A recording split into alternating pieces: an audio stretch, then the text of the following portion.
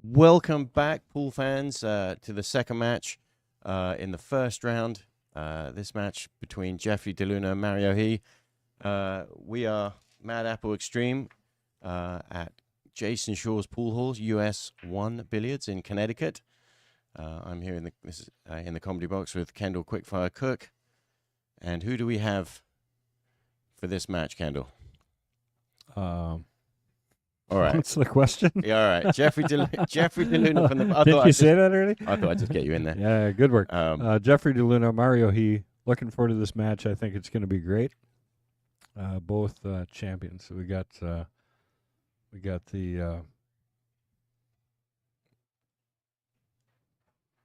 a fantastic match here coming up. Caught me off guard there, Peng. Gotta admit. Yeah. All right, so Mario broke. He won the leg. He's going to be pushing out here. Ended up with not a whole lot that he liked on the 2.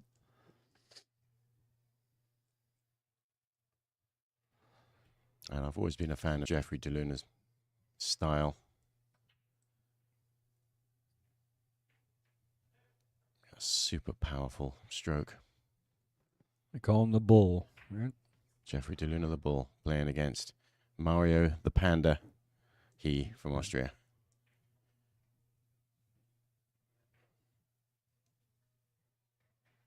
And they're making Mario favorite in this one.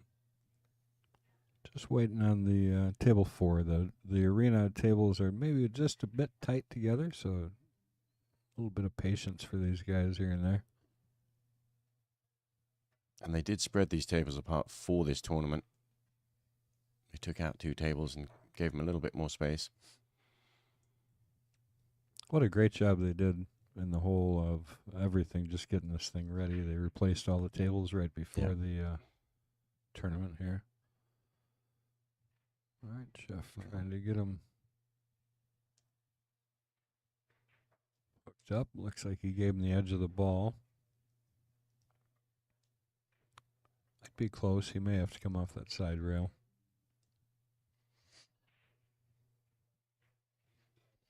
Yeah, it's tricky this because if he snicks the edge of the 2 ball, tries to get the cue ball down behind the 9, and the 2 ball doesn't have a lot of speed coming out. Rail, yeah.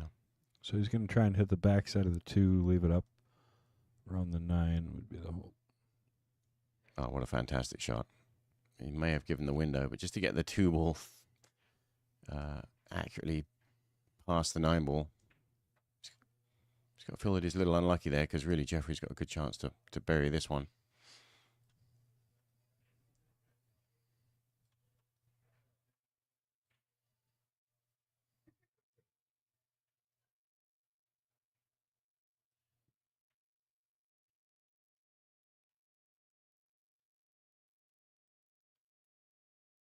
They keep leaking out here. Just leaked out a little bit. Going to leave Mario a nice shot here at the 2 ball.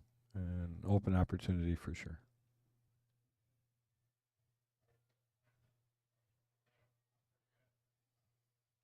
Got an incredible field here this tournament. It's just amazing. I look across the field. So go check out the brackets. We will give you the link. Oh. Mario not ready to get things going yet. Well, he wasn't missing when he was practicing.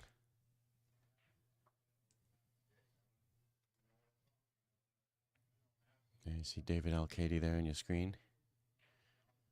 What are you talking about? That's Jeffrey DeLuna. In the background, of course, you're talking. You hate to confuse people, though. You're on Jeff there.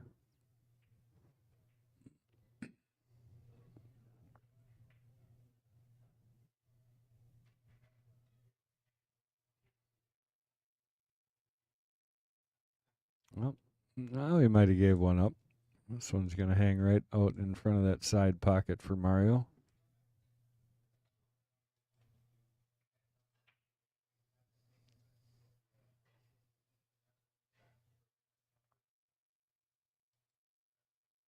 Yeah, and although he's got difficult bridging over the 9 ball, it looks fairly straightforward to just gently roll this one in.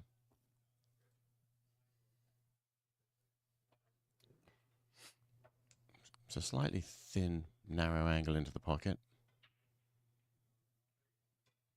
Well, that was the trick there, is trying to come up and give yourself some shape. So he's feeling aggressive and he likes it. That 3-6 will go.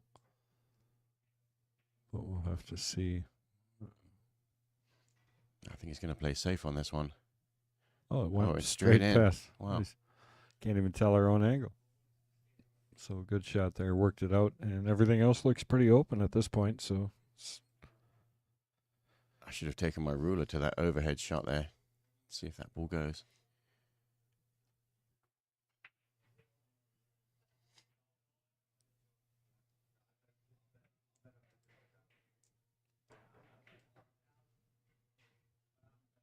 And he's just got to sort of stun pass and not make contact with the 8 ball here.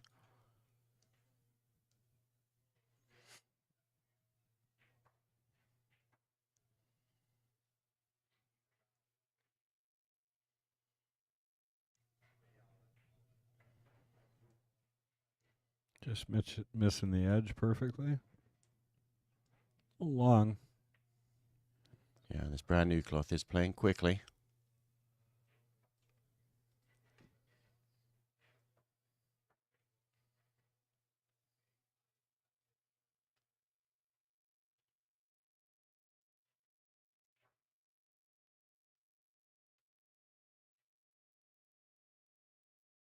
And although he obviously can still make this 6 ball, he's really got a zigzag 2 rails.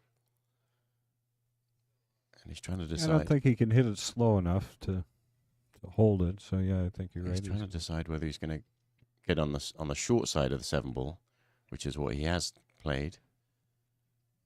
Maybe it's creeped out in front, hasn't it? Pretty sure that's what he was rolling to do.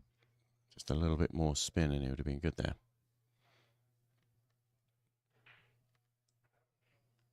And he's just slowly drifting out of position because he's probably going to try and put the cue ball right behind the 9 ball here.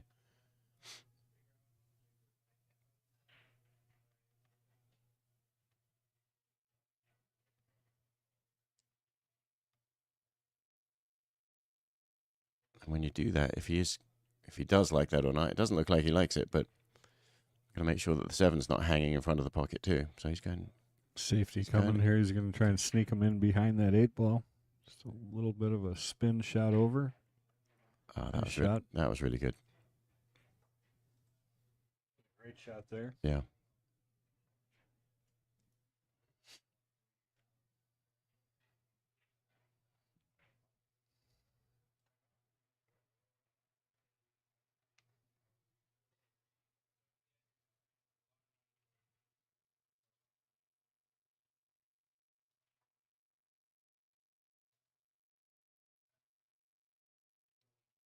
And because of where the 9 ball is, it takes away sort of a natural one rail kick. And a pretty good shot at the 2 rail. But giving Mario a nice back into this rack.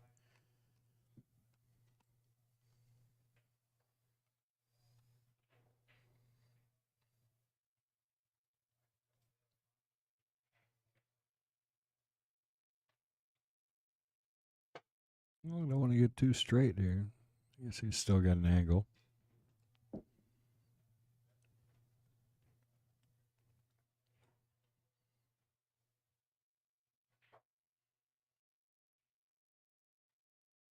Oh, well, he did get long enough. It's okay. Thought it was coming up shorter than that off that second rail.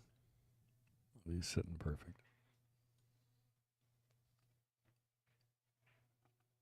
New cloth, sometimes you see it come off and it just spins funny on you. Oh, boy. Wiped his feet, wobbled in. Banked that one in. Still counts. Mario is ranked number 6 in the world with the updated World Pool rankings. He is a 6-time Euro Tour winner. And, of course, twice with Alban Ocean as his partner, won the World Cup of Pool for Austria. Yeah. And he is super solid. Those of you interested in seeing the bracket, it is posted in the comments. So jump on in the comments and you'll be able to see where those brackets are posted. Thanks, Patrick, for that. One of our teammates there. Yeah. Jumping in, getting the bracket up for everybody. This is a full 64-player field. And just looking around the room there in this shot, you can see a lot of the top names in pool. Hard at work. It's the who's who, as they say.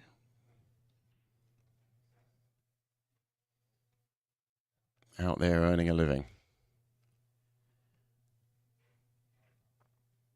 And of course, the key really for a lot of them, everybody knows, you've got to get the break working, and they're breaking from the box. And it seems the pro box even, so inside of the diamonds. Oh, it's slightly narrow, is it? Yeah. Yeah, the definition there is they take from the first diamond out of the pocket on the bottom rail and draw a line to this spot, and where that intersects the kitchen line is where they shorten that to. Gotcha. Yeah. And every rack we've seen so far, they're still choosing to play the cut break, which, by narrowing the box, like you say, means there's more. Well, that was rushed, it seemed. More speed on the cue ball on your break shot after it hits the rack. Jeffrey missing an opportunity there. Going to give Mario a real good opportunity at this rack also.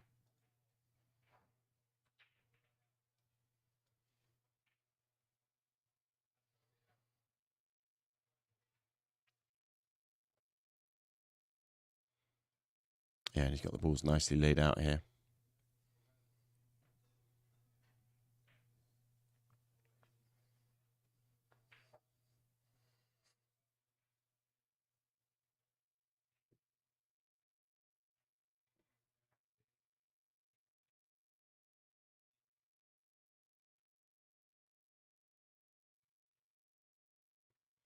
He didn't quite want to force that over to the side, so therefore he ends up with a bit of an angle. He's right on the rail.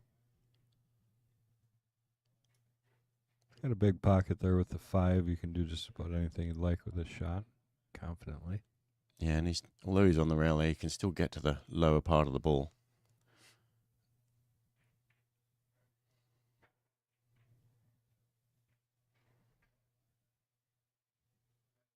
Yeah, he's got to decide which side of the 8 ball he's going to go. So I guess he's going to come down to the end rail if he can push over and it's all. I'm looking wrong. He looks like he's going to listen and go short. It's just kind of a little straightish on this pink 4, isn't it? A little bit. He is just going to tap this and stay inside. Oh, no. Give it a whack down the tangent line. He prefers this angle to get back up for the 6.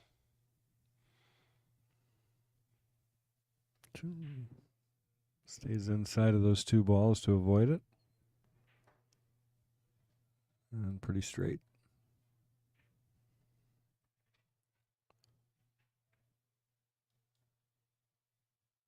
Yeah, it's a weird one, isn't it? Yeah, almost any other angle. Going to follow around here, yeah. Almost any other angle, and there's going to be a simple route to get on the 7.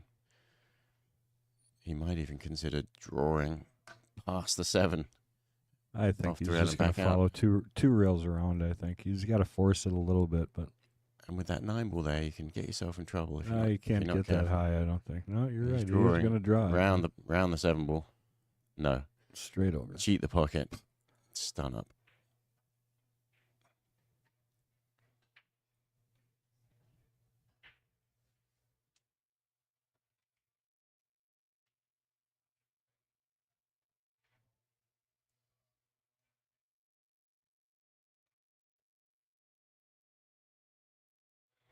Yeah, Jeffrey's probably kicking himself over that unforced error to let Mario extend his lead.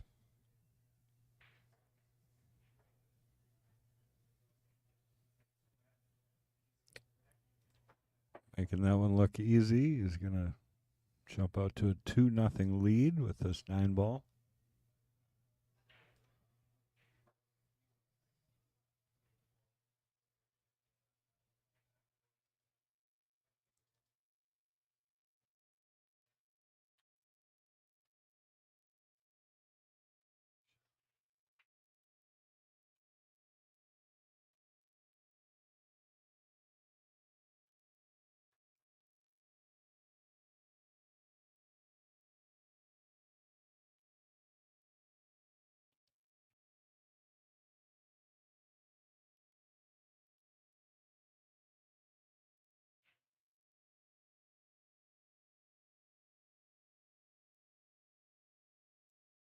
It's fun to me how many times the size of the pockets come up as people are watching these come in. Good, you got brand new cloth on these tables. Even a tight pocket plays big. And the cloth is that slippery, so.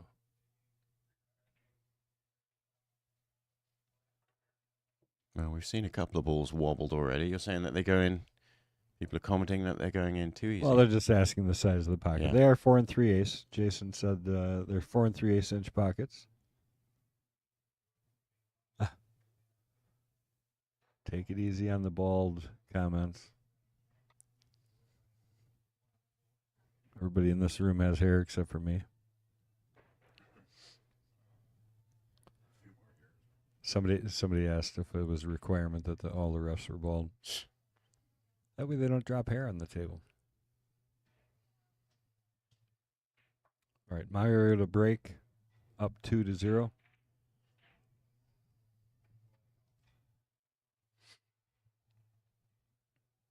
And you came back through that rack completely clean, and you would think with the narrowed break box that you'd see, the idea behind that is to try and encourage full power breaks, but we haven't seen any of those yet. I know Jeffrey DeLuna is known for having one of the most powerful breaks. I'm not sure if asking for the rack to be removed. And it is that magic rack which really causes these players just to feel that they can very predictably play that cut break. Know that they're going to put the one ball in the side pocket. Takes the pressure off the refs, really, doesn't it? If the refs have to rack without the magic rack.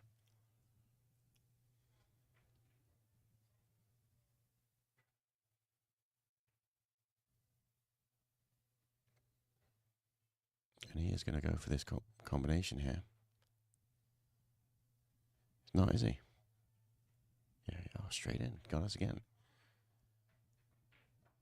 That time it was all you. Yeah. This combination, I bet you he goes for. Play good position there, isn't it? In and out of the corner without contacting any of those balls.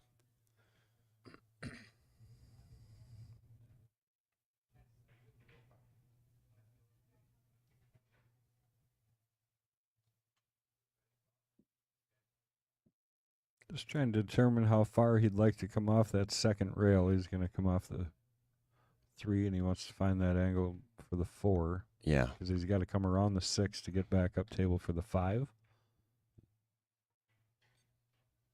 Yeah, that shot from the 4 to the 5, around the table, through the balls. 8 balls kind of right in the middle of the table in the way. And he's got that. So he's considering, it looks like he is considering the other side of the 8. You could play that way also. A little tighter leave, I think. Let's see what Mario decides to do. Yeah, that's... He might have got a bit straight. He might have to force this a bit, but he should have a good enough angle to come around the 6 still. And if it's straight enough, he may consider changing plans and play the short side on the 5. Just a follow shot.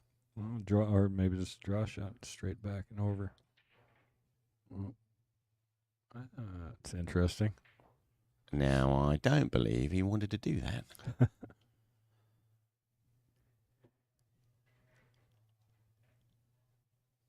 Look at that. We got a couple of regulars joining us here in this chat. We got Bang Time checking in, and Andrew Brooker, one of our regulars, back at the room. Good to see you guys in there. Chipping in from Wisconsin.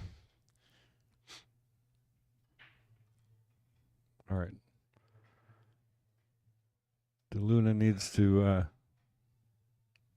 not that it bothers him, but get over that first rack where he missed the 1, gave up a pretty good opportunity.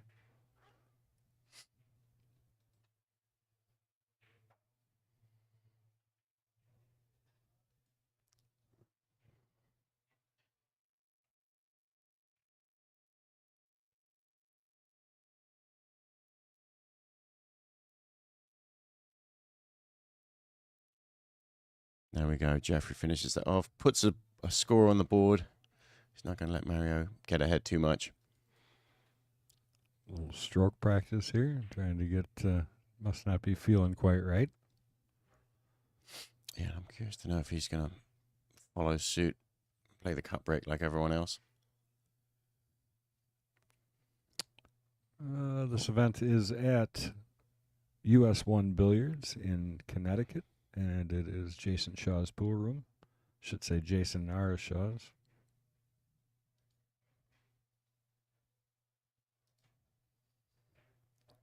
Got a nice overview of all these brand new Rasan tables.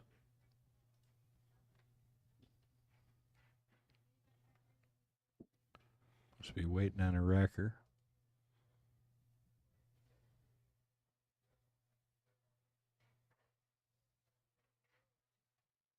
And I didn't count how many refs they have here. We've got a handful of refs. 4 refs. Yeah. I'm told by Mr. G.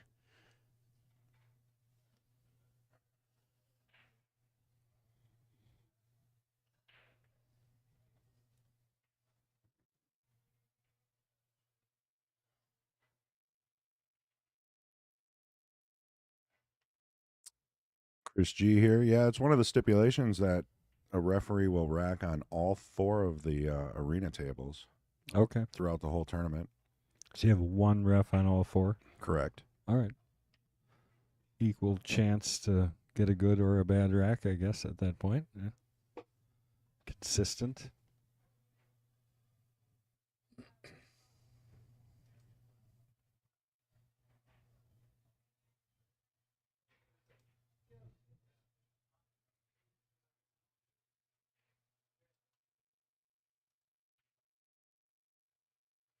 Yeah, and that a lot happier the refs would be that they're using these magic racks.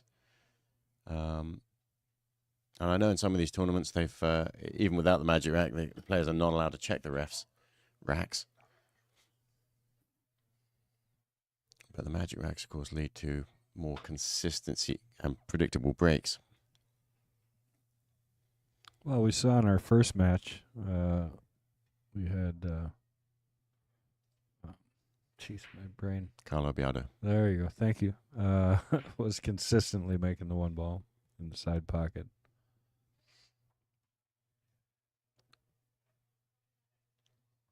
Yeah, and his opponent was not.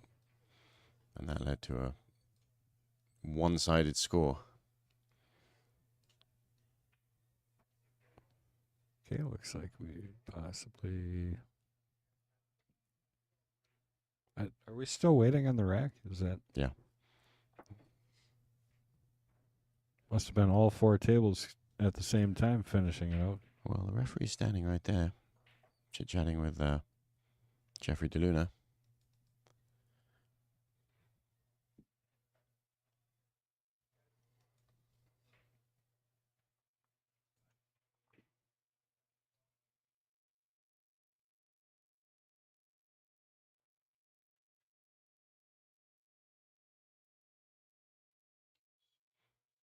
There's Darren Appleton getting down for a shot. And behind him... Good to see him back out playing. Yeah. He's having his health issues there for a while. Good to see him up and running.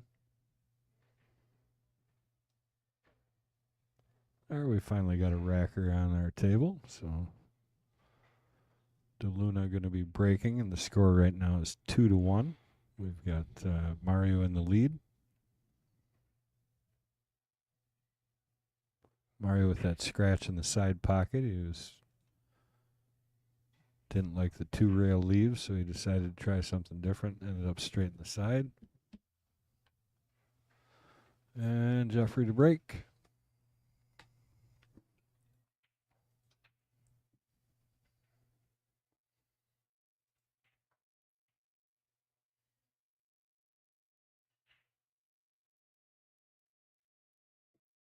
Well, 9 almost had a chance a couple times to get kicked in the side there. He was heading that direction. But instead, he's got a straight in shot on the 2, or I should say perfectly angled shot on the 2. Yeah, he's got his pick a pocket for the 3 ball. My pocket would be the side pocket by the 9 there, but see what DeLuna decides to do.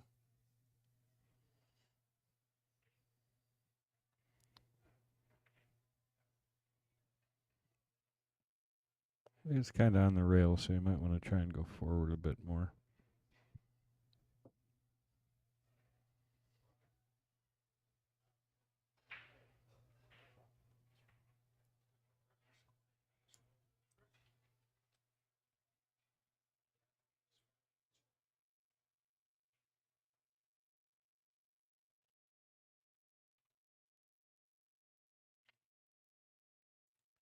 Is he looking to come off rail first, or he might be Wow. trying to get up table and shoot the 3 in the same pocket if he's doing that. And Just he get hit around that everything. perfect. What a nice shot that was. Yeah, and that was a bold shot Good choice touch. going rail first there.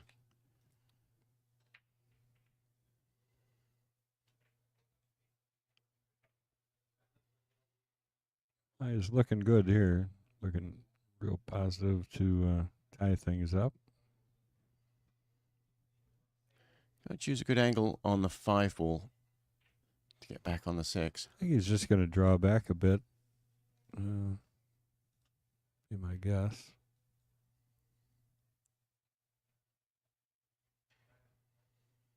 He's left himself, yeah, just a little off straight. So use the side rail and draw back. Well, he didn't want to get too far back. You start to worry about the 9 or.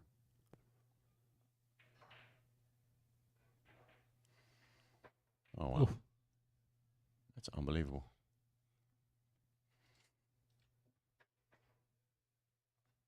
So he really was trying to. I wondered if he was trying to get straight, and he didn't end up exactly straight on that 5, but straight enough. Draw straight back, that powerful draw shot.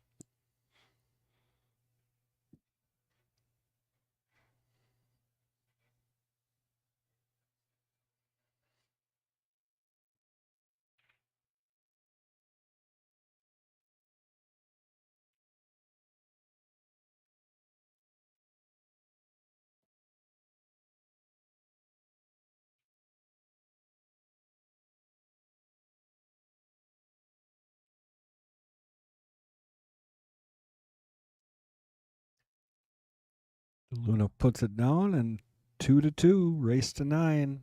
First round matches playing right now. A little later this afternoon, we are going to be having second stream up and running, so you'll be able to choose between a couple of matches.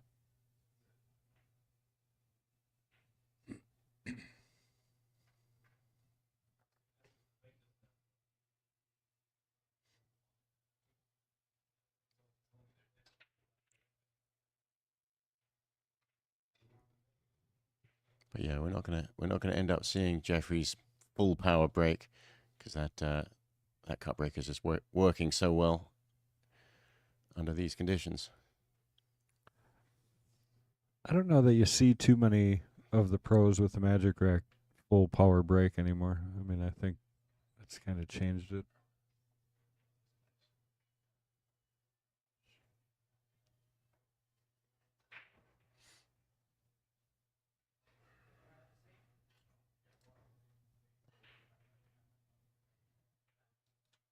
Side pocket for the 1 and shape on the 2.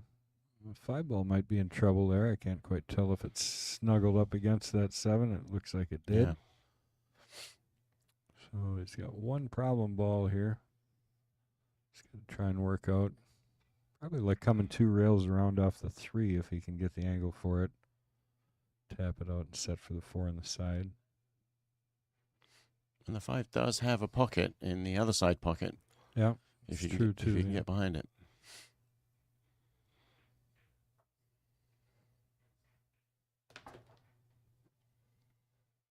And playing from this 3 to the 4, it's kind of tricky to gauge accurately what angle you're going to end up with on the 4. Yeah, I mean, he's got the side or the corner for that. So really just got to figure out a safe way to bump into this. He could draw straight over and just tap into him or come off that end rail or 2 rails. Got a few choices. 2 rails it is. Oh, little tap is what he wanted to just brush that, didn't he? Now he might have pushed that 5 that he can't even get to the side. But His body language tells you he doesn't like this, but well, yeah, because you never want to leave it to the last, right? I mean, you always want to try and get it 1 ball prior. So because he's quite thin on this Safety it is. 4 Looks ball. like he's setting up and taking a look at that safe here. He could cut this in and tap the 5. There you go. He's pointing the line right there. Oh.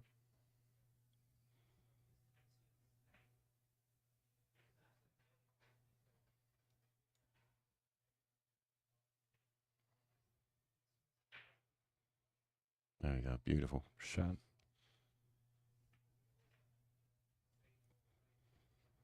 And ends up with a real nice angle here, really, for this 5. He's got a choice. He can play short side or come 2 rails past the 9. I think you're going to see a 2-rail stroke. Well, no, 1 it did. Short side. Yeah, and a good offensive player like Jeffrey is, he's not going to want to play safe if he doesn't have to, because the safety, your opponent kicks it, and all of a sudden, you've lost control. Making sure he doesn't hit the 8 coming around 2 times. Yeah, right through the middle of the table here, just missing the 8.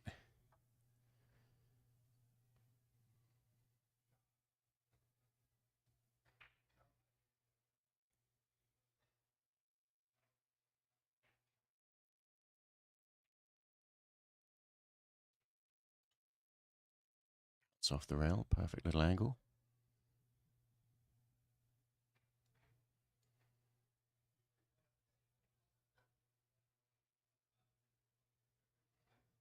Forward for the 8 in the side, you think? That's probably the shot.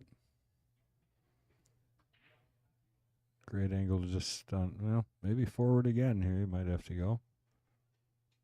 I think if he would have had a little more angle, he just would have stunned over, but here he's going to end up having to go forward. Yeah, and I think he stopped just short of straight.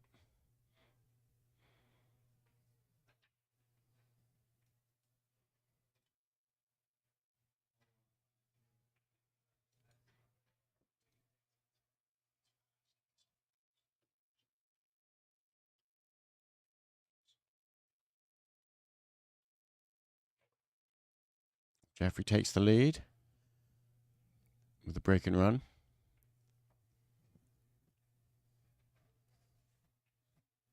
And we really should be keeping stats on break and runs in a row. So the table's breaking the way they are. I You're wouldn't going to have a lot of that coming later in the tournament. You'll be marking things down pretty good. Yep.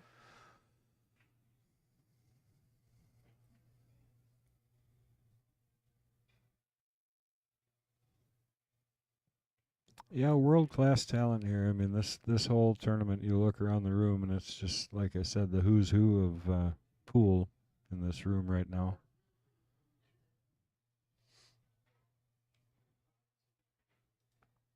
Got the U.S. Open coming up. This is a nice warm-up for that. That'll be next week in Atlantic City.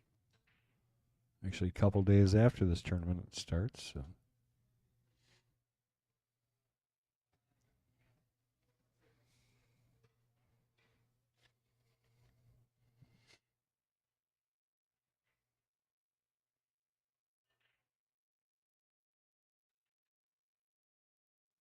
One on the side. Got a couple of really funny little kicks there off of the cue ball on that break.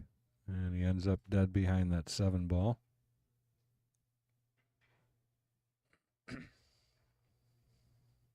Yeah, no rolls like this off the break are probably the only thing that are going to stop some of these players just running out these matches. With the break working so well. But he's got to come up with some kind of plan here, see if he can stay in control of this rack. I will take a second just to explain that. So they do have music in the background. It is hard when you go to venues where they're playing music because we aren't allowed to really put the sound on the balls because we'll get gigs continuously on copyright strikes. So unfortunately, we aren't able to give you that part of the action. But it's interesting what Jeffrey's done there. He's left an open shot, and he's known for his power stroke. And I think he's saying to Mario, you know, I can play this shot. What about you?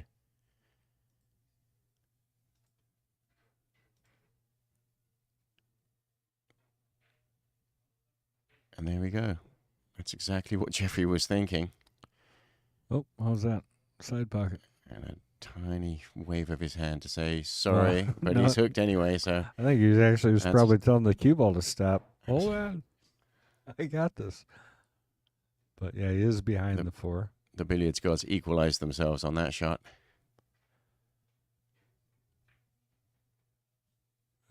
And he can my mind off that top rail and just speed to hit it, push it against the rail.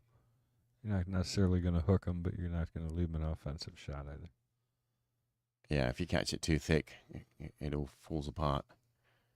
But yeah, if you can... Well, you could catch it thick enough to bank it back to the top rail and send the cue ball down table, which is probably... Well, that's kind of what I was thinking, yeah. Just off that side rail far enough to get away from the side pocket. Corner pocket. Corner pocket. Those are the ones on the corner. Oh, yes. Where's that diagram again? Yeah.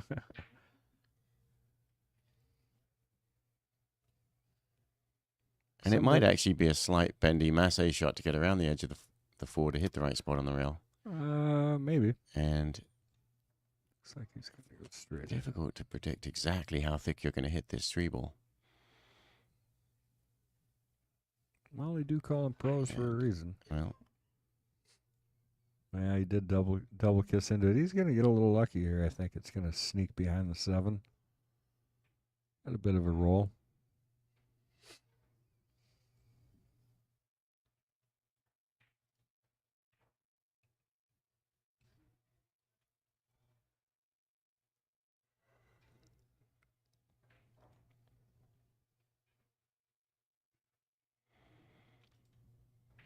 yeah, and it seems tough for this one to end up going safe. Well, yeah, maybe.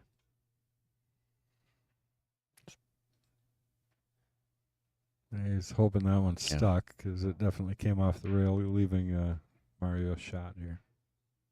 And that's what he was playing. Pretty natural shape back up for the 4 too. So make this ball, avoid the pocket down here in the corner, and you'll have a good angle on this 4. Avoid the pocket in the corner. He's okay. Just made her. Just got outside, so a little straight here. A little funny. Jeffrey's having a little laugh about that.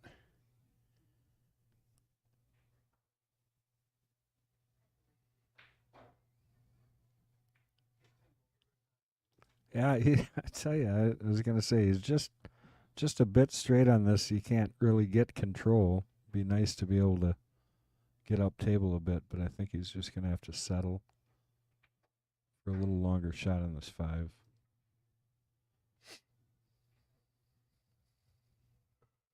There you got there.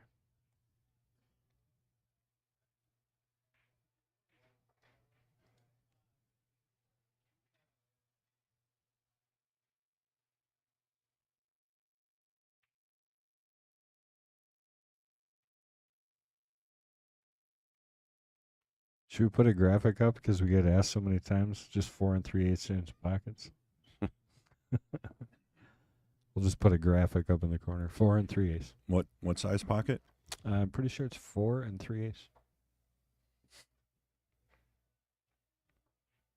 Chris G, our producer, chiming in there. Hey. What a great job you're doing. Appreciate it. It's been a fun trip. Appreciate everybody for watching, and I mean, the Shaws have been amazing here. The pool hall that they've got is just spectacular. Yep.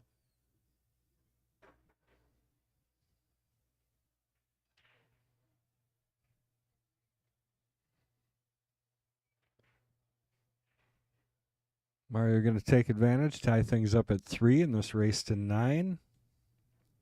So here we got 3-3.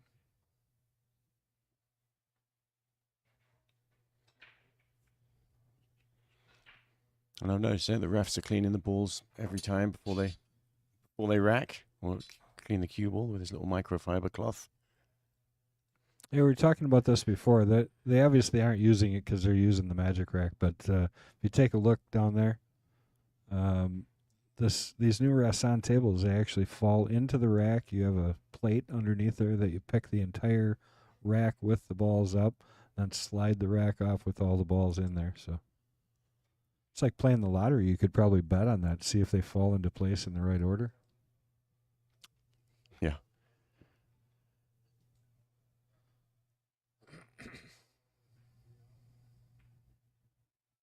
Oh yeah, Bang Bang Time just made a comment about that, but yeah, it is actually the rack, Bang Time. So there's like I said, a couple of handles. You pick the entire rack and the balls up. And what's nice about that pad on the bottom is it kind of wipes the chalk off as they fall, because it's almost a microfiber itself.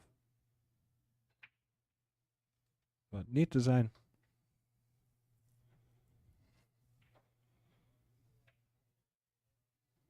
Well, that 2 is going to be real tight going past that 6 ball. I'm not sure if he has it or not. Looks like it possibly has about a half pocket there.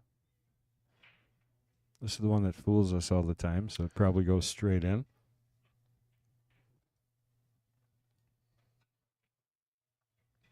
Yeah, and the overhead view looks like it does go, but he's definitely got a chance to play good safety here too if he wants.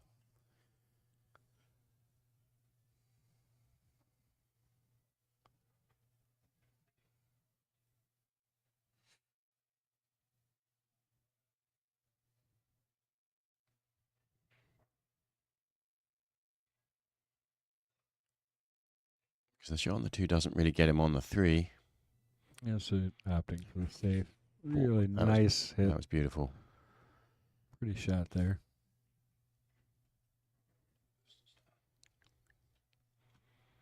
Let's just take another quick look at that shot. Yeah, that he knew that not only could he follow forward to that spot behind the 6, but that the 2 ball would go through clear without hitting something. Yeah, really hit that well. And he worked that out really.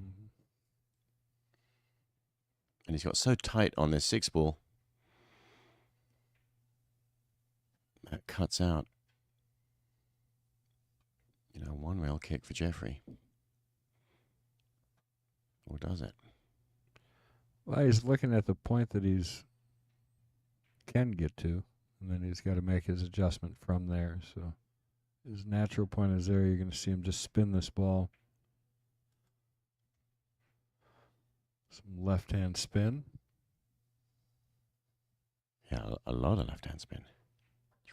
Look at that shot. Look at this. In the hole. What an incredible shot. Wow. Holy cow. Yeah, he didn't have a natural angle there because of where the 9 and the 5 are.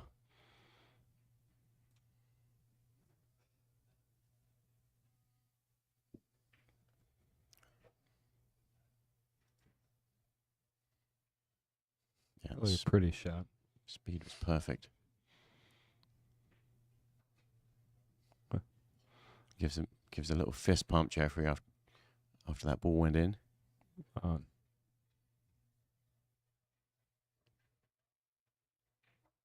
again, he doesn't have natural paths. Yeah, I don't mind this. You just run into the 9 here. He's got the 4 hanging, so he doesn't have to. Oh boy. Yeah, that's true. And of course, ideally, he would have got that just a little thinner and left a little bit more speed on the cue ball. But the 4 is, as you correctly say, hanging.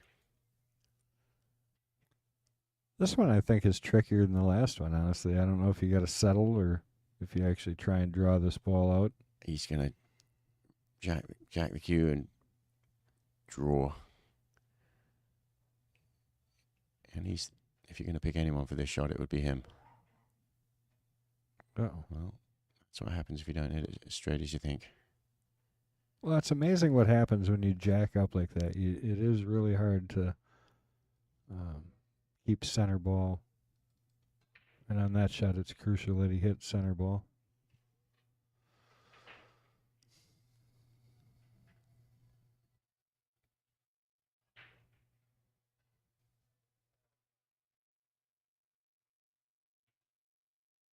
A bit of a scramble here. He's kind of working this out.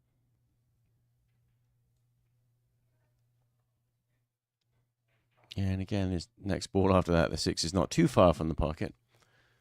Well, he's got to avoid it first. He needs to, A, not hit it, and B, not end up on the right-hand side of the table.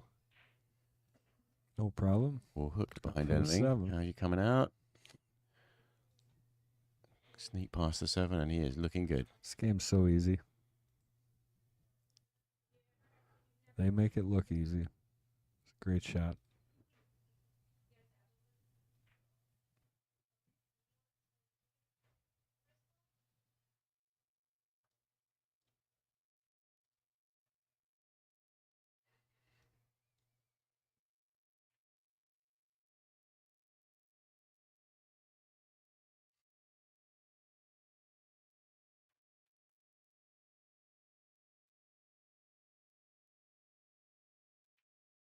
All right, from down 2-0 to now leading 4-3. Puts down that 9.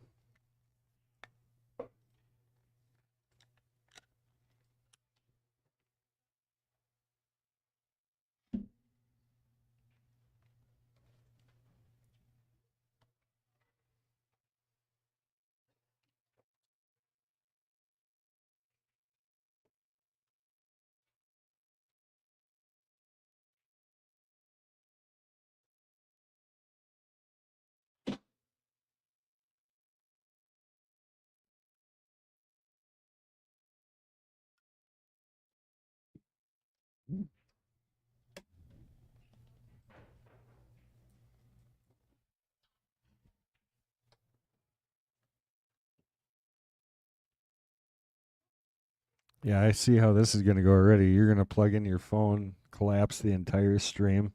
Everything's going to shut down.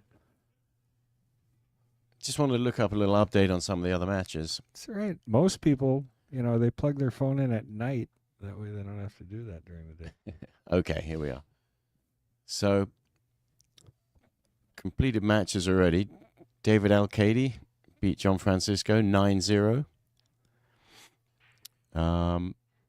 Matches in progress. We got a tied up match. Barry Hetherington against Billy Jr. Asuri, 6-6. Sky Woodward being beaten right now by Daniel Gutenberg, 5-1.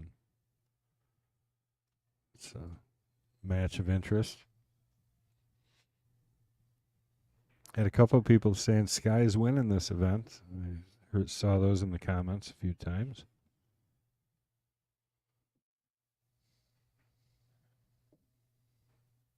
Good break, funny action on the cue ball, so he's going to be, I can see it. I think he did sneak out just far enough to be able to catch the edge of the 2.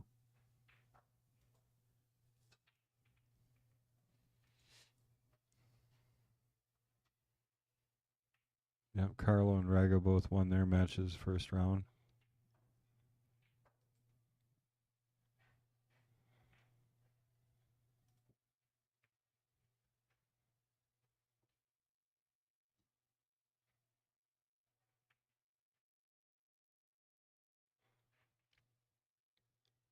Oh yeah, Josh just asked about that.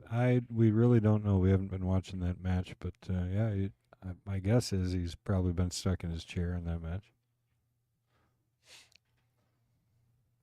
Funny game though, 9 ball some days. All right, so safety coming here from DeLuna.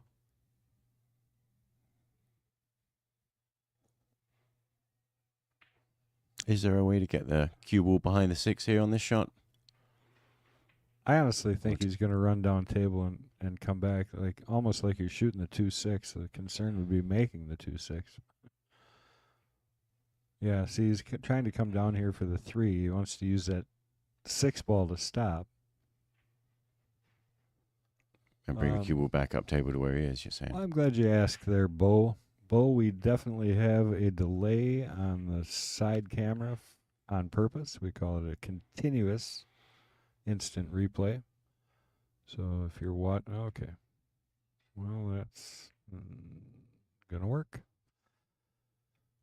That'll play. Yeah, it's so that you can catch what you might have missed. And it works out real well.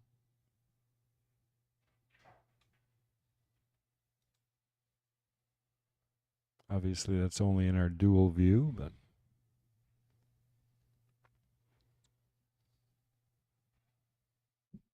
Mario wondering if he can get the cue ball back down table to where it is right now after this shot. Snick the 2 ball across and put it on the top of the end rail.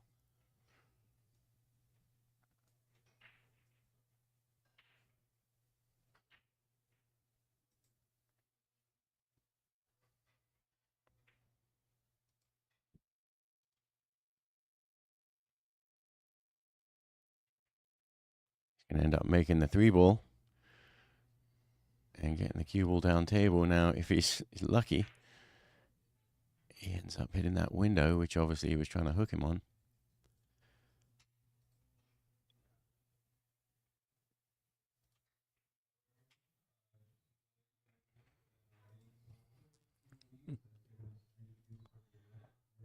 And he's having a good look at this because his body language seems to tell me that he doesn't quite have enough space past the 7 ball to get to the right angle to make this 2 ball. And so now you see he's looking at the 1-rail kick shot to play safe.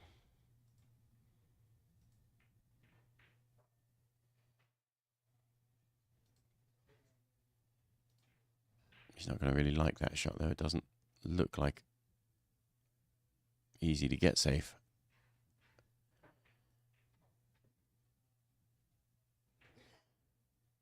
And if it was me, I might be thinking about playing a 1-rail kick shot from the other side rail and give yourself a chance to make the 2.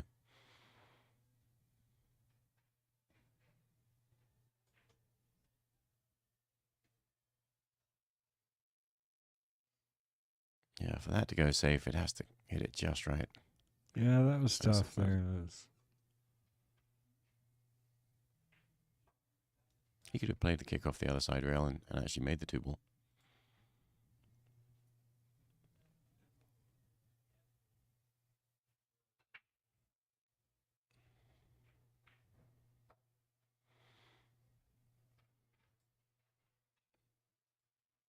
So Jeffrey's going to just roll this 2 ball gently in the side pocket and just tap the 5 ball gently.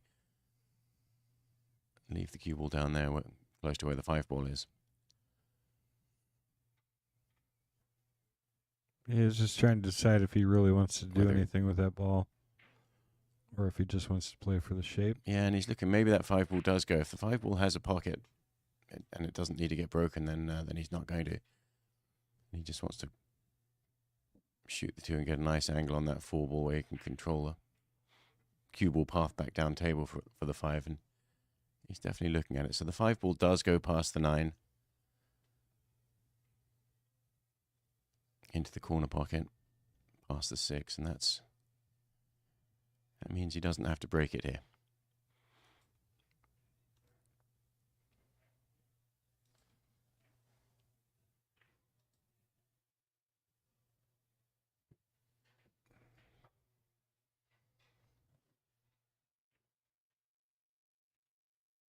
Say you don't want to be up over that 8 ball. That makes it a lot tougher, but I think he stayed far enough off of it.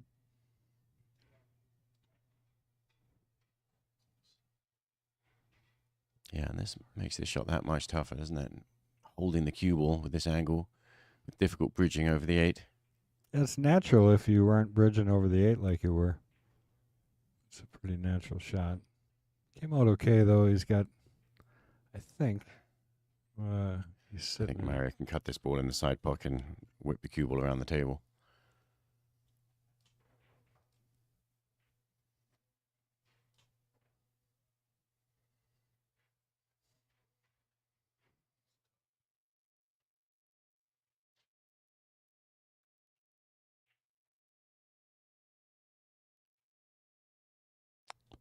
Really appreciate that comment, Brian. We've worked really hard at getting this thing put together. We've been doing this since after COVID, and we're really excited to start doing some matches like this. So. But are we allowed to say that word anymore? COVID. Yeah, that's it.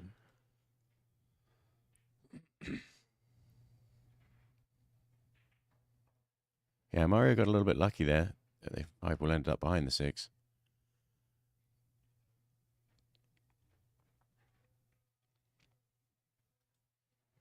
I'll tell you, as much as we appreciate the comments, the subscription is really what we definitely appreciate. We do use all of the funds that we get from our YouTube channel to support our junior players. Great hit, and not going to be happy with the result. Mario with a good opportunity here to tie things up again. This race to 9. Right now, 4-3. Jeffrey DeLuna is in the lead. Mario started out hot. He won the first 2, and then Jeffrey fought his way back in. And I think it's been a bit of a struggle both ways for the rest of it.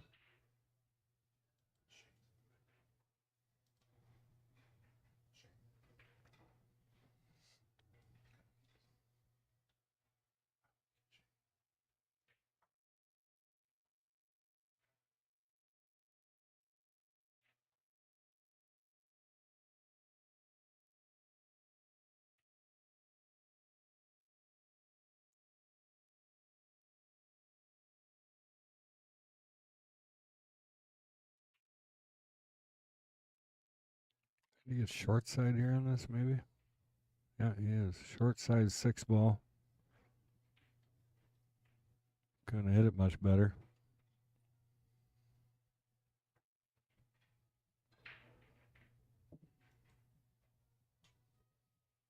Yeah, it's quite an amazing choice, really, to go short side there.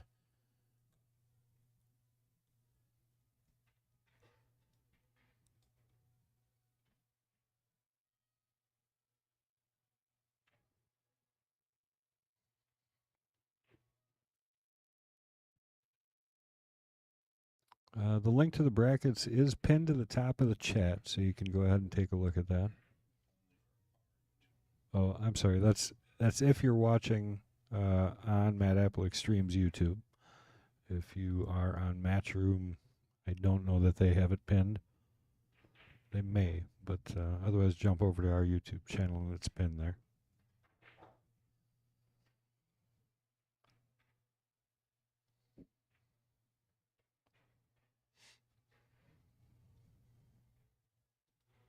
Well, Mario's just about to take it to tied up again, 4-4 in a race to 9.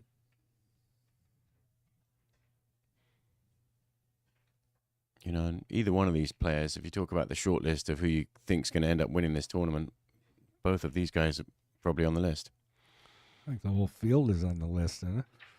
Well, there's a lot of good ones out there.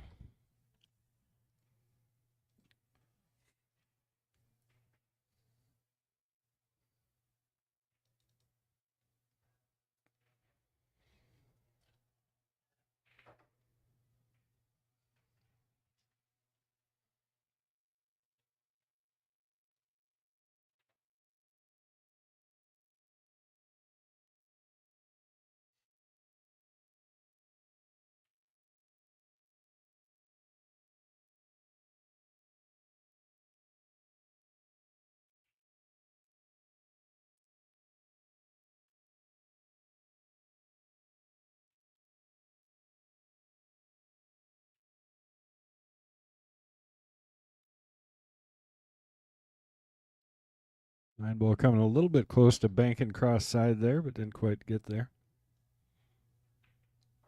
Yeah, got a nice open table here. A little bit of a challenge to get over for the 3, but not too bad. You should be able to just go straight up and down.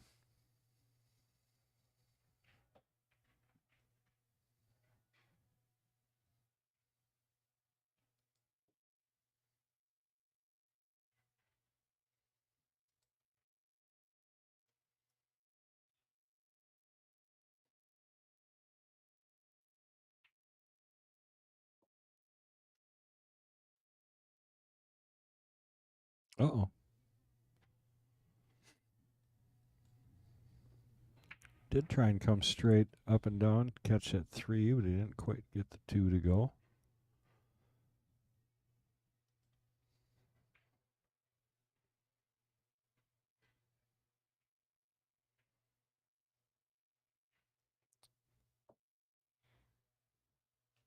Well, he's lucky that he has a shot on the 3 ball here.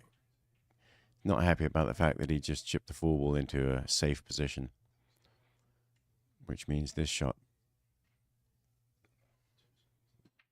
probably just going to play safe right here.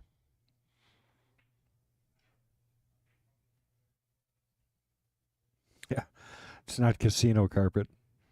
Look at that. Somebody said the carpet is nice too. It's not too loud. A lot of times you see these streams there at casinos and the carpet's going everywhere. I would agree. Jeffrey was trying to play a real aggressive shot there and catch the edge of the 7 and break those up. He sent the 3-ball around 3 rails, but it's still a pretty good result here.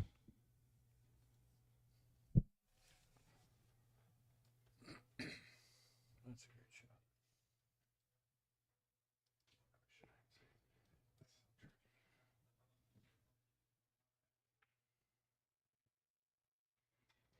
shot. Well, I thought. Yeah. Well, you got to be happy at that point, believe it or not. No, you didn't scratch. Thinking you were going to scratch there, I think. 4-7 still is not sitting terrific. I think you're going to see defensive play once we get that far, if not right now. Draw this straight back, come off the top rail, and try and stick him behind the 7, possibly. I don't know. Miss the 3.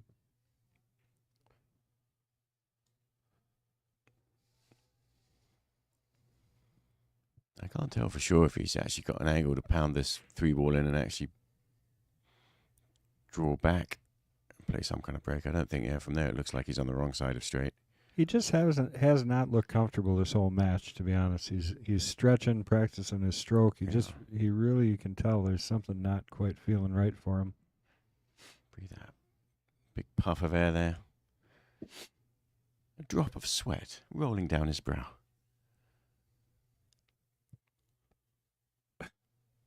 I mean, he could try and draw back and play a safety shot here.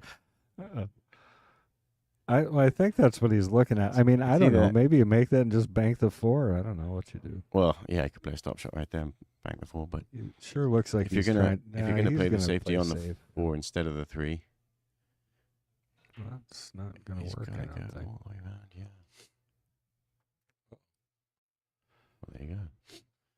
I'm not sure if he had that anyways, honestly. I think if that would have sat in front of the side pocket, I think, well, maybe he did.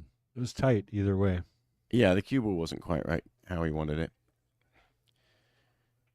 But now he's put himself in a spot of bother.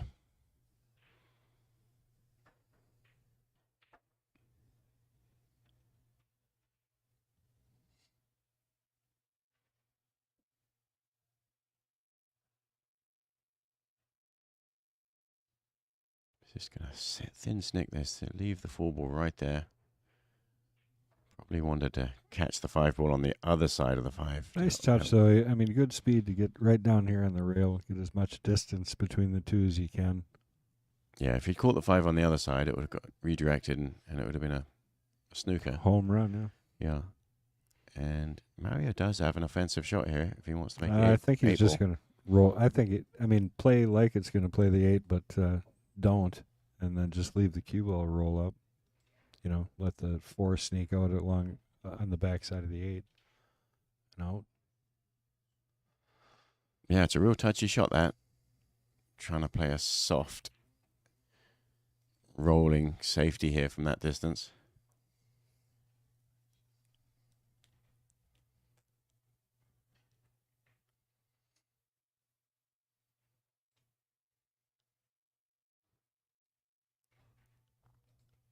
Because it's easy for this ball to sort of leak out. The 4-ball drifts further than you think.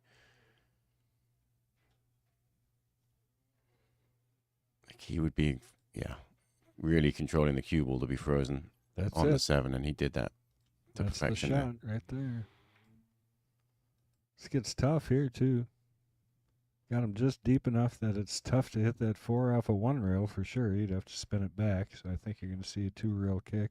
Oh, maybe. Okay, 1 rail that way. I'd never even looked. Try and stick it behind the 8 here.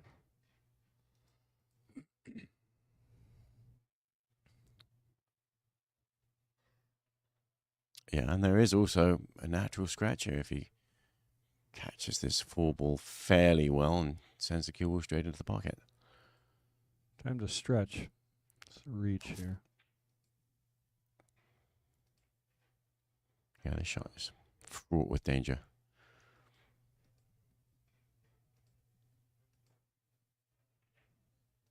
Oh, he hit it hard. Okay. Is that the ball he was playing, huh?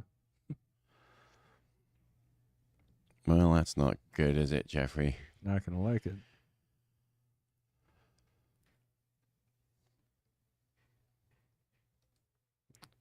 Yeah, and he played it in a way to protect himself from scratching. The 6 is not in a great spot because normally you'd come off the end rail to pop out, but I think he almost has to play the side rail a bit here. He might not, though. But he is definitely going to have a little distance on this ball. Yeah, straight up. Just got to avoid the 6 and stay down there a bit.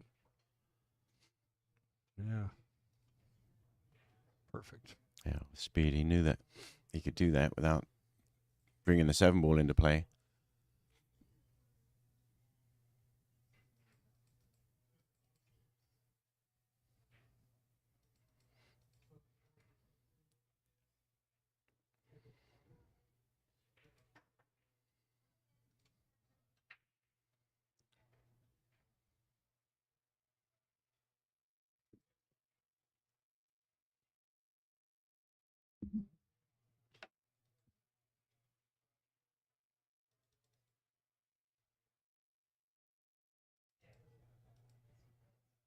A little bit of inside English to keep a nice angle on this 7.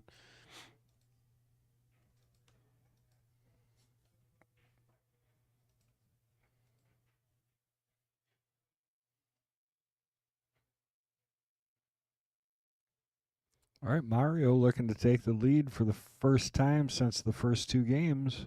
Was up 2-0 and has been behind since. And this is going to get him on top one more time.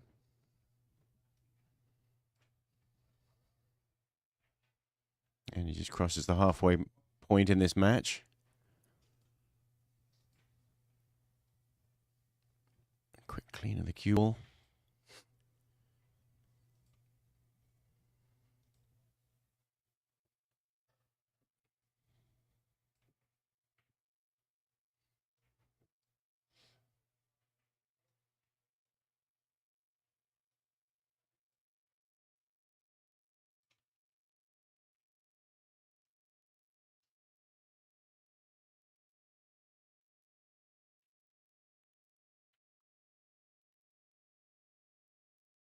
And with the 1-ball going in so predictably on these breaks, the real question is, where does the 2-ball go? And of course, there is no pattern racking. The 2-ball is in there randomly,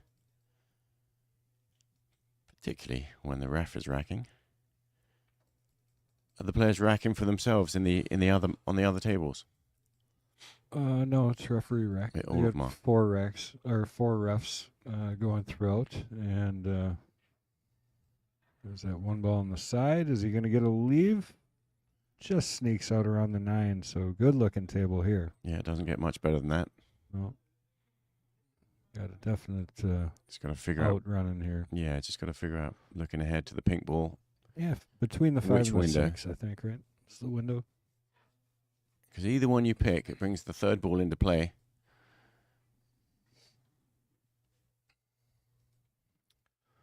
Yeah, a And now little he's chat going on about it. But, yeah, they replaced all of these tables last week. They closed down, brought in all brand new Rassans, and they're going to stay here permanently. Pulled out all their gold crowns, Yep, they had Gold Crown 3s in which here. were here for many years. But, yeah, new cloth, new tables, new everything, new balls. So Mario is taking his time over this. He's looked at both of those windows. How's that line look? Kind of takes you a little bit into the 6 ball, doesn't it? Or if you draw to miss the 6, you... I mean, I guess my preference would be between the 5-6, but everybody, I mean, this game is so fun. So what makes it so fun to watch at any level is just seeing different opinions on how they are played. and learning from the guys that do it more consistently than others. And so what he's showing you there with his cue is he's thinking of following to the rail and brushing, just missing the 7-ball, and then just have enough speed to stay in that window between the 5 and the 6 for a shot on the pink 4.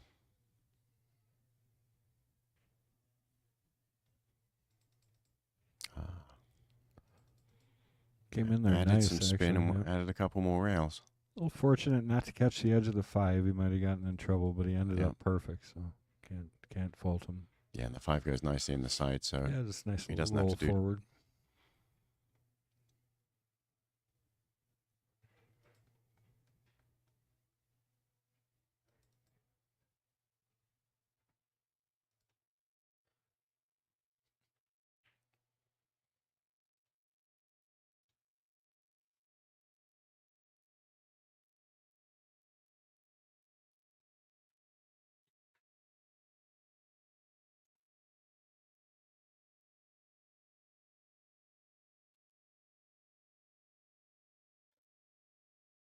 brush past the 8-ball there.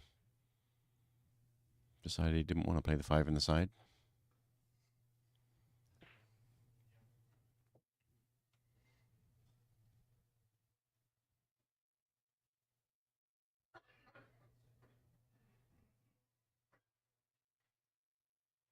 Just short of straight on the 6, so he's going to take a moment to figure this one out too.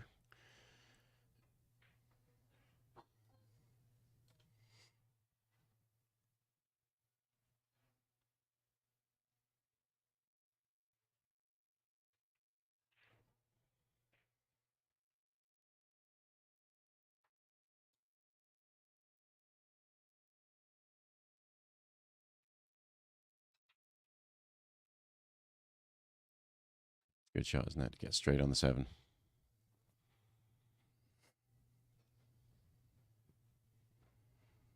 I think the transition to the gray cloth, I actually think is relieving to me as my eyes get older, because it sure is nice to have a stress-free relationship with the table in my eyes. You look at the gray and it's just it's not real hard on the eye to shoot. You have great contrast between every color ball because there's nothing in the same tone. Yeah, and I feel there's enough colors in the balls themselves to have a more of a colorless color. All right, Mario, 2-game lead, back to his original lead at the start of the match, making it 6-4. Yeah, do you like the gray better? Yeah, I absolutely do, and everyone I've heard talk about it likes the gray. I think it's gray is the new green.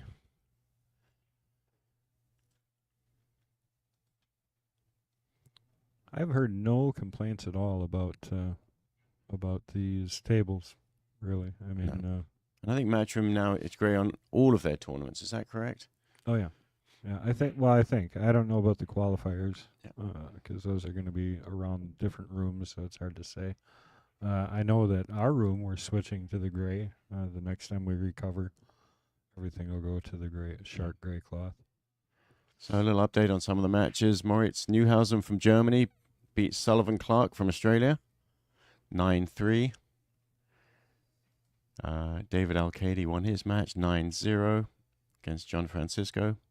Oh, Ralph Sakay, long match there. He lost by 2 games, 9-7 to Lucas Werner. Darren Appleton is up 8-3 against Ivan Belmonte, and you can probably see him in the background there. Needs one more rack to go through. Skylar Woodward still down. He's 3-7. Daniel Gutenberg is ahead of Skylar Woodward there. Billy Thorpe in the lead against Dean McNaughton, 8-2.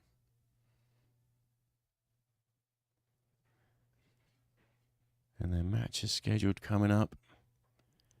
Chris Alexander from England against Jason Shaw from Scotland.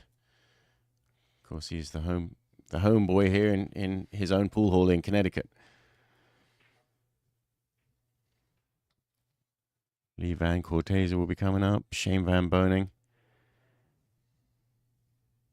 I mean, it's just action-packed all weekend here. Make sure you guys stay tuned. These are going to be some incredible matches as we wind into the final day.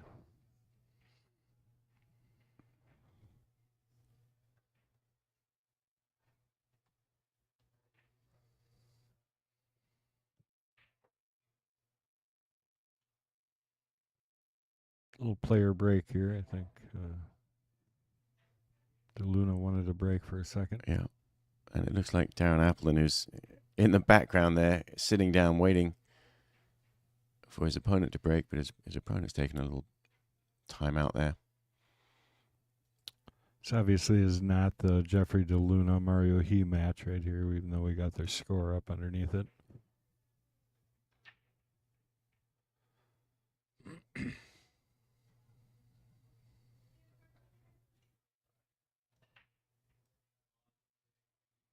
All right, back to it. Got Mario He breaking at 6-4 in this race to 9.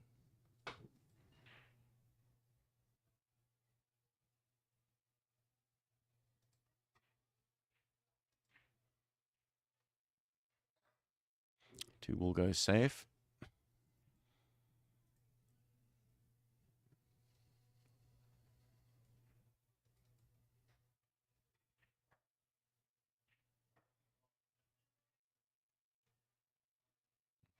So he's going to figure out where he wants to put this cue ball to gain some kind of advantage on a push out. Can he see it? He might be able to see the edge and play safe here too. Huh? Or do you think he doesn't have it? Looks close. Put the special tool up there. Yeah, he doesn't quite have it.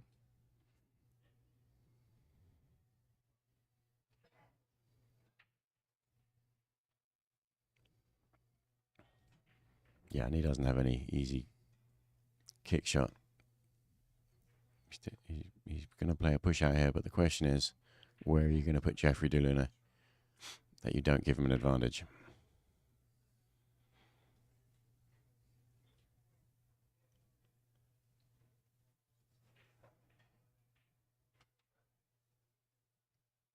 Jeffrey earlier in this match won an advantage over Mario with his push out choice. Playing into a sort of a shot that needed a good power stroke shot. A lot of the same guys you see here, you're going to see at the U.S. Open starting up next week, along with a whole lot of other ones that are not here this week.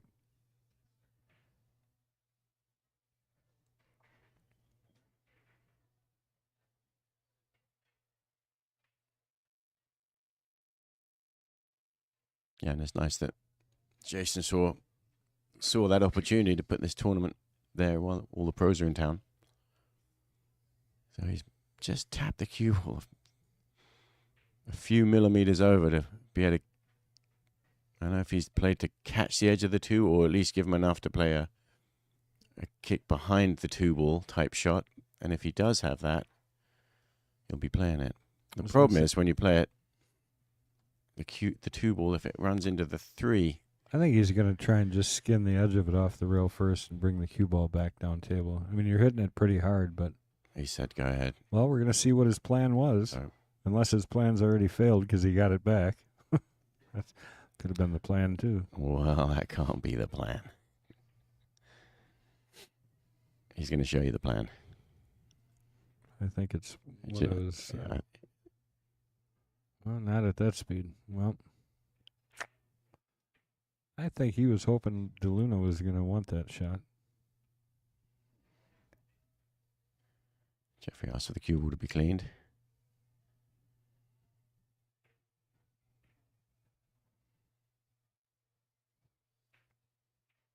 You got to thread the needle here a little bit. Pick these balls off.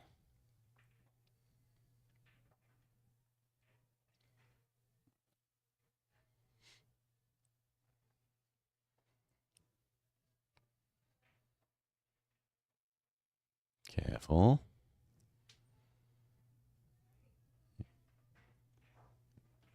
Yeah, you don't have to. He's a little straight and a little Yeah. bit caught up on the 9 here. Not saying it's anything that's It's- really going to give him trouble, but it Well, just shows you he's not quite feeling it. and the 5 ball doesn't go past the 7, which means you'd like to play a kind of a draw shot here. And if he Plus has the access to 7, the what are you bottom of the talking about? ball. 4 ball. Purple or pink ball next. Yeah, I'm saying he can't roll forward into the other corner. He has to draw back. I see. And he could get just enough to the edge, to the bottom of the ball there. Still confused, but yep. 4 to the 5 to 6 looks pretty good to me, I think.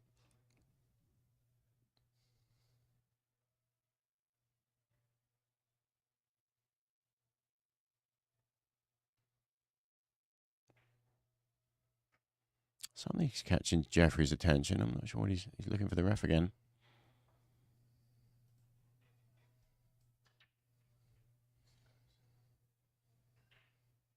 Yeah, no, it's just waiting. Yeah, waiting for the player. Somebody in the Yeah.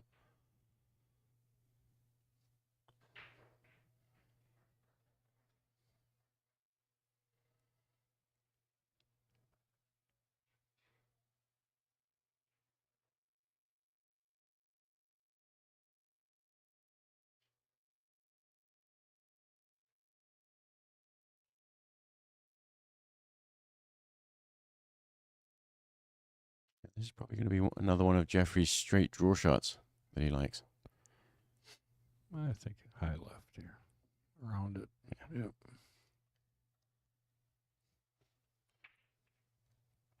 Another 2 rail position here for the 7. We'll leave an angle to come 1 rail back and shoot that 9 where he's putting or the 8 where he's putting the 6, I should say. So he's going to try and create an angle here on the 7 to come off the side rail and out. Somewhere around the side pocket would be nice, I think. See what he decides. Oop, decides he needs a longer cue.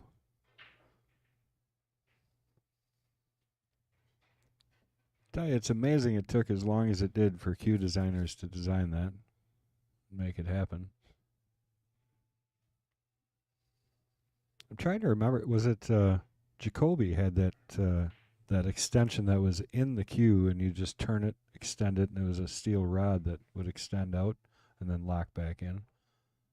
It was a very unique way to do it. It's not. Well, it'll play 1 rail off the end rail back down.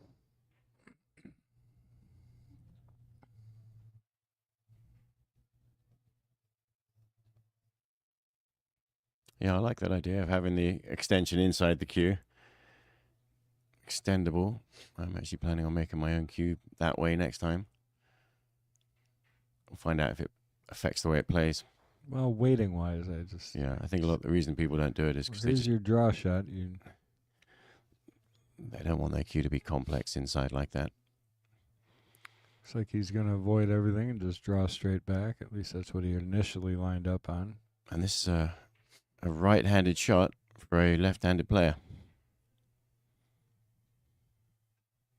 He's changing his mind. He doesn't want to play it right-handed.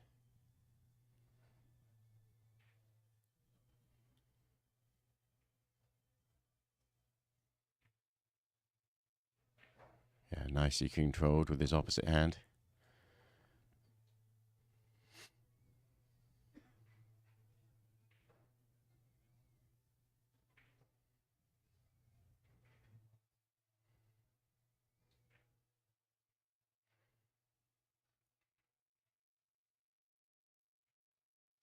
Of course, when you switch hands like that, he didn't have a glove on his bridge hand, which didn't seem to make any difference at all. DeLuna taking advantage, getting it within 1 again. 5 games DeLuna, 6 games Mario He.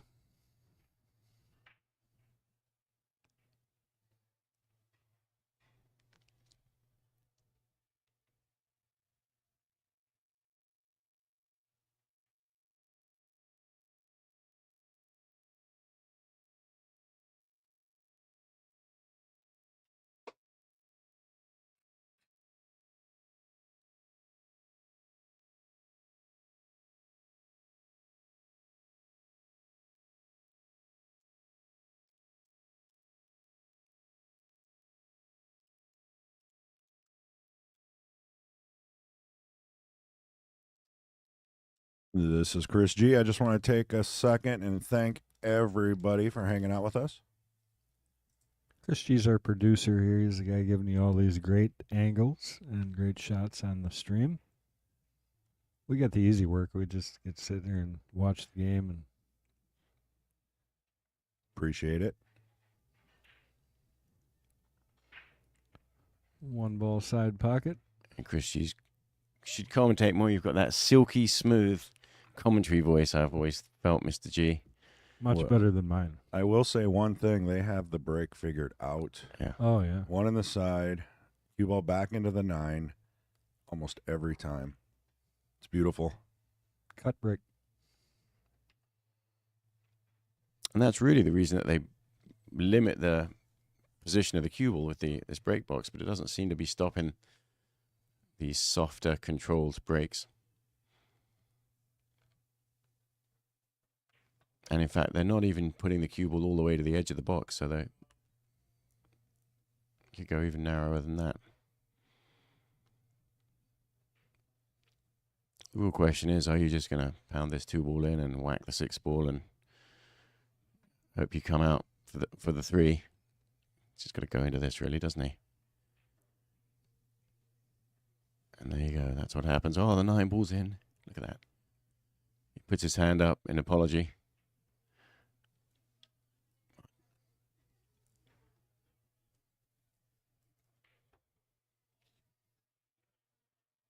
A little bit of luck there for Jeffrey. He hit it and sort of rolled the dice a little bit. And the 9-ball found its way in.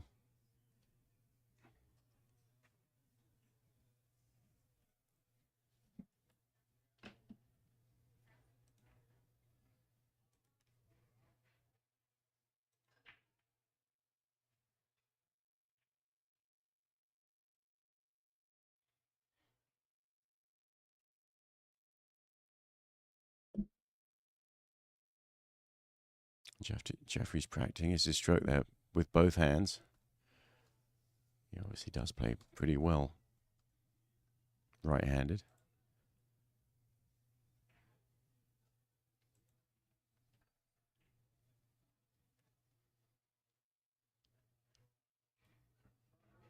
And it looks like he had forgotten to score his game because they're keeping their own score.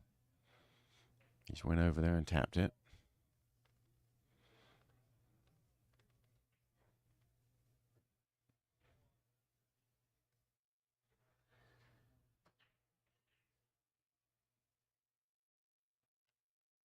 Rare miss on the 1 ball on the side, but Yep. the 3 did still go down, and he's actually got a good shot on the 1.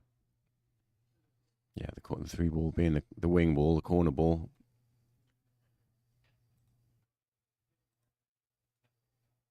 Saved him that time.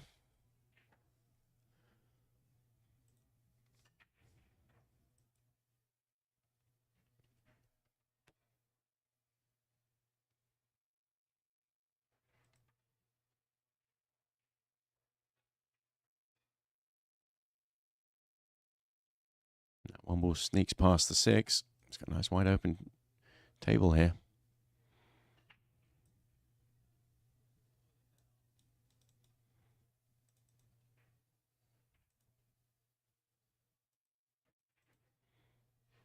He is awkwardly close to straight here. He's just sort of on the wrong side of straight.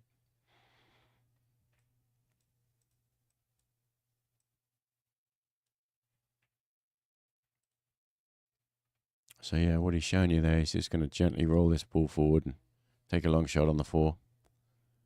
Doesn't like it.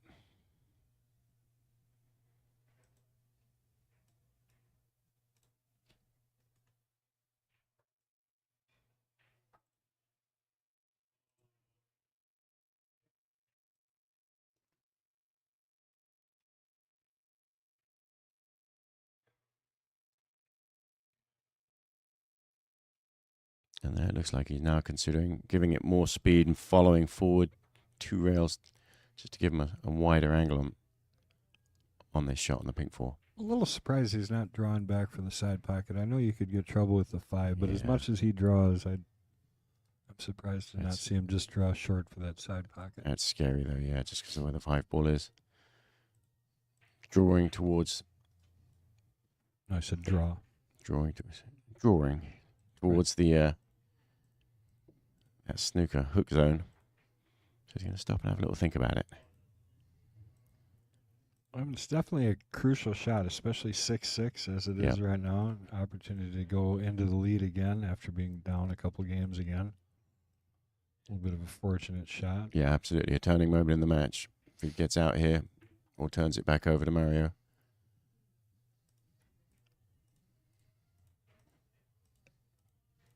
And that's the thing about these great players. I mean, he's generally a very quick player, but if you haven't fully got the answer, you're going to stop him until you figure it out. Well, and we've been kind of talking about it the whole time. He just hasn't looked quite comfortable, so cheated the pocket there. Smart to take a little more time. And he's come out well from that.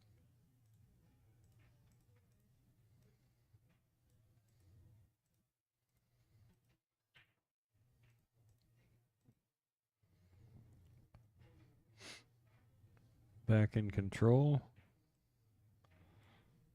Yeah, he's going to have to go around the angles on his shot after this one. So he's going to draw back to give himself a nice little angle on the 6 so that he can go around the table.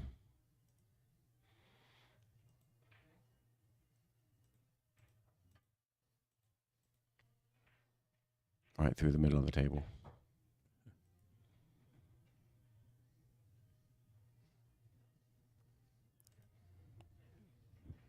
So he doesn't get too straight here. No, he definitely made himself have to stroke this ball because he is a bit straighter than he would have liked to be. Not as bad as completely straight, but yeah, if you had a steeper angle, it would be sort of just automatic to roll this ball in. Just means we get to see something pretty here. Digging down.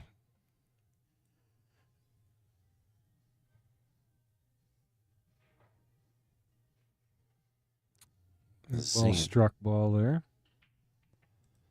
Zing is right. Yeah.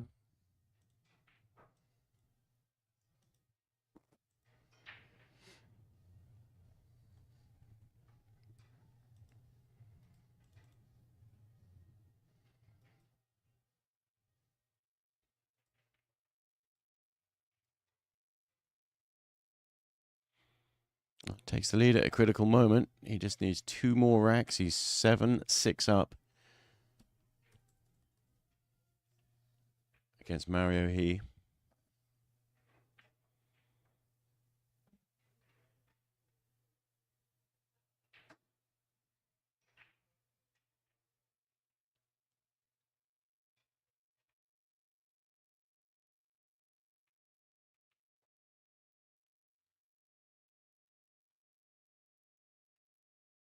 I believe we've just received word that Shane Van Boening will be on the stream next. Excellent.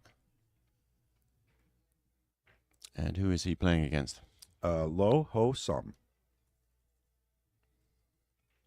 And that will start as soon as this match is over, as far as I know. Might be a slight delay. They have to announce all the matches. We don't really know. We just take what they give us. Right. We're no control over the tournament or any of the scheduling. We're just maybe a little control. Slight. It's been great, though. This is an amazing experience, and I'm glad to be here. It's not a bad match in the bunch, I can tell you that. So that was 2 breaks in a row for Jeffrey, where the one ball did not quite make it in the side, but he got the wing ball, the corner ball instead. Worked out well last time. The one ball did find a way into a pocket eventually.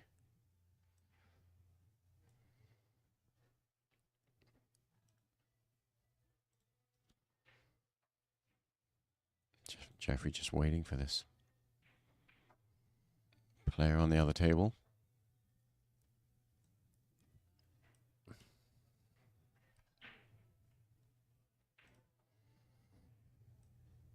It's tough to tell with that overhead view whether he has a clear shot at the 3 ball, and he's getting down, taking good look, so you know it's close. Looks like he's going to try and spin it up the rail. Yeah, looks like he was going addressing the ball slightly on the left, so it looks like he does have to bend it just a hair.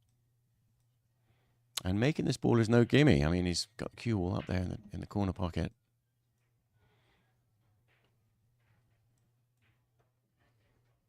That was a good hit. And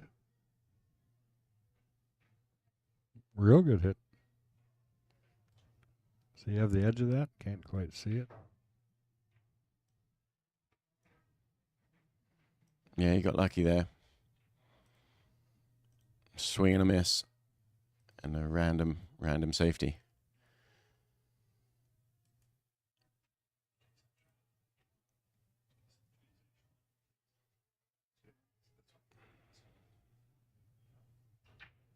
What? Now, how do you play this thin snick safety and not hang the 3-ball?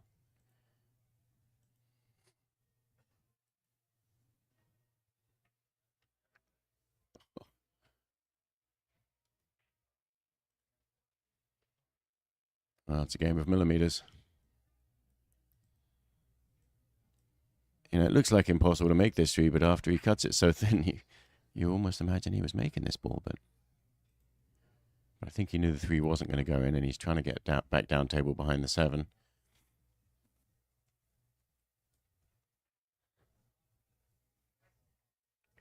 I'm going to guess Jason Shaw's match is up next because his theme song's playing in the background from the Moscone.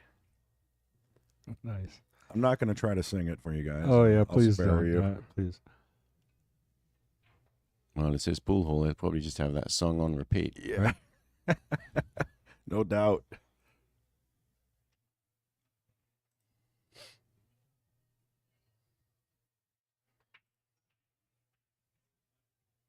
Okay, now watch Mario thread the needle here.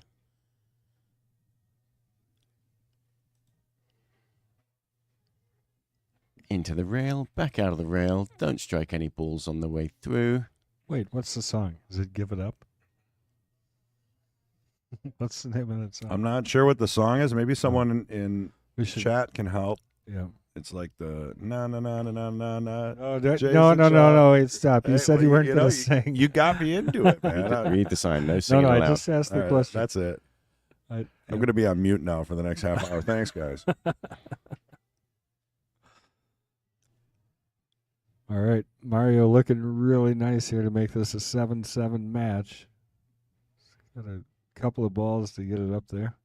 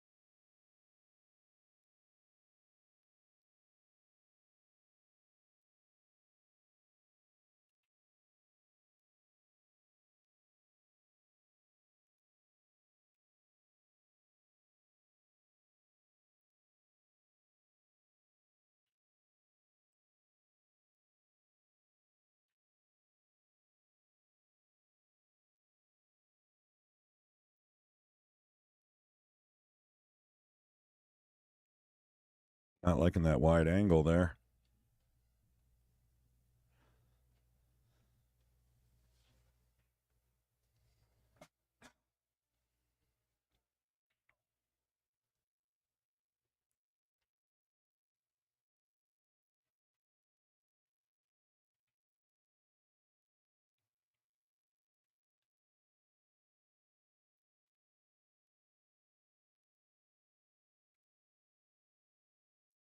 Seven, 7. In a race to 9, anybody's match now. Slight advantage Mario now, just because he's breaking next. In this environment where the tables are breaking really nicely. There's Nels fine.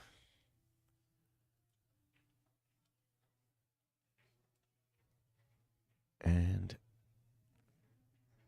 Take a look at an update. What's the score here for Nails? Oh, they just started that match against Imran Majid.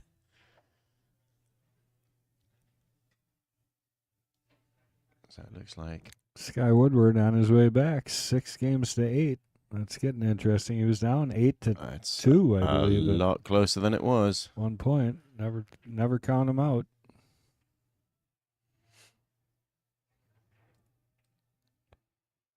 It's tough too when you're on the hill and somebody starts coming back on you. You gotta maintain, stick with it.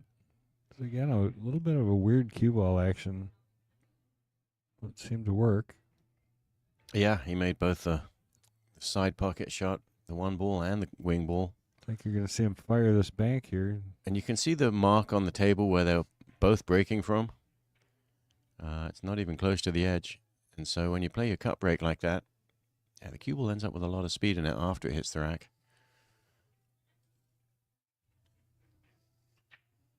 And he's got to make a decision here. Does he just want to bank this 3 ball in and run out? Make Jeffrey wait. See if he gets another shot. I think it's almost impossible not to shoot this ball. I mean, you got to play this 3 ball. I'd hate to try the safety and then have it leak out. Safe stuff here too. Yeah, that's right. I mean, you can mess the safety up, and even if you hit it right, you still give your opponent a chance to kick it and something to happen. Roll the dice. And I think if you hit this with the right speed, it doesn't go to the open pocket necessarily.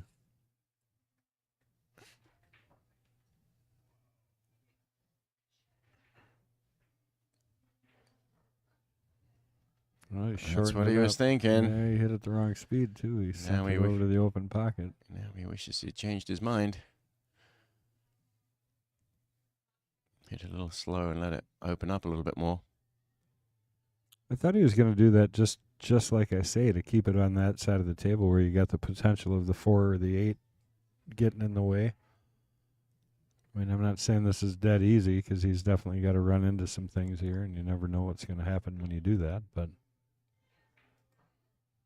I'm sure he's happy to have a shot. Yeah, Jeffrey DeLuna is the kind of guy who he doesn't worry. He's not too worried about kissing balls. He likes that side of his game, and I think he's going to play here for a solid contact on the pink 4, and hopefully end up with a shot on the 4. Is he kissing right into it? Yeah, I think you're right. I think he's going to try and push it up just like that. And that was almost perfect, but he's got control. Really unlucky, really. A lot of moving parts, isn't it, when you bring other balls into play? He nudged it nicely towards the corner pocket.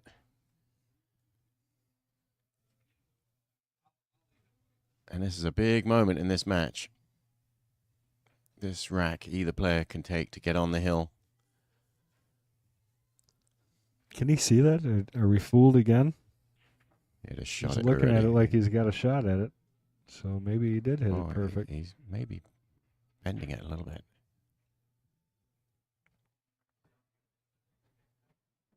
Yeah, he didn't quite have it. He might have. That's okay. That was the play. So he had the edge. He was playing safe. And a nice shot. Didn't quite get there. He left Mario the edge. Good idea. And so immediately you start thinking of chipping off the right-hand side of this ball, but you got to make sure you really don't just put the 4 ball in front of the corner pocket. He's going to try and 2-rail it into the 8, probably. Okay, so he's gone that way. That's a good result.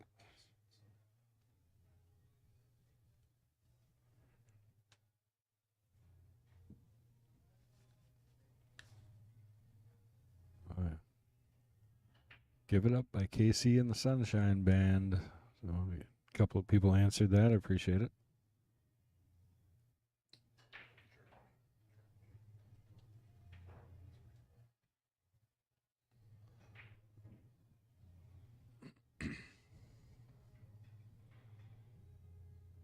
Well, Jeffrey doesn't want to move, so I should reevaluate that shot for a minute. He knows he's left Mario a very makeable snick shot on this 4 ball.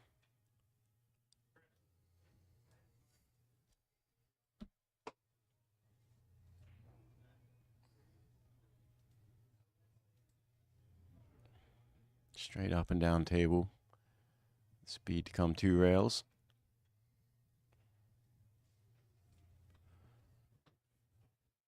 Great speed, good angle, leaving himself plenty of choices.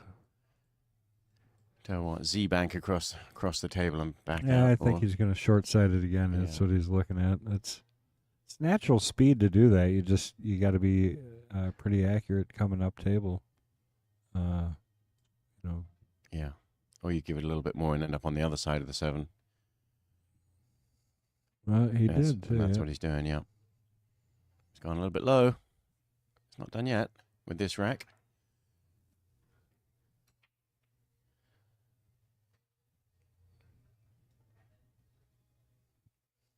Looks like the 7 ball is still cuttable if you don't mind letting the cue ball fly.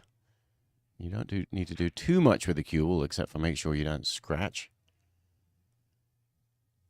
You could choose to bank the 7 in the side pocket. Yeah, I mean, the only reason to do that would be to hold it for safe, I think. Yeah, if that angle presents that. But even then, you're not sitting great on the 8. It's a good shot. Yeah. Be happy with the results there, I think.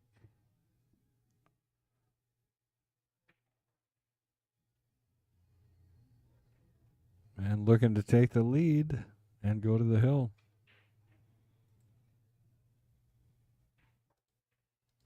There it is. 8-7. Mario He in the lead over Jeffrey DeLuna. This first round match. The Connecticut CueLee Open. Here at Jason and Ara Shaw's room in beautiful Connecticut. First time here. You ever been to Connecticut? Never. New Haven. Lovely, isn't it here? Yeah, it's lovely. Yeah, it's my first time as well. Anywhere near New York. Oh, yeah, you said that. See, I've been to New York. I promised I'd never go back. I mean, it looks like a beautiful city. I'd like to see Central Park, and It was good to visit. we'll be able to get to tour around a little bit Sunday and Monday before we head out. Yeah, we hopefully we'll get some time if we can get things toward it. Well, we got to make it through the tournament first. We got to get through this field. 64 players. So the Jeffrey DeLuna fans out there hoping that something doesn't quite go right with this break for Mario. Makes the 1 ball in the side, makes the wing ball. And as has been common so far in all these breaks, cue ball flies. Well, I wonder if he's going to remove the rack. That's going to be the second shot in the... Maybe you wait till it's your shot. Right? Yeah, he's going to be pretty happy with that result, isn't it? It's going to be tough to get the... Oh, there you got it. Looks like he's just got a nice follow shot on the 2 ball. 3 ball goes the other way.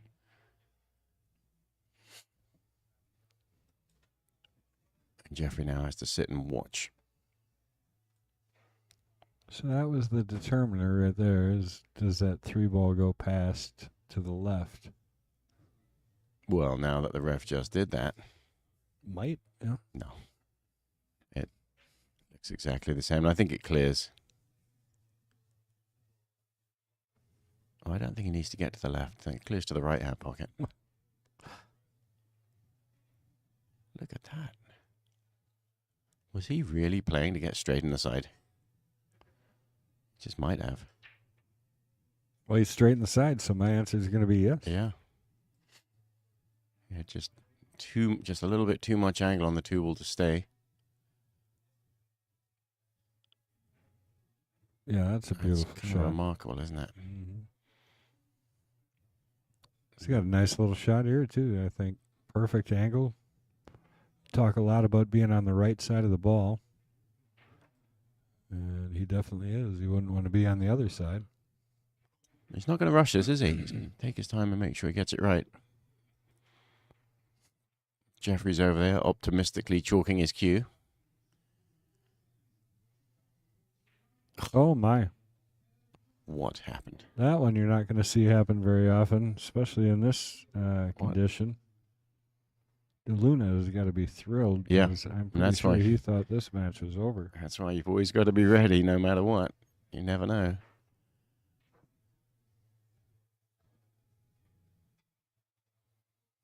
Find the gap around all the balls. What a beautiful little shot that was.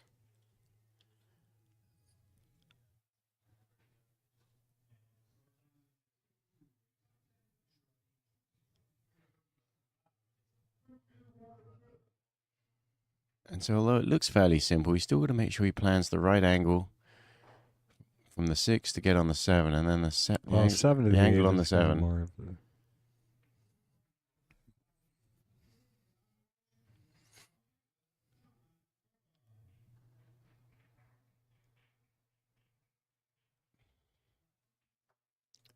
So a Z-bank shot, as they say in America.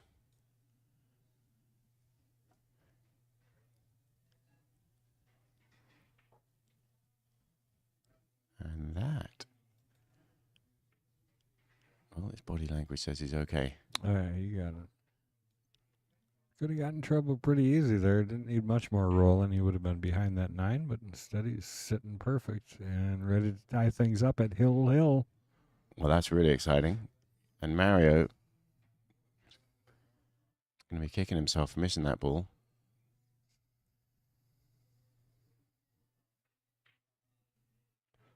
I wonder if he got a heavy contact, because it looked like it ended up going thick and catching the point.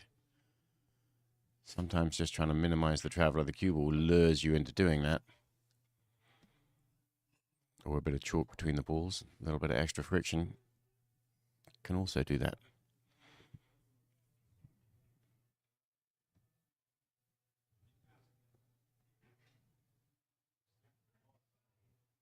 So Hill, advantage to the breaker, Jeffrey DeLuna.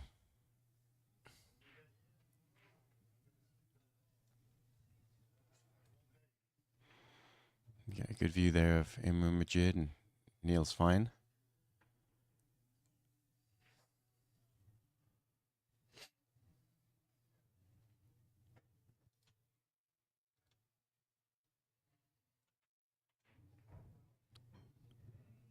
Yeah, this is perfect for you. You know more of the world players than I do. Being from England and all. Well, and of course that's where Imran Majid is from also.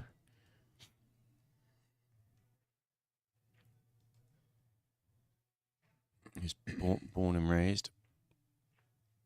Although he did change his affiliation and play for India, I know, for a brief moment.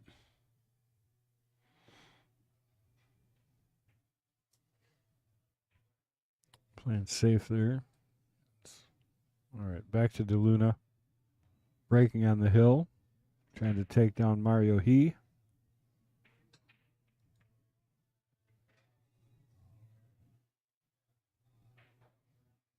And they are both putting the cue ball in the exact same spot when they're breaking. And that's why.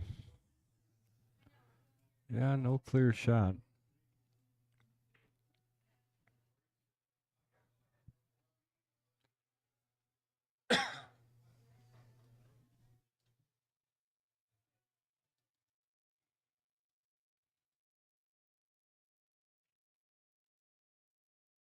I think you're going to see him play off the right side of the 2 and send that cue ball over by that 4-8.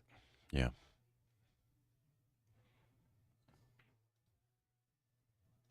And you got to be careful this one doesn't leak out, because that shot, you say, kind of pushes the 2 ball down to the bottom rail, and if he catches a window, he may just leave him straight in. He's looking at playing it into the 9 enough so that it doesn't do that. Increasing his odds a bit, because he leave the 3 kind of in the path of the 2 at that point also, even if he's above it. Seems and leaked out. You have to hit the 2 ball very straight to hit the 9. Right, which He's is, not playing the 2 off the 9 kiss shot. Why would you? Yeah, I don't think, but who knows? That's for him to decide, I guess. Yeah.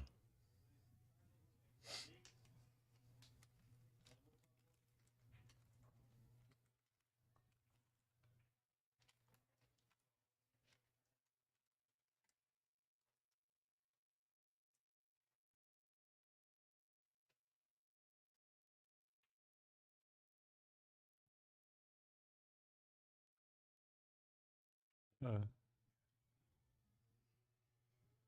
the problem with coming off the right side of the 2 and trying to get behind the 8 and the 4 is there is a gap between the 8 and the 4. Send the 2 over there too and leave him behind the 9. Maybe that's what he was That looking might at. be, yeah. But you have to control both balls. And you got to control the speed of both, and they're locked to each other, so sometimes you visualize shots that just aren't quite possible. And there it is, leaking out and leaving a shot. The most important is he didn't want to leave Mario a clear view of the 2 ball. He was careful enough to hit the 2 so thin that it didn't end up in front of the pocket. But that's why you should never listen to my advice at pool. Well, I learned that a long time ago.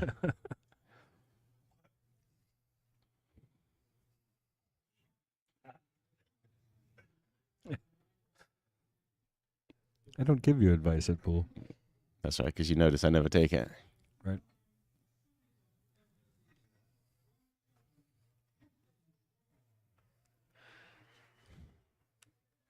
So Jeffrey has given control to Mario here in the final rack.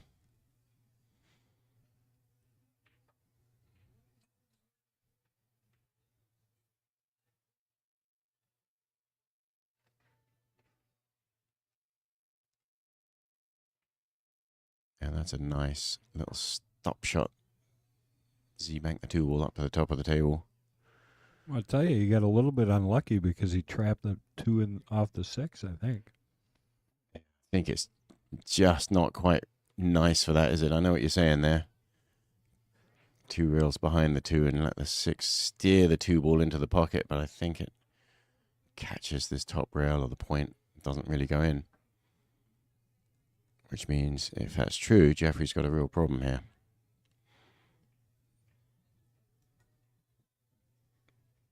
I suspect he's going to be given this a little bit extra speed. Ugh. Nope, missed it completely, ball in hand. That So has got close. to be disappointing, Yeah. because even if you catch the edge of that, you're sitting pretty good. He would You're have going to put- leave him, and that's leave him exactly tough, what he was yeah. playing. Yeah, he didn't want to hit it full, catching a super thin edge. Risky. Yeah, so Mario looking at the transition between the 4 to the 5. I think I like keeping the angle and coming around 2 rails to shoot that 5 in the same pocket as the 4. Yeah, and once the 3 ball's gone, of course, before that. But you can do it's it not- either way. It's not in the way. Mm. So yeah, the 4 ball 2 rails around, around the back out for the 5. And Same I just pocket. think it's tough to get the other angle to get the 5 up table. Well, let's see what Mario's going to do with it. Right. Yeah, if the 9 ball wasn't there, you'd virtually Yeah. stop it right now, Yep. would you? And he still might, but I like about where he is right now, He could honestly. roll forward and just get on the other side of the 9 ball. That too. Oh, he's thinking about this, isn't he? Otherwise, it's draw all the way back to where he is right now to give himself that angle that he's looking at. Well, that's what I say. I think for me, I would try that and put it back where it is. But everybody's strong in their own areas. You know what I mean? You got to shoot the shot you like, and Mario will have his way.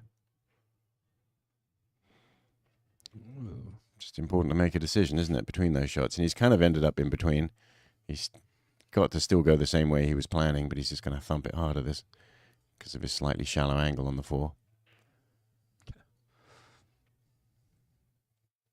And yeah, it kind of lengthens up. He ends up table. I kind of like this Matt guy. So let's just be thankful we're not watching spot shots right now. That's the shot I was looking for, and you're right. He was just short, so he had to force that ball around. He did it pretty nicely. And I think he's got enough of this that he can just stun this ball forward, kind of. A little low on inside and just stun forward. Yeah, that's where he's going. Just going to roll These up are the the kind of rail a shots that bit. you miss time and you miss. Yeah, he's not going to miss that. Just right, and good angle on the 7. Come out nice. I think we're going to see Mario recover from his miss in the side pocket. Yeah, Jeffrey had that one choice on his safety that he played that he'd like to take his mulligan on.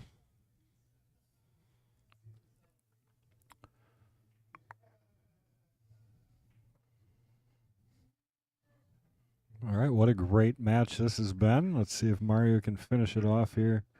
Put this 9 into the corner pocket.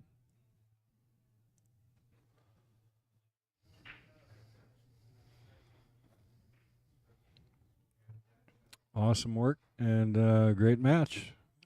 Going to see nothing but that all weekend long here. Some really great matches to come. And Stick with us, guys. We're going to keep the stream running and leave you over here with Niels Fine.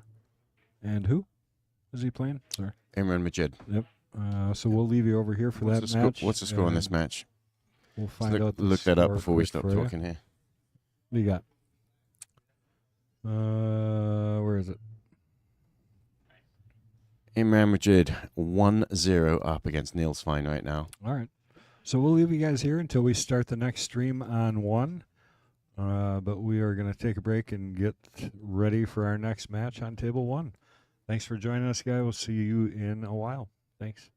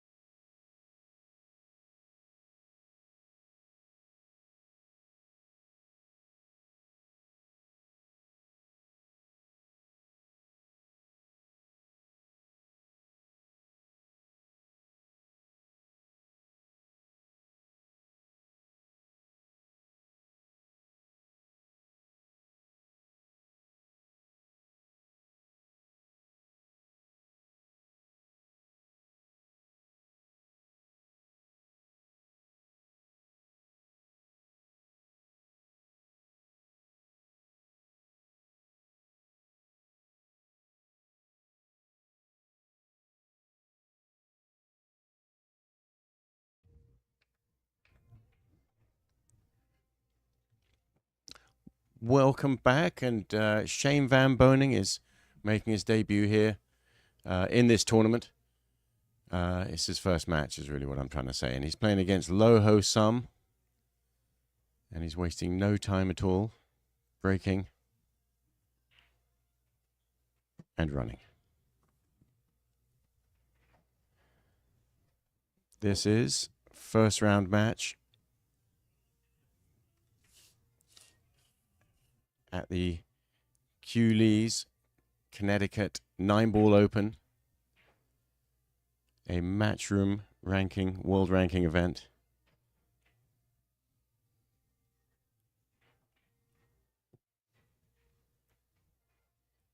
And he was here yesterday practicing, here early again this morning, and he is ready to go.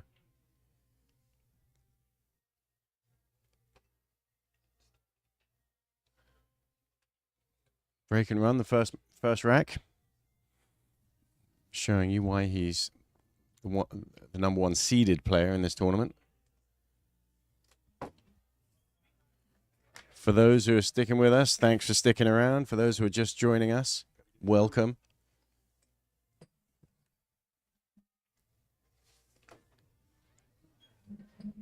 And the referee better be on his toes on this one.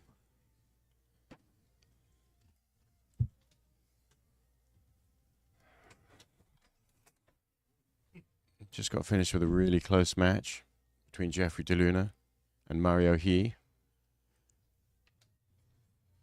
And Shane is not breaking from the same spot that those other guys were.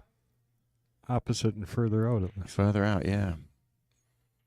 Well, made it the one on the side, but I'm pretty sure that's not typical. Yeah. On that shot, anyway. The previous two matches that we just commentated on this table, everyone was breaking from the same spot, and you can see the chalk mark in the box. It's interesting. So he did not call a referee over to take the rack off, and because it's all ball fouls, if he tapped that 9-ball, he could technically give up ball in hand there. Correct? Yeah, there's sort of special provisions when it's the magic rack. Now he's looking at this inevitable kiss on the 9-ball. It's not inevitable, but looks like he's playing a kiss off the 9. Playing the 9. And that was maybe asking too much. There was no real need. Could have played a softer draw shot. 2 more inches. It was brilliant. And it was. And in hindsight, though, put himself in trouble. So he needs to play a good kick shot here.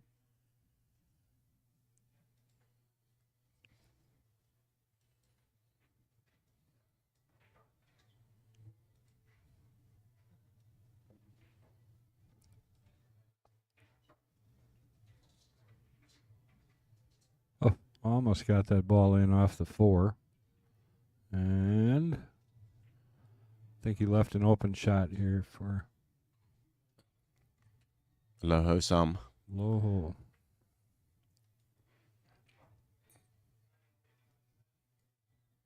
And now first shot of the tournament. A nice open table against Shane Van Boening. Well, not first shot of the tournament, first shot of the match. We're in the second round here, right? I stand corrected. Well, actually, you're sitting too, so it's twice.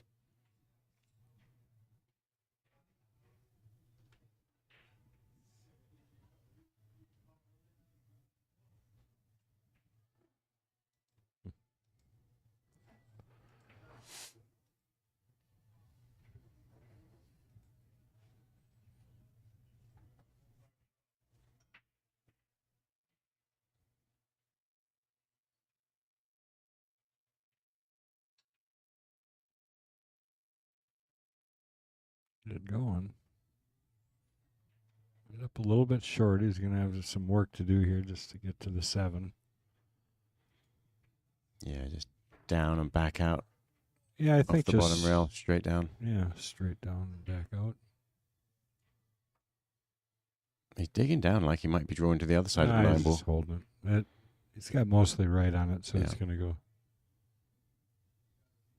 Keep going. Well, kind of need to be on the other side of this. He's seven okay ball. here. I think he can drag this up.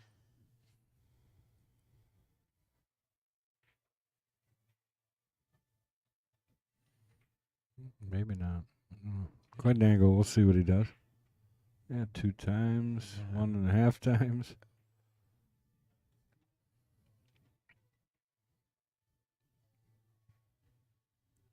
Again, he's got a little bit more angle for being able to just hold, I think.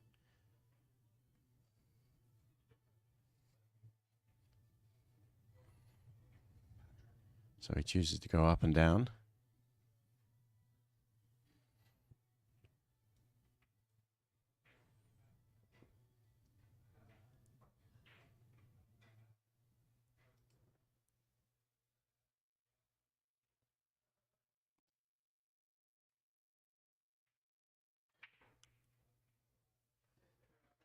Out he goes. Well, Lohosom showing us that he knows how to play pool too. 1-1.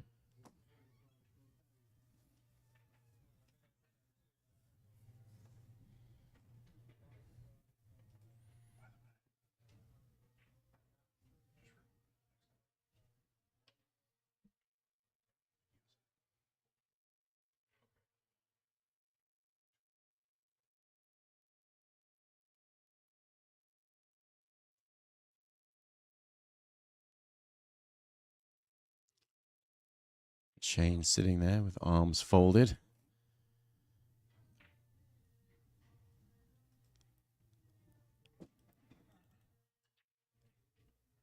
I mean, really, way to put the pressure on the champ there. I believe this is going to be a great match. Yeah, Shane just got a little bit wanting there on that first shot, and I think a couple more inches he was out of that rack too. But that's how this game works. Doesn't take much of an error for your opponent at this level to take advantage.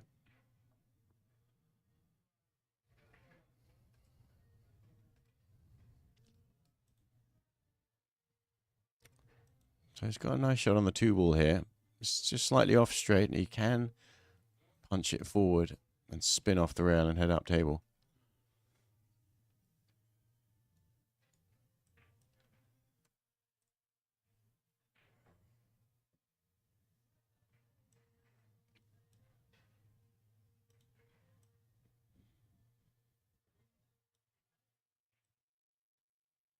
Not much of an angle.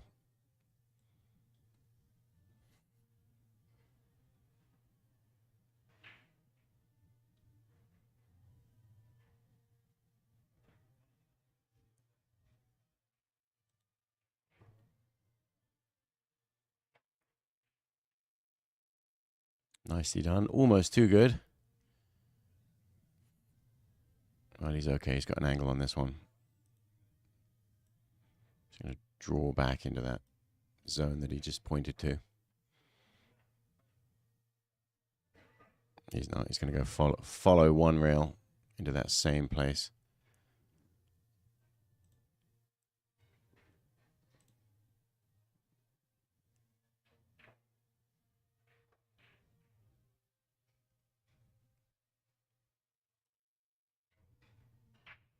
And he survived. Freezing up on that 7 ball. He's okay. He's on the right side of it.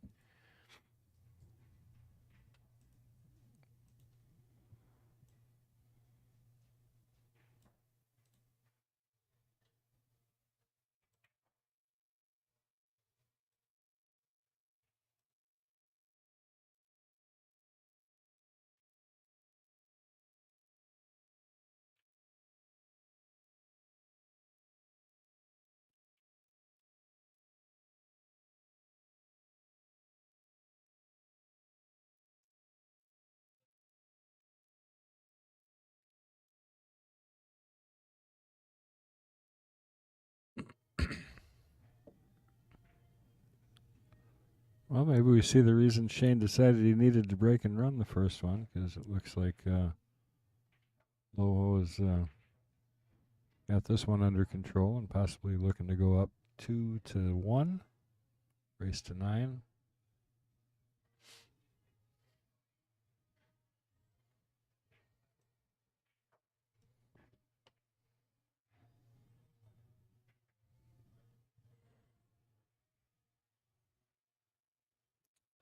Sure if he's.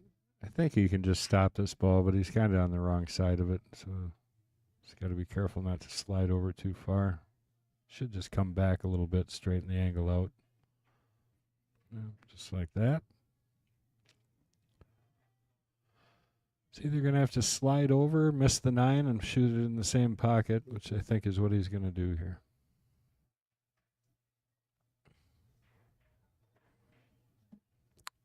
Shot. Perfect speed. He's got nice touch on this table. He's definitely got the speed figured out and puts her down for 2-1.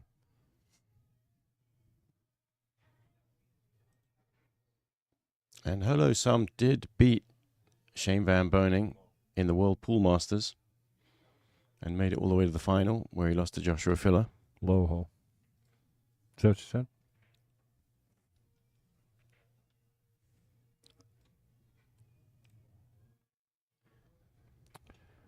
All right.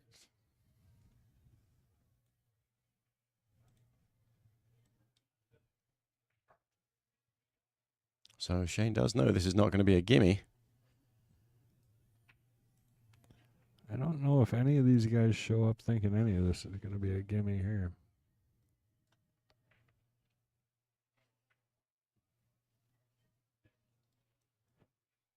He's ranked number 70 in the world. And he's young. What is Shane right now? Number 2. Okay. Federer? Is it Federer number 1 right now? I don't know. I only have the ranking players who are actually playing in this tournament. Shane is seeded number 1 in this tournament.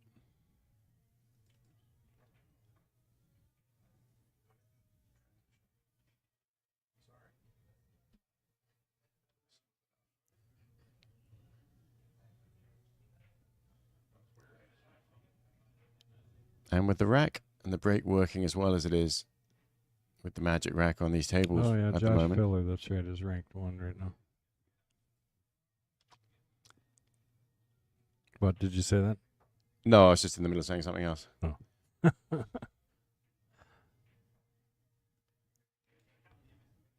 You know, we're like an old married couple. I barely listen to you. Yeah. Uh-huh. Yes, honey.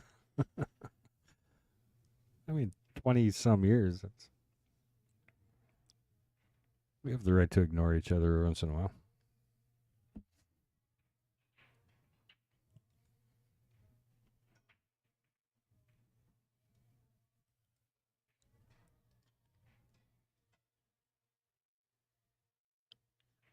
So he's just going to draw straight back.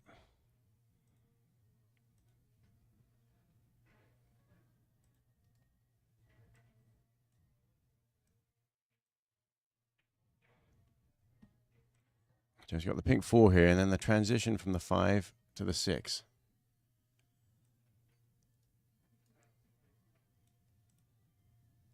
Is slightly problematic just because the 7 ball's kind of in the way.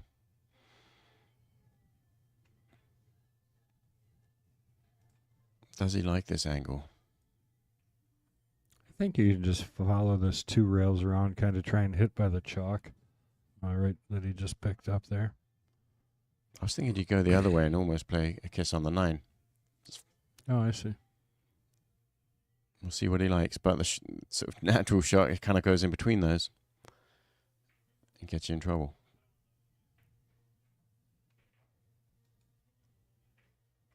And there it is. You're going to hope that slows down. Jeez. And that was all done with, speed, yeah. with just follow. And it looks like he was playing just to cut across that hook zone.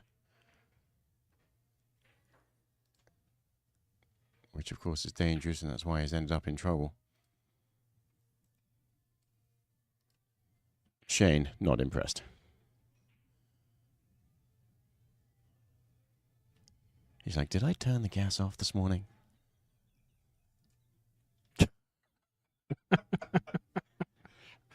Oh, we're going to start getting squirrely already, are we? We got a long day ahead of it.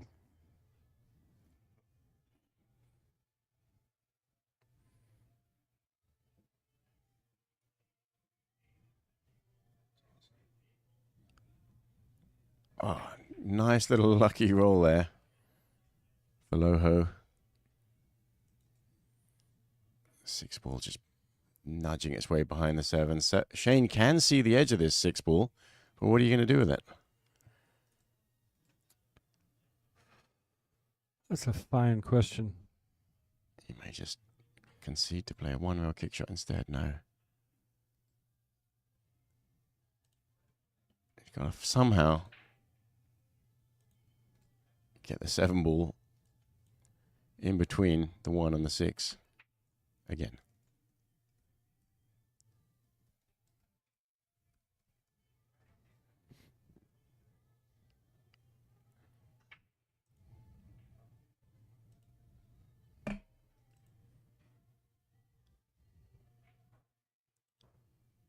So he was playing the bank shot there for sure. He left this long makeable / missable combination on the 9 ball.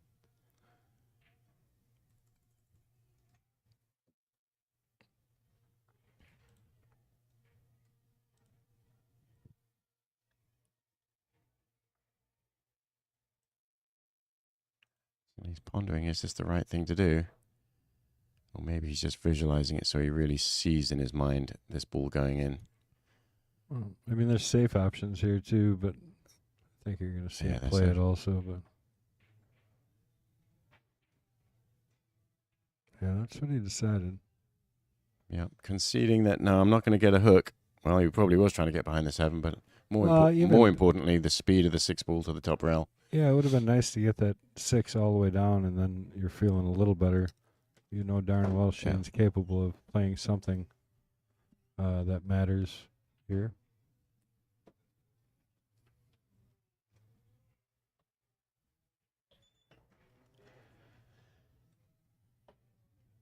And this is one of those in-between shots. You've got a couple of options here which you don't like either of.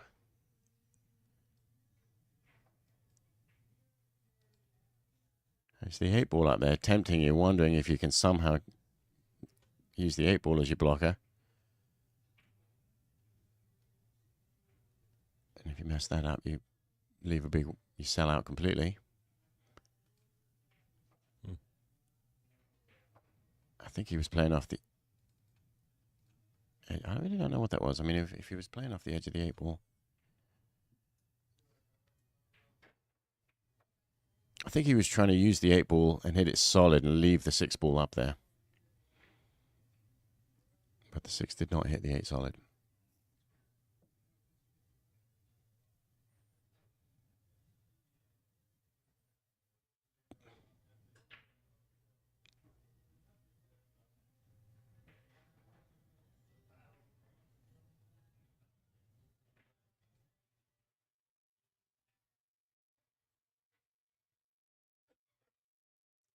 Well, I'll tell you what, looking like Loho is going to go ahead 3-1 here after Shane opened up with a break and run.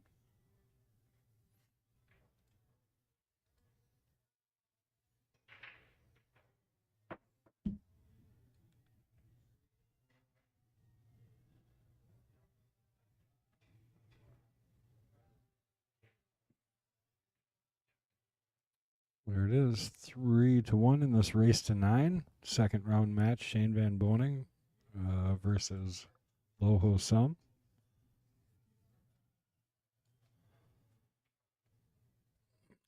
There is the Terminator. Niles, yeah. Niels. Right now down 3-2. Against Imran Majid. Sky Woodward did finally end up going down in that last match against Daniel Gutenberg. Yep. Lost that match 9-3, but he was down, 8-2. He was on his way back, so. And it is a double elimination tournament that switches into a single elimination at the last 16. So all these players that lost in the first round, they're still in it.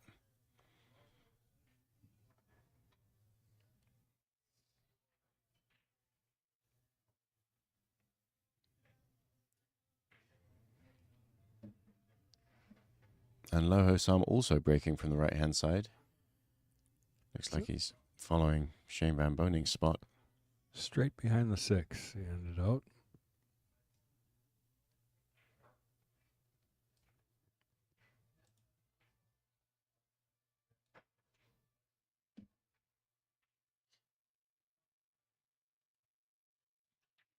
And now he's got a choice. If I'm going to play a push, which he's just called, where do you put the cue ball that Shane Van Boning doesn't have an advantage? There's a 2-9 combination or a potential 2-9 kiss shot. You don't really want to put the cue ball anywhere that either of those are in play.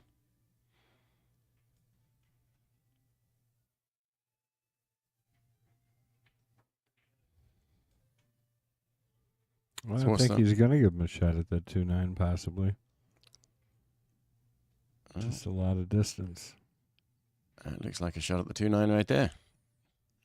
Got to be a way to play this as a shot's safety. He thinks that the cue ball's out of control at that point. I think just rolling this ball, you got a shot at leaving him up there by the 8. I mean, you could, yeah, I mean, you're playing, saying still kind of play the 2-9 combination soft and get Yeah, the I cue think ball so. safe. He might not try that. He may just try and roll him up by that 3 ball too, or by the 8. Yeah, if you try too many things, yeah, you're right. You wish you'd picked one good one. Yep. And freezing the cue ball behind something really would be the key if you can, but it's not so easy to do that from back there, frozen on the point.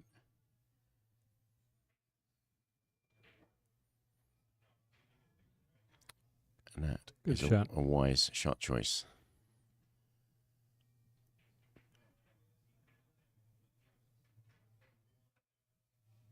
And maybe Lohosom was tempting him into playing a risky combination on the 9 and selling out. But Shane's wise decision there.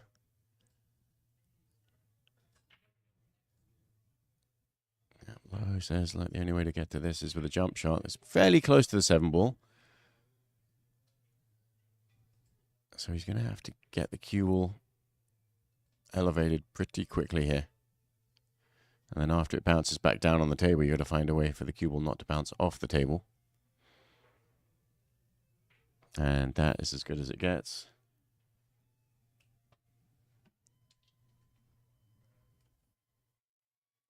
Perfectly executed jump shot.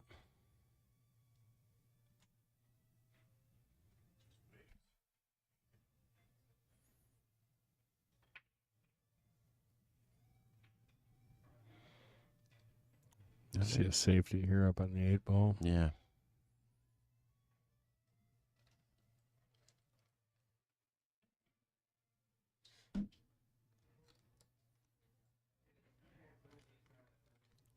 That's A good. little gap. Yeah, it's not the toughest shot to kick at.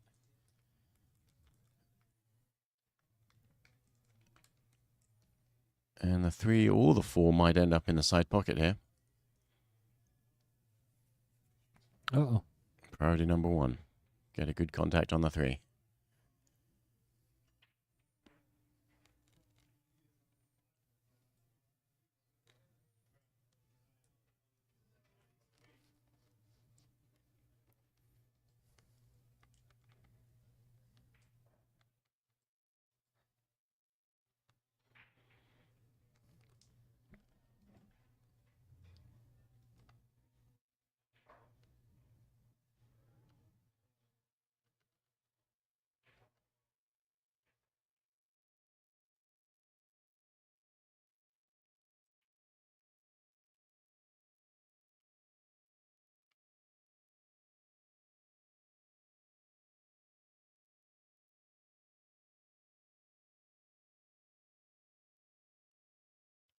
So with the 7 ball down there, with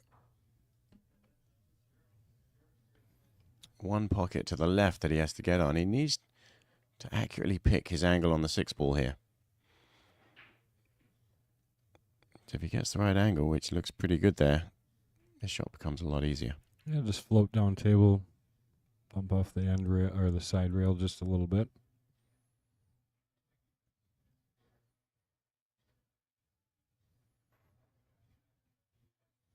if it gets the rail, it'll be close.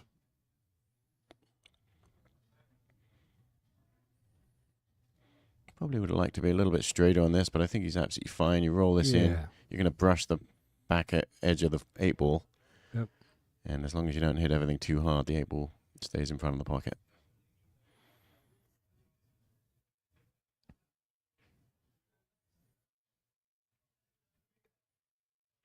Just like you said. Yep. Couldn't hit it too much softer because the 7-ball had to get there.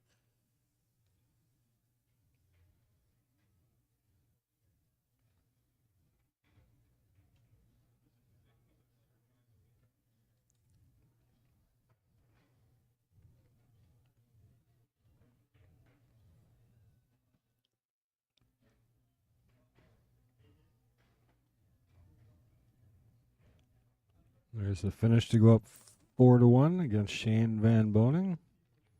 And after Shane's strong break and run start of the first rack and a slight error in the second rack, it's been all Lohosom after that.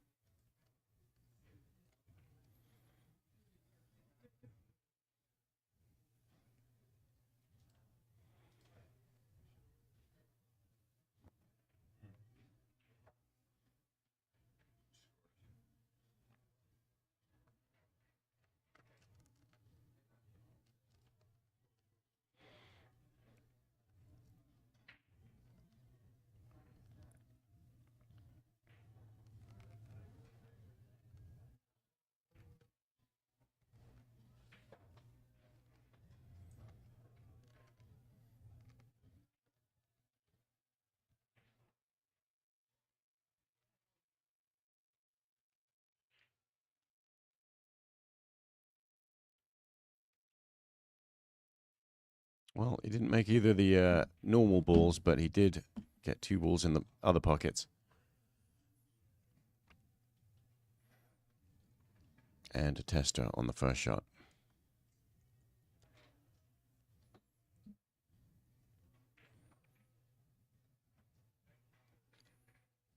But he's got no problem bridging.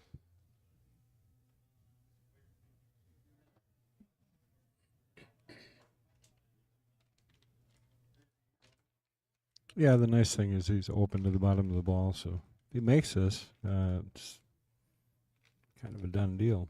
And you can see there he's not a dominant eye player. Cue right between his eyes.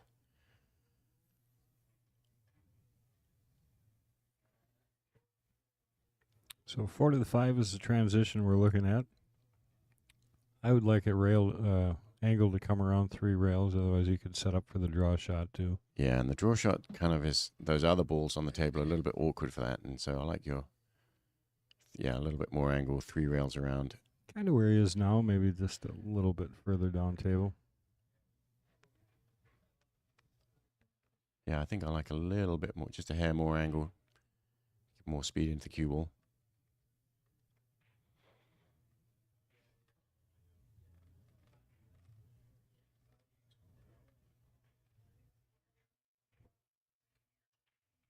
And he has put himself, I don't know if he just crept out there. That was dangerous.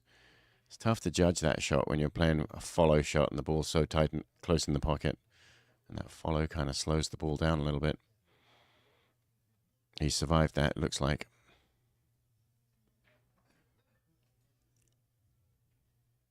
And other than possibly the 9-ball interfering a little bit with his bridging, but not much, he's pretty much perfect on this shot.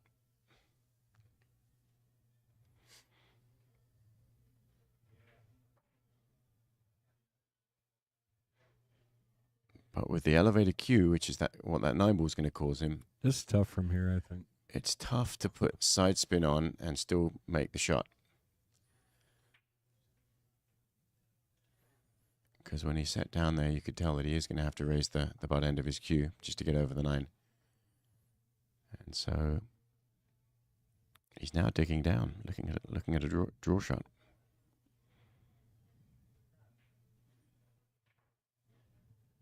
Yeah. Yeah, and so much so that, oh boy, you got a roll there. So much so that he changed the shot that I think he initially was going to shoot, and he decided to draw straight back instead of the follow forward. Shane left with a safety option. Careful there, Shane.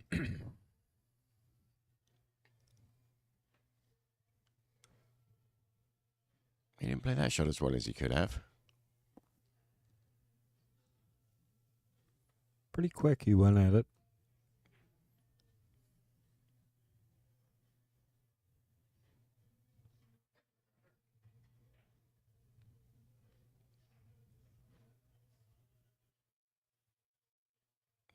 Beautiful speed control. Shane's having a good old look to see if he can get through past the 6.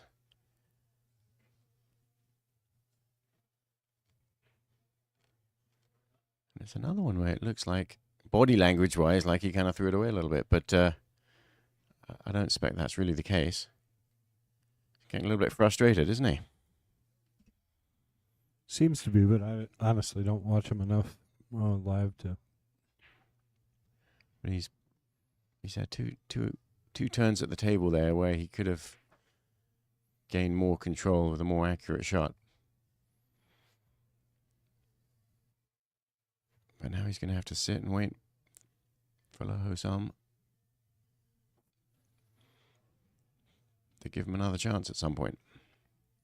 When is that going to be? Don't know. I don't know what I like here. I think I almost tendency to play 2 rails up and play the 6 just in the side there. Yeah, just what he's looking at right there. Everything else becomes a little bit tricky, I think. Yeah, it's tough though because you can't get straight on this 6. Yeah, he doesn't need He'd to be like to, but maybe he's going to draw. he's digging that. down now. He's changed his mind. Yeah, it's safer that way. There's really nothing that can go wrong. Are you a pool player? Overdraw. Well, I mean, Just checking.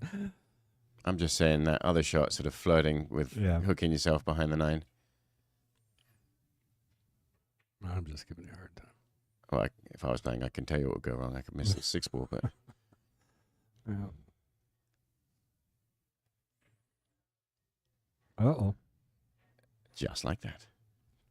That's a pretty good roll off of that miss. Yeah, and so it's not an obvious what the right shot here is for Shane. So now he needs to figure it out before he shoots, and I'm sure he will. Yeah, I mean, I think he's skinned the right side. Shaking his head. Come around. Yeah, he's not happy, I'm sure. My guess is he's going to kind of bank it towards the 9 and bring the cue ball down to the end rail, but we'll see. There's nothing really obvious here, is there? You could play a trick shot, rail first, spin it, and just go for the 6. 8 ball's hanging. It's not like you need to play position, and that's what he did. That was a great shot. Perfect shot. That was a slight rail first, lots of spin.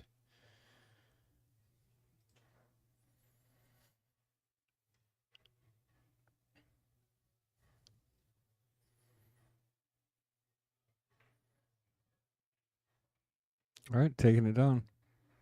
And now he's feeling better.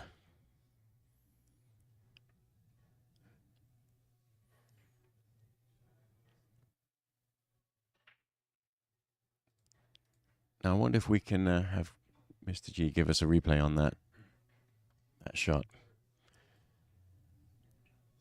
The 6 ball shot? The 6 ball, yeah. I'm sure you can.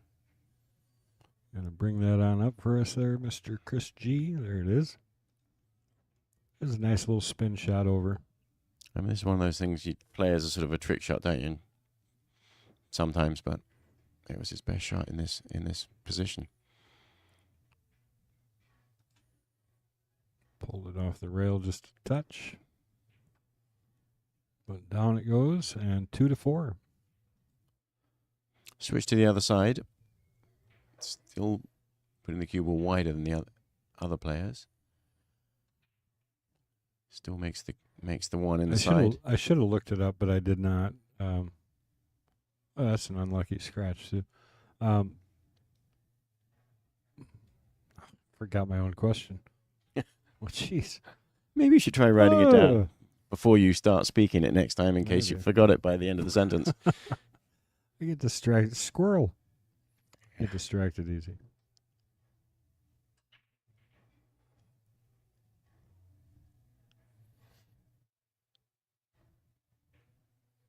Well, nothing too tricky in this rack.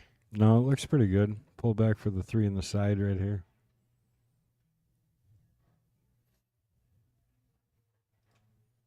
Yeah, I mean, everything's pretty laid out here. I like the look of this table.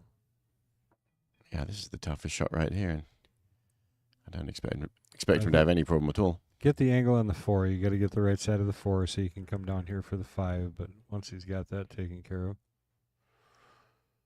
I don't know that that is the right side, but No.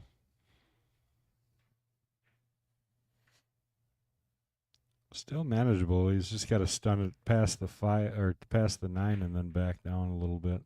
But he's still gonna have a little tougher shot on the 5 than I think he would. Just Jeffrey draw. DeLuna just draw straight back. And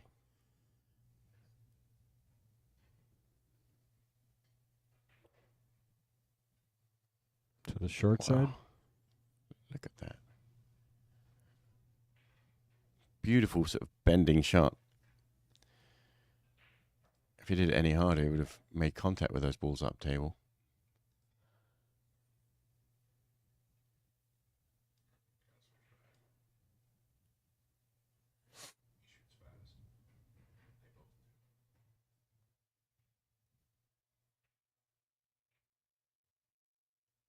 And I'm sure Mr. G will let us see the rest of that shot we were just watching there at an opportune moment. Yeah, both these guys shoot really fast. Hard to get a replay in. Tough to get him in, yeah. It's good, though. My kind of match. Oh, that's a bit of a strange shot. Wow. That was supposed to stun out. He didn't really need all that draw, did he?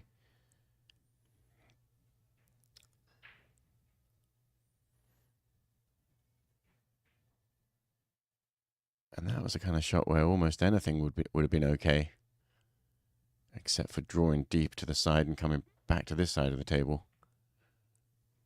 Now what? The 8 ball doesn't let you bank the 7. We should have the recording here with us. He hit that ball terrible. Yeah. Somebody brought that up.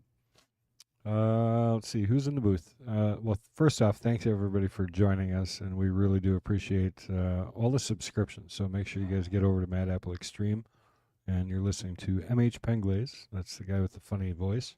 Howdy. And then myself, which is Kendall Cook, and then our producer, Chris G, over there giving you all the great shots. I thought I had the funny voice.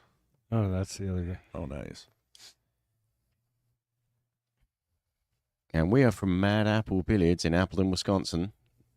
And the wonderful people here up at US Billiards, and by that I mean Jason Shaw. And Ara. And Ara. Let's not kid ourselves here. Ara did most of the work here. Jason just gets to play pool, right? And Matchroom have allowed us to stream this world ranking event.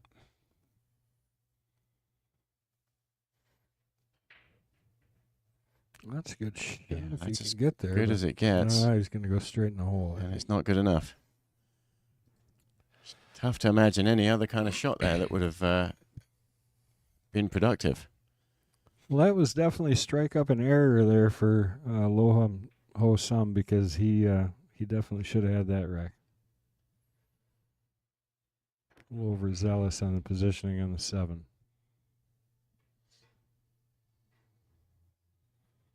Yeah, just somehow didn't visualize the speed and the draw on that shot.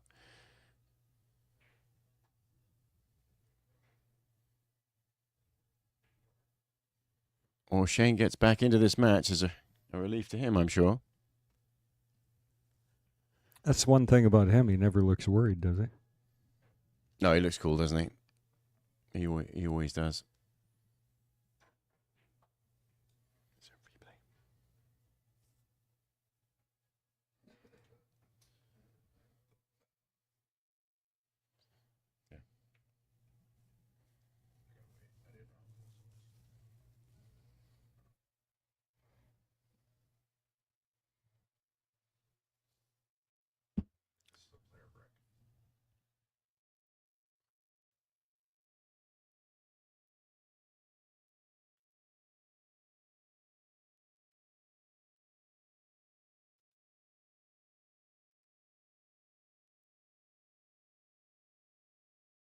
Well, since we're waiting for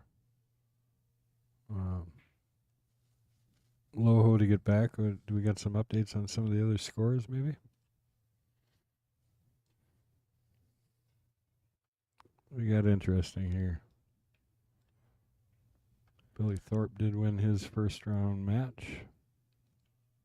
Talked about Sky. We had Ko Ping Yi took Kang Lee 9-2. And Carlo Biadas won his second match against Englishman Tom Stanley.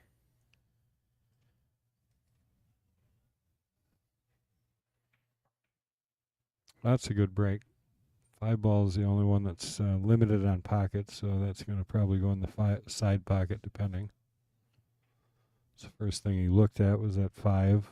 Definitely can go in the corner to where the 4 is going to go, but And the corner past the 8 ball too. takes a little yeah, that's and a good. because the 4 ball is down below there, you may use it to Yeah, you're right. shoot. That may help you choose to shoot the 5 ball up.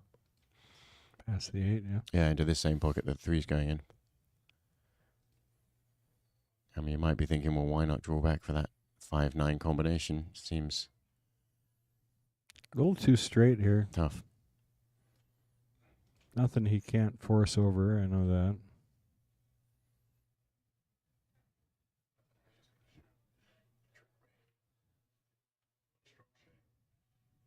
Yeah, well, not this rack. No, not this shot, because he has come a little weird here. I think he's got just a hair of an angle where he could.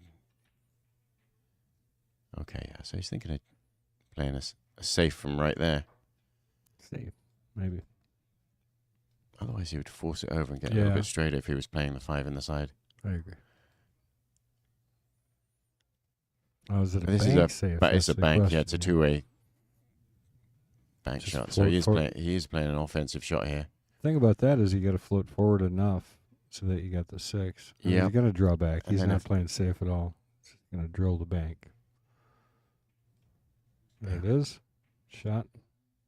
And that's right. The whole concept of 2-way shots makes a lot of sense, but you've got to realize sometimes that second part of that shot makes the first part tougher. Yeah, and then you And, leak out and and so sell Shane's out. betting on Yeah. himself to make that and not entertaining the 2-way shot. I would have probably bet on him too there. Well, I know he's a great bank pool player. Got a little funny again here, but Well, set for the bank on the 8. would like a little more angle. It's just going to draw out of this right straight to the end rail. Oh, It's like that. And what an perfect. incredible draw shot. How'd you hit it? Really Wow. beautiful stroke and came out really nice on this 8 ball. He's all warmed up, so you might as well do it one more time. Draw back for the 9. Just like that. And hang on. Okay, no, Maybe he's drawing for the side. Guess it is.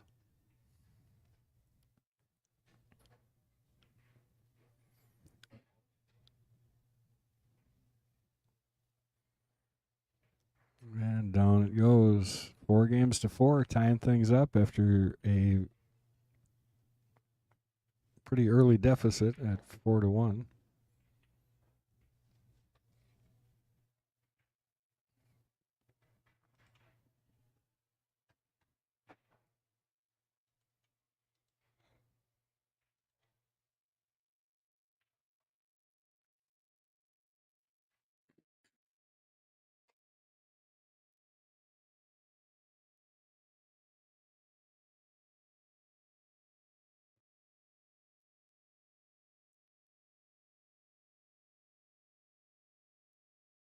Yeah, I forget to tell him he's Australian, actually. But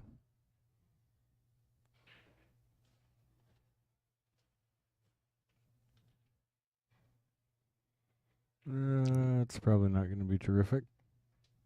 Cue ball got away from him a little bit. No, he's got a clear view at the 2, so he doesn't have to push out. If he can think of something productive to do with it.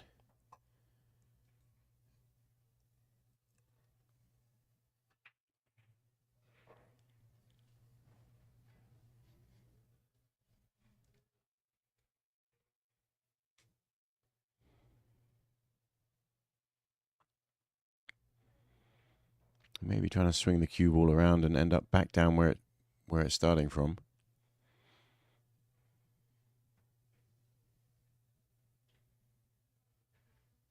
Needed to catch a little bit thinner. Worried about, of course, keeping the 2 ball up table too, and he was using the 5 ball to keep the 2 ball there.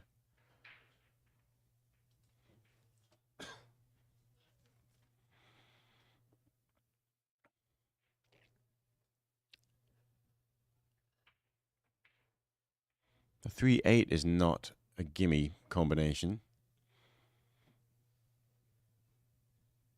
And so the angle he's looking at there, where he's putting his cue, is telling you that he's thinking about setting for a safety on the 3.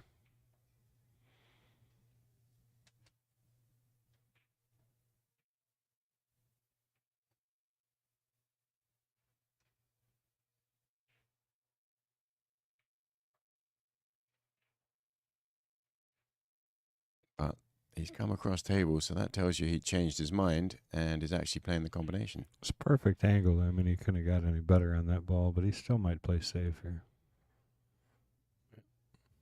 Oh. Not the way you wanted that to look.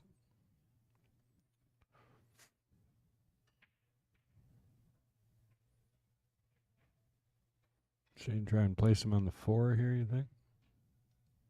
Enough to do that, or does he just got to use the 8? It looks like the 8 ball's kind of in the way a little bit of hitting the right side of the 3, so he's actually got an offensive bank shot if he wants it. Yeah, so he just looked at the line to the through the bank to the pocket. So, perfect.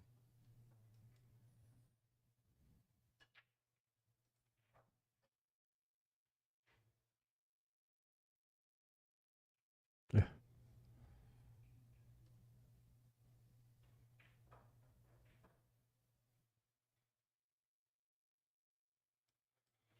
And that shows you kind of really close to straight on this 5 ball now. Going around to take a look. The 6 ball passes the 7 into the corner, or off the 7 into the side.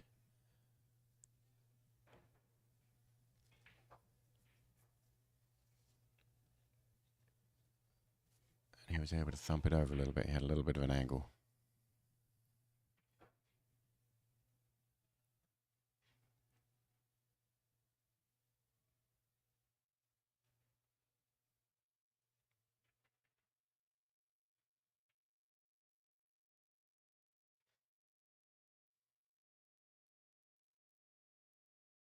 So had to go up to the corner here?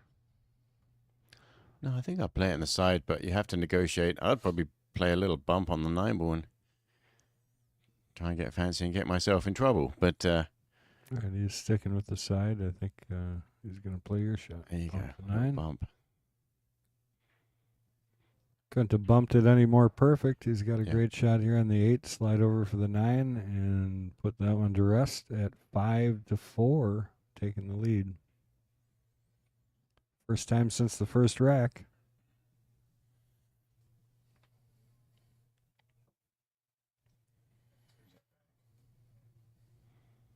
There's a replay of that bank to start that whole thing off. There you go. See that line he just pointed to? Yeah.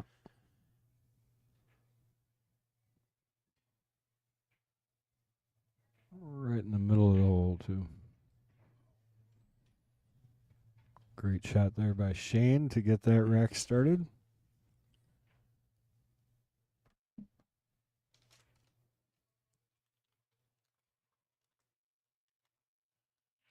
Shane just moving Noyuki Oi's cue case and cues, which fell into the barrier there.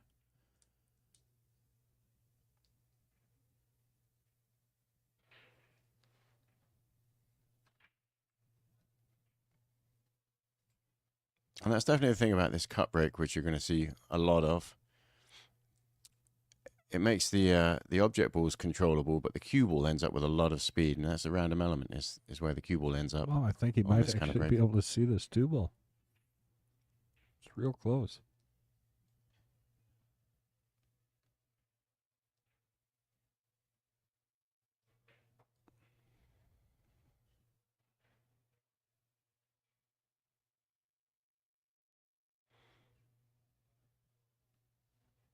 Yeah, I guess not. He's Maybe that's just in my head. he's looking at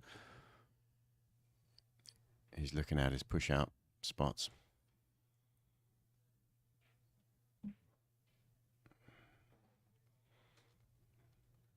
He's thinking about leaving him a little window just to get to the edge of the two, knowing that that doesn't put the two ball anywhere productive.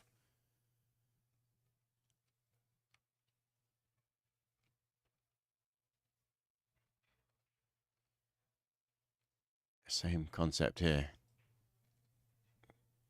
He goes up and freezes right next to the 5. Leaves an edge of the 2. Got to make sure you don't leave a shot on the 2 in the pocket. Uses the 5 ball to control the position. Both players staring down that line. And Lohosom has to now decide whether he can come up with some kind of productive safety by hitting the edge of this 2 ball. From there, it almost looks like he can shoot it in the hole, but I doubt it.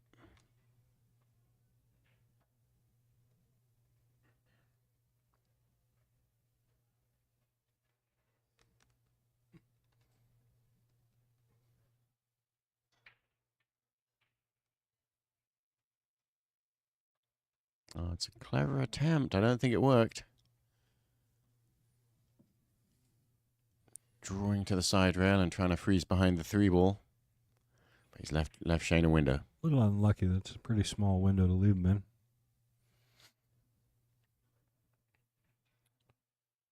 Looked big enough for him, though.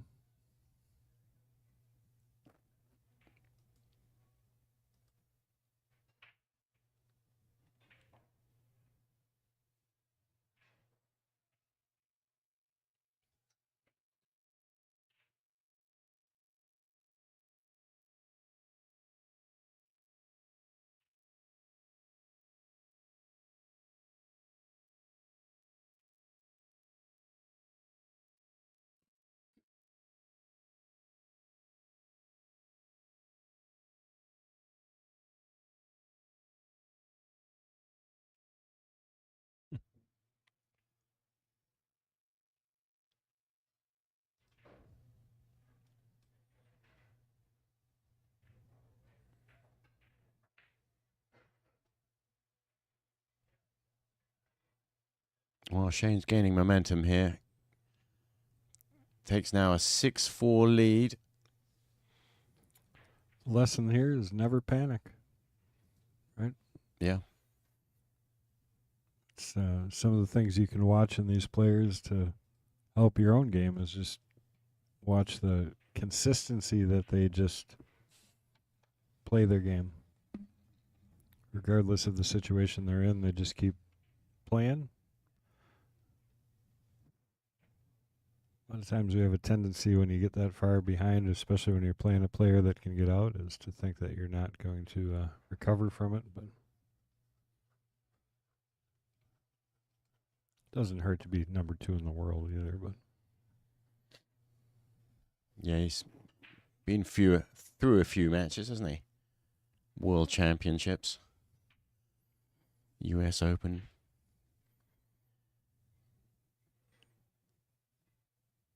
Scone Cup multiple times. And really, he's probably just looking at this tournament as practice for the US Open. Yeah, he just wants to go fishing.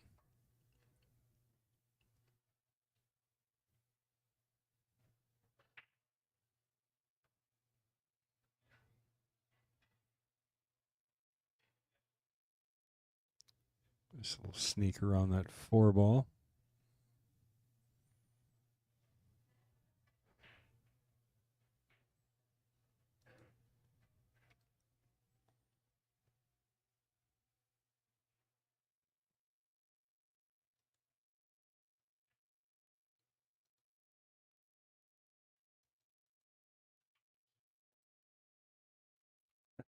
The most interesting man in the world.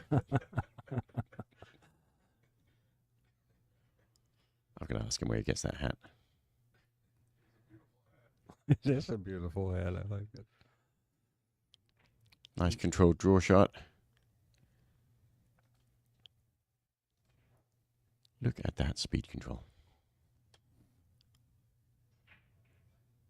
It's definitely the most fun to me to watch rhythm players.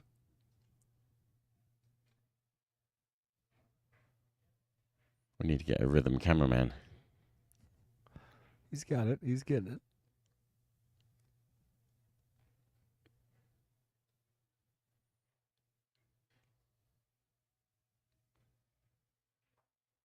Christy is artificially unintelligent.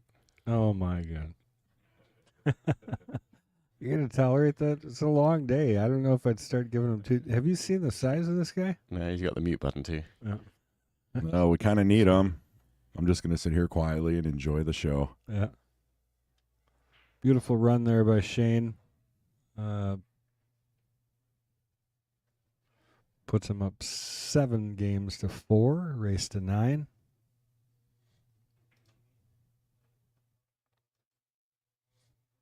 And Imran Majid is up 6-5 against Nels Fine on the next door table. It's one of your guys from Great Britain. That's right. There's quite a few of them here today.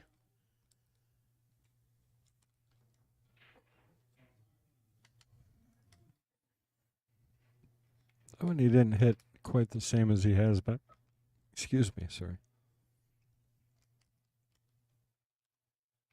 Still ended up pocketing the 1. No shot on the 2.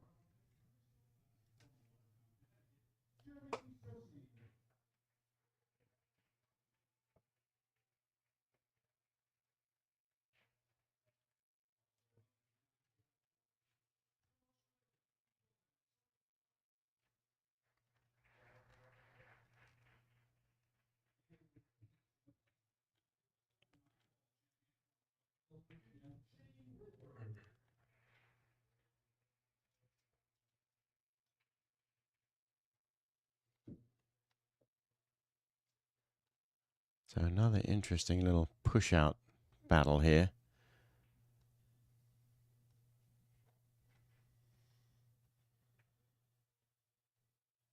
And yeah, he didn't want to completely hook him. It looks from the overhead view that he's achieved what he wanted, which is just leave him an edge. Still gives Lohosom the advantage because he can play a nice little safety here. If he can gauge this just right. Well, that's not going to be it. And that is the challenge, wasn't it? Gauging it right. I'll answer that. How many pool rooms does Jason have? He's going for his grand opening in Dubai. He's got one that's opening up over there. And he used to have Brunswicks in this room. And they replaced them all out with Rasan right before this tournament. This pool hall in Dubai is going to be nice, isn't it? You would think. I mean, everything's brand new there. I'd like to stream there if anybody's listening. Right. You know, go ahead and book us up. Yeah, we'll be there. I feel like this is a good moment to tell my Dubai joke. Okay. What's the difference between Dubai and Abu Dhabi? No idea.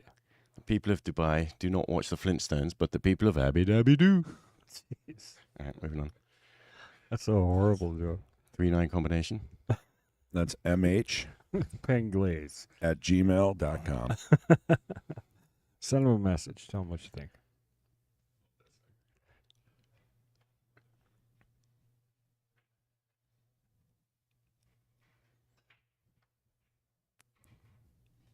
Oh, what a beautiful shot that was.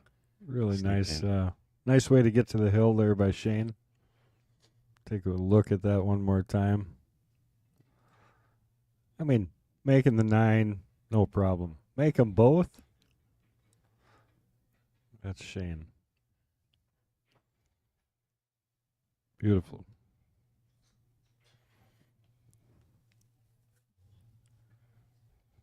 You got a face to, or hand to face for that joke, by the way. Comments. Not just mine.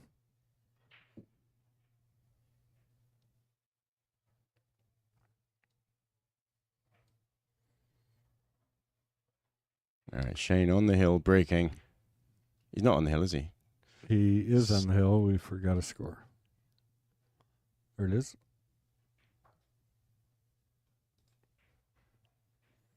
Too busy watching that shot 10 times to remember to mark it. It was the joke. Yeah, right. Yeah, I had It's to got us all reboot. kind of messed up.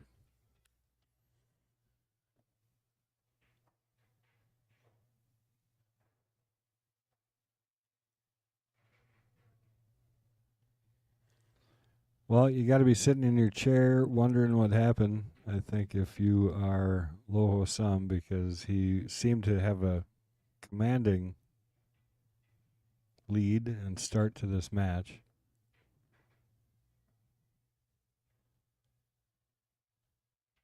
And then I think you just say Shane happened.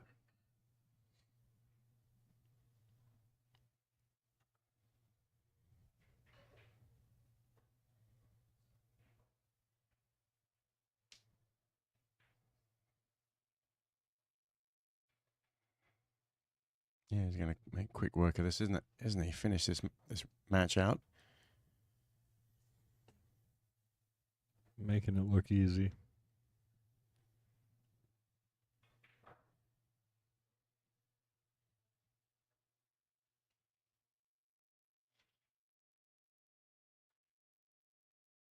Well, deposits the 9 in the side for the win. There's the match. Handshake.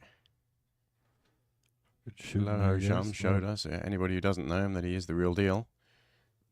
And a force to be reckoned with. All right, guys. Thanks for joining us for that match. We'll see you in a little bit. We'll let things roll here, but be a few minutes before we get another one lined up on table 1. Yeah, the current score in the Imran Majid Nels Fine match is still showing me 6-5 6-5. to Imran. All right, guys. We'll talk to you soon.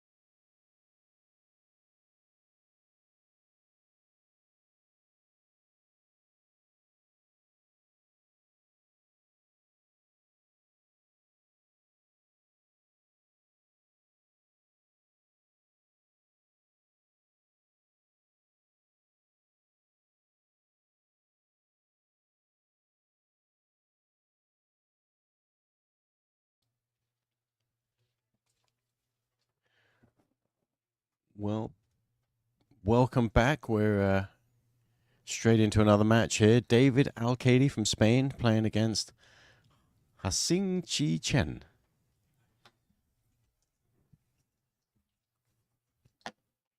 And David won the lag. And is off to a quick start here. Just enough. He got barely enough speed to get down and then almost too much and was about to hook himself. But he's got the 3 ball.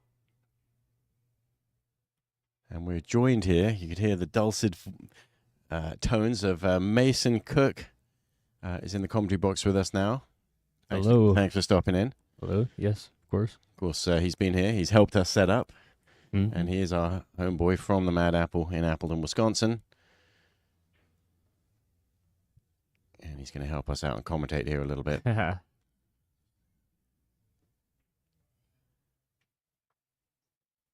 It's quite a comeback last match with Shane, wasn't it? Yeah. And Lohosom stormed ahead. Shane broke around the first rack. Lohosom won the next 4 and looked to be coming in strong, and then it was all Shane thereafter. You know, I would have to say Shane is kind of, in a way, known for that. I would almost say he really does come alive some matches.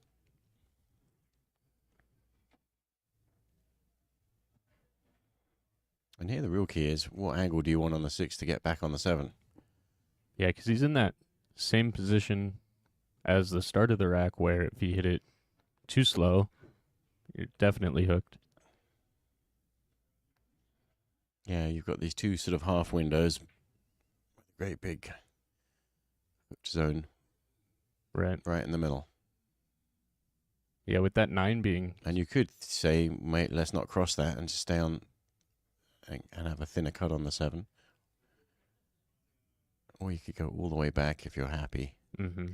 And that's normally, I think, the better way. You can hit a nice, confident stroke. Yeah, and once you get there, you realize this is a nicer shot on the 7.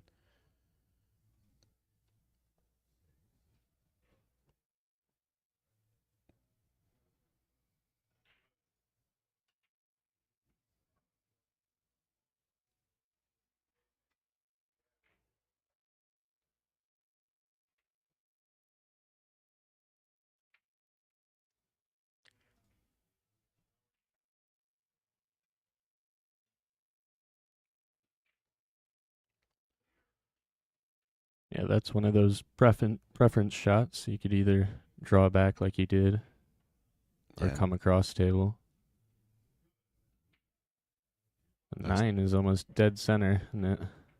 Yep, hasn't moved. David Alcady takes the first rack. Looks like he's not going to waste any time about it either, is he? He's often, one of the quicker players. Puts down his carbon fiber shooting cue and picks up his... Oh, that is also carbon fiber. Looked like maple there for a minute. I know those.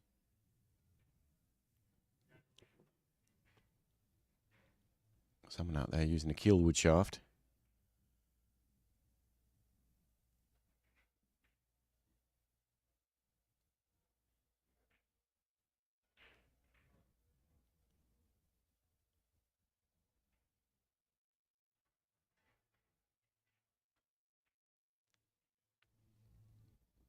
But pretty much everyone has been playing the cut break. Yeah, that's the break now. You won't see basically anybody use a different style. Is it different if they're not using a magic rack? So, not really, no.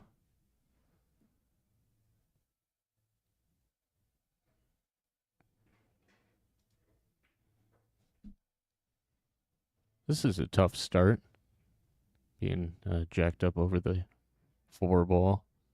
You have to really be conscious of your bridging. It's all ball foul.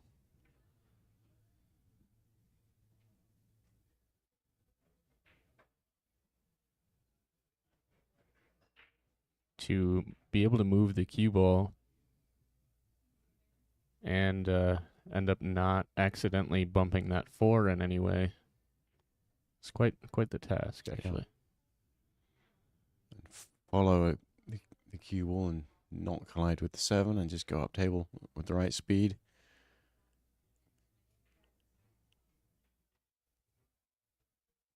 Yeah, the 7 looks to be just in the way. It was kind of that cue flick. If it was a little out of the way, he could roll between the 2. Yeah, and if you don't get full follow on this.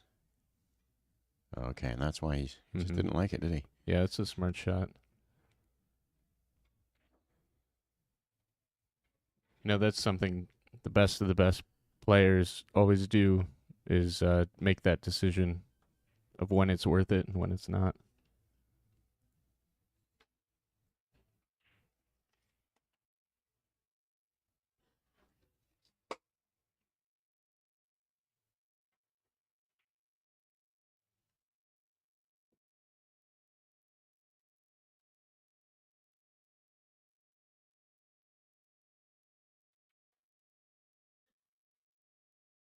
Well, now we get a little look at Sei Chen.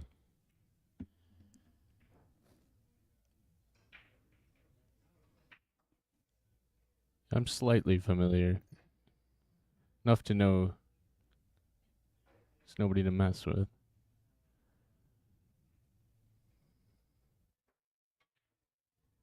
He's got a nice little roll there. I don't know if he's corner hooked. Yeah, he apologized, so that means yes. And David Algay, reading his lips, he said, wow. Haha. Yeah, the 1 rail kick isn't too available either. You'd naturally think to aim at the left side rail, but it's kind of in a weird spot there as well. So I guess he does have a 2 rail kick option if he were to come in between the 5 and the 3 ball. Now he's looking at that second angle right now. Yeah, and look how small of an edge of the 2 ball he's got to aim at to come that way. With the 9 and the 7 just looming. But that's what he's going for.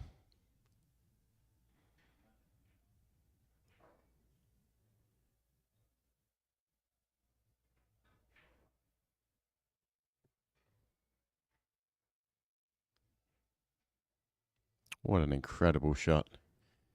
A lot to account for there, yeah. The new cloth, the glossy balls end up opening that angle quite a bit. Yeah. And then he was so tight. Yeah, and all those things do kind of just change slightly the way this ball comes off here, doesn't it? But he's judged that really well. Still not going to be happy. He did leave a fairly easy return. I think he can cut the 2, or at least easy safe as well.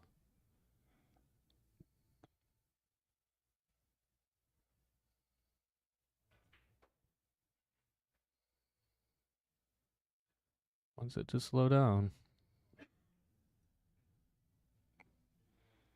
He's okay, but there's just a little bit more problematic to make sure he finds a good window on this 4 ball. He can cut this ball in. Yeah, looking ahead in the rack, that 6 you have to figure out as well. Yeah. Don't believe it passes the 8. No, but the 5 ball's up there, isn't there? So if you can get some kind of nice shot on the 5 that lets you get behind the 6. The 6 has pockets. You just got to find a way to get into those. Well, not the nudge you want. Yeah, looking ahead is a bit premature, really, isn't it? He almost doesn't have a bank shot here either because it's so froze on the rail. It looks like it might just double kiss. So he may be thinking about some kind of safety where he sends the cue ball up table. Behind the 8. Yeah, you do have a 3 ball wall there, really. Look, it's small. It's not super wide wall, but just the 8, sure the 6, and the 5 will all act as blockers. And just make sure you don't put the 4 over a pocket. Oh, and that's worked out really well. I like that choice to have played off the second rail instead of trying to draw directly down underneath it. Came 2 rails. That allows that second rail opens up like it did. That was cool.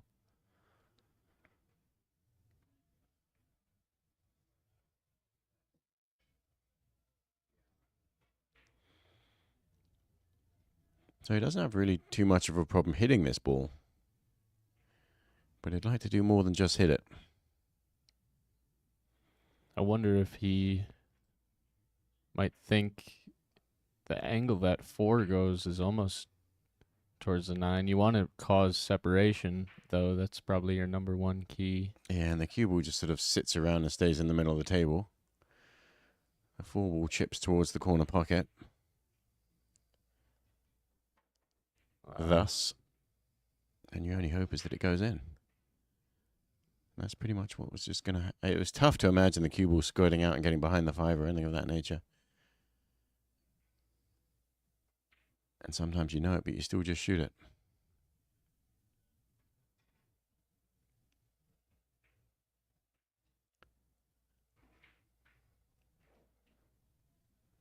There you go, nice shot from Sei-Jay Chen. 7 balls frozen on the rail over there.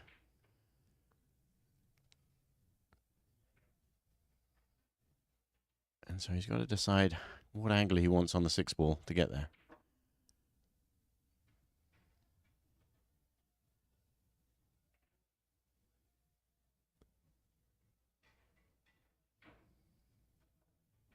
That one. The stop shot. Yeah, if he's got enough room here to just go forward, you would save yourself from going into the line behind the 9. Yeah, and I'm just worried about the 9 ball sticking out. But yeah, he's decided I've got to go in and out. Which is makes it more difficult to land on a dime, of course. So. Yeah. Cutting across the thin area of the target zone. He still has a shot here. It's not as easy as it could have been.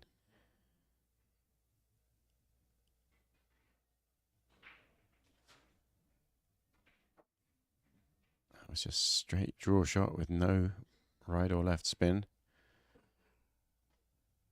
He managed to avoid the side pocket. So he's worked his way through this pretty well. He's got to control the speed of this shot too, the draw. Beautiful.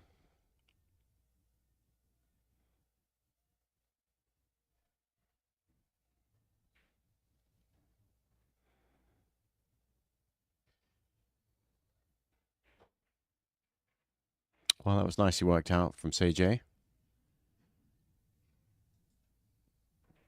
That wasn't a simple rack. Yeah, by no means. That 7 just barely fell in for him. That was a nice extra turn.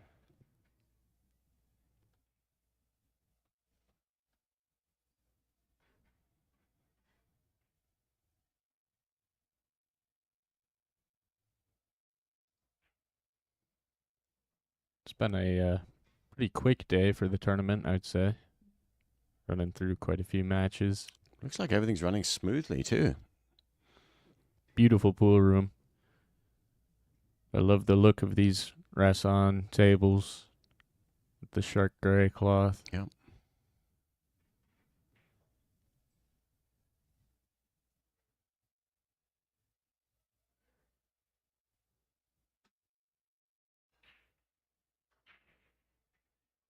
One right in the side. A cue ball stopped dead center table as well.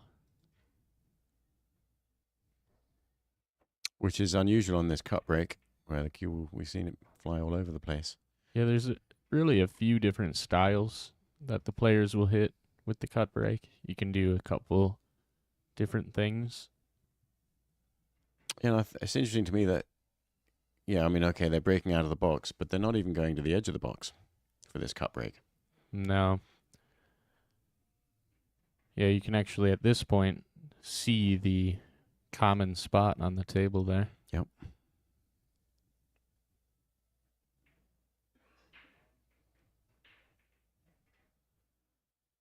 He opened the table with a safety.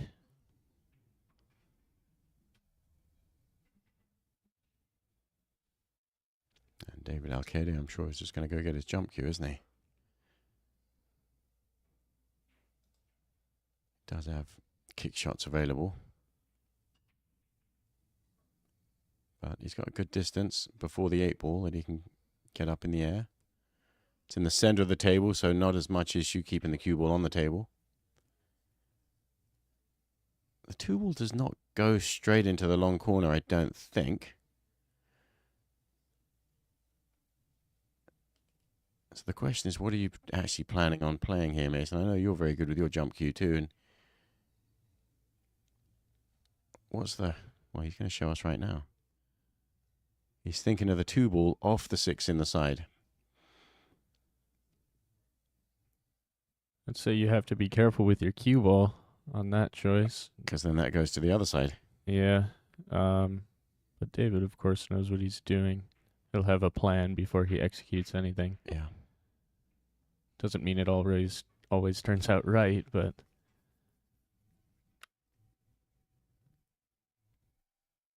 From this angle, that looks like quite the cut to try and play off the backside of the 6 there. Yeah, and just because he pointed his cue at it doesn't mean that's what he's chosen to play, but...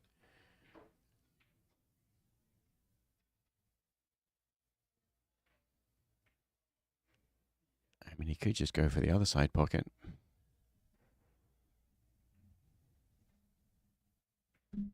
And a draw shot. So he was drawing back there because he's on the 3 now, which would have been great if he'd made the 2. Mm-hmm. And a benefit. And he had a chance. He didn't really end up that safe, but he had a chance to get behind the 3 and send end up with a snooker. Yeah, that's the benefit with the jump, is if you make contact, you will at least leave distance. The kick was maybe less guaranteed for distance.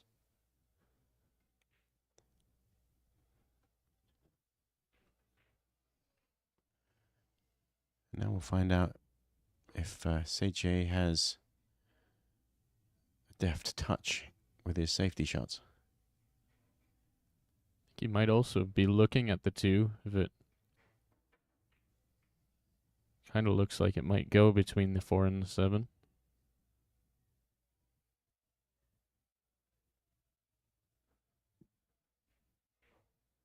By Jove, I think you're right.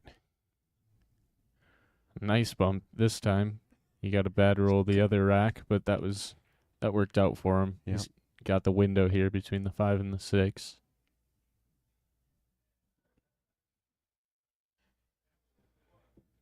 Nice loopy draw shot off the side rail.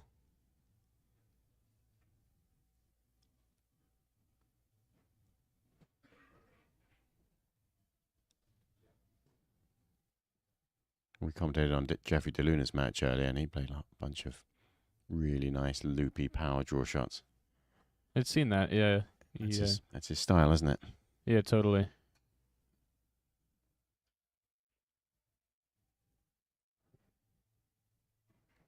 Unfortunately for CJ Chin here, looks like that 3-9 might be available. Guess you only really would go for that if the 3 wasn't available.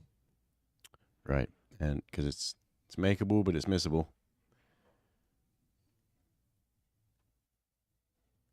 And so what he's thinking is, if at the same time as playing it, you leave the cue ball frozen on the top rail as we look at it, and the 3-ball heads down table, there might be a chance for it to be safe-ish. But if you're going to play this shot, you'd much rather see the 9-ball go in. And if your chances aren't as high as you want, then you're going to realize you're really kind of tempting yourself into selling out.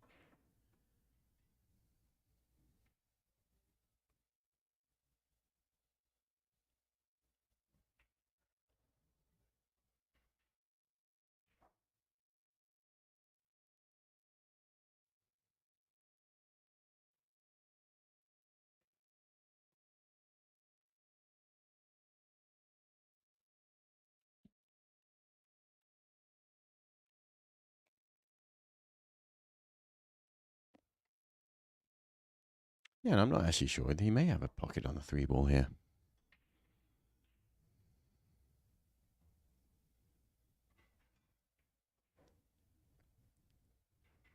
Quite the time he's taken to think through this ball.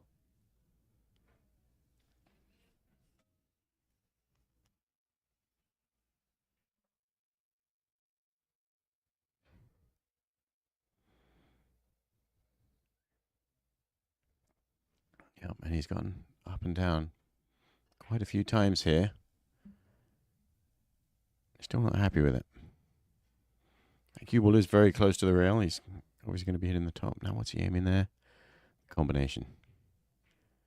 So that tells you the 3 ball doesn't have enough pocket, if at all, if any pocket.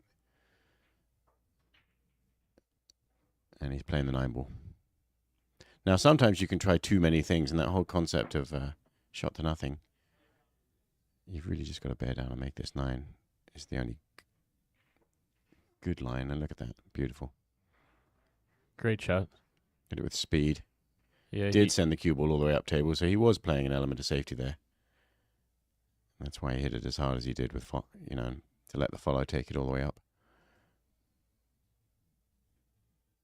But the most impressive thing about this is that he aimed it so good. And he didn't let himself shoot until he was happy. Right. Rule You know, number 1. yeah, they've got that benefit at the early on portion of the events. Shot clock comes into play in most of their events, however. Is that right? Do you know if that's the case here? You're saying later in the in the tournament. I know that's often the fact. Mm-hmm. So I guess my main point is players will take advantage of that leniency when they can, Yeah. It's kind of refreshing, I guess, if you're always used to the shot clock. I'd prefer a shot clock personally, but... Well, you play very quickly, naturally. There's no doubt about that. The shot clock. The less time on the shot clock, the less it's going to bother you and more likely to hinder your opponent. Well, I'm not surprised you don't here mind it. was Wow, look the at that. problem sometimes with that cut break. The 2 can be on the opposite side of where the cue ball lands. Yeah. In a layout like this, it's tough to, there's obviously places you could hide the cue ball, but they have to be hit really well in there. It's difficult to see a good simple safety here. Which means this whole rack, as well spread as these balls are, and as the fact that he made 3 balls on the break, means that this shot on the 2 ball may determine if he wins this rack or not.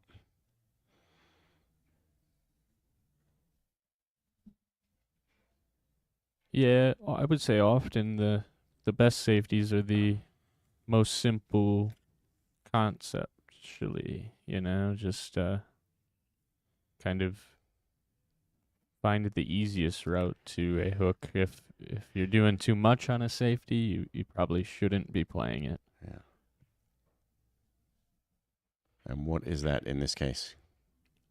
Just probably an either slow roll, the 5 to the left side rail, kind of The behind the 2 behind the 5. Yep. And spin your cue ball by the 9. Just try and freeze on the backside of the 9. That's one choice.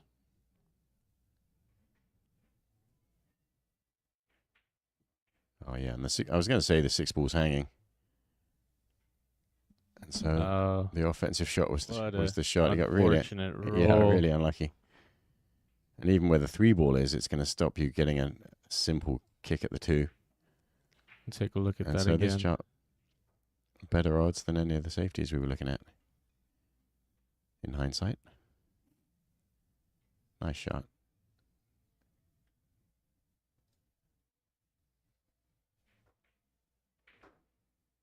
Yeah, that 3 is sitting kind And there of you go, about there.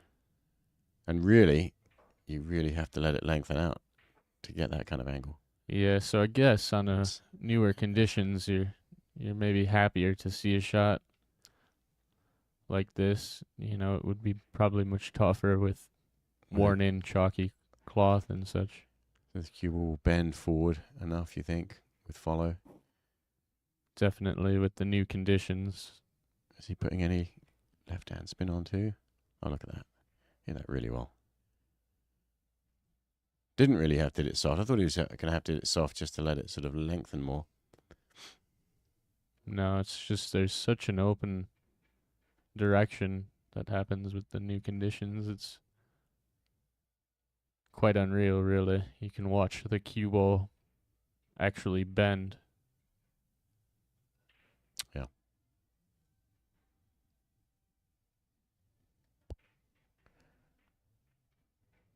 And then again, offensive or defense. The defense looks just as tough as the offense. Yeah, it's It could interesting. I mean, I know some players here would just be cutting at this ball.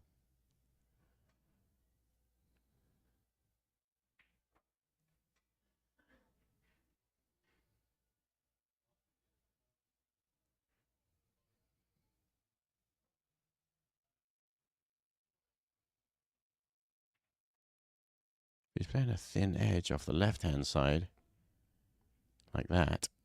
It becomes really difficult not to just put the cue ball in the middle of the table. Yep, he was just Hoping to get behind the 5, probably. trying for.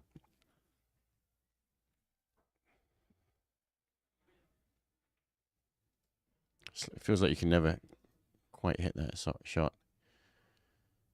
He really probably was just trying to control the 2 ball onto the top rail, and if he'd done that, at least it would have been a semi-problem.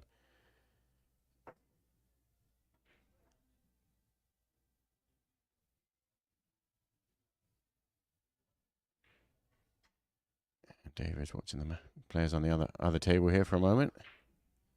Excuse me, I've got a match here.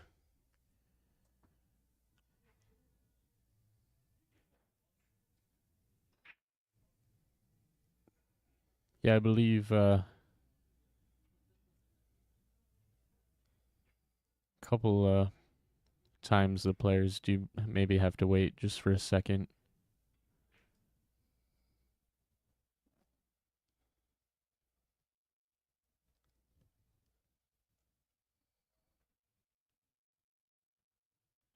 Yeah, where's the 5 ball coming into play? He's okay. Navigated his way around it. He's still not happy. You don't want to really have to be bridging over the 8 and the 9. You know, if he came, you know, less than a foot further, you'd have a nice natural angle. But you know, it's nothing that's a huge problem. But you do have to worry with all ball foul, kind of where your cue ball lands on your stretching. Yeah, and that can just cause you, even just the thought of it, to not really approach the shot the same way that you normally do. Yeah, And on somebody this like one, it's a David, little bit. he's gonna be so in tune with all ball foul, but It's tricky, this one, because it doesn't really. Yeah, he had such a small angle on that. And of course, it doesn't go that way. So he was supposed to go a little bit lower than that. He whips his hand as if, yeah, whatever.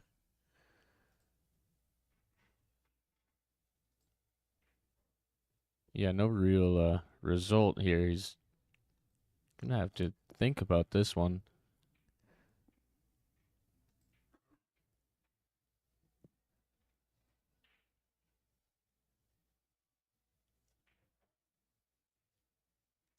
Yeah, it's tough to really get any kind of snooker out of this. I mean, you could thin edge the 5, but he's not going to do that. What's he going to do? Might be to bank the 5 ball straight into the corner. Or another 5-9 combination. He thumped in the last one. Yeah, and he was basically going for that, I think. Yeah. Not a good result here. Left CJ Chen an opportunity to tie it up again in this early match.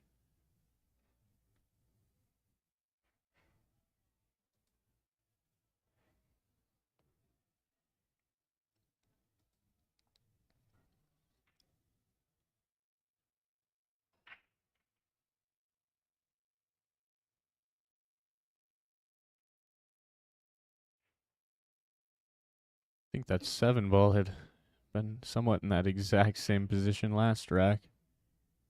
But now we're looking at a game of 1 pocket, looks like.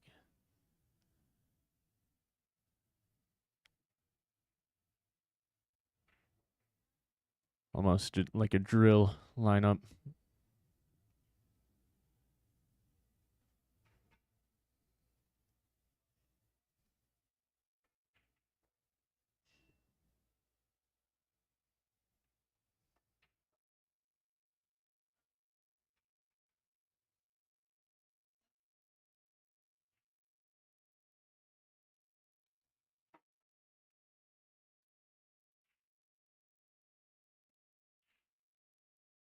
Well, CJ has just shown that he's still in this match. Early days yet. Ranked number 65 on the world rankings currently.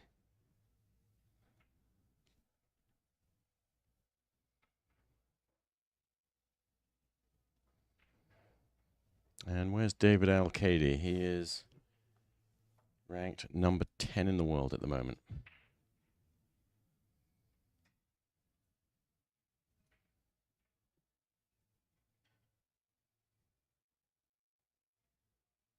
Yeah, these tours are amazing, really. The amount that you can play a key role in your advancement, your positioning of where you stand on those rankings.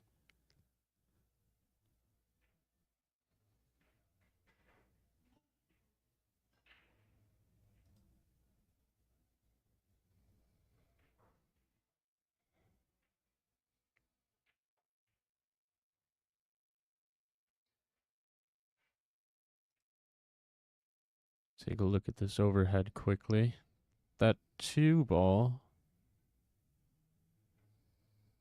I don't believe passes the 6. You may look at a bank into the 8 like we saw the last game if you decide to go aggressive.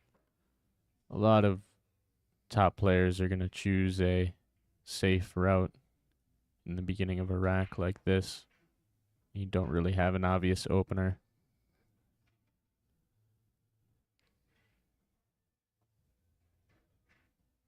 I mean, he does have a shot on the 2 ball. And the 3's in a good spot.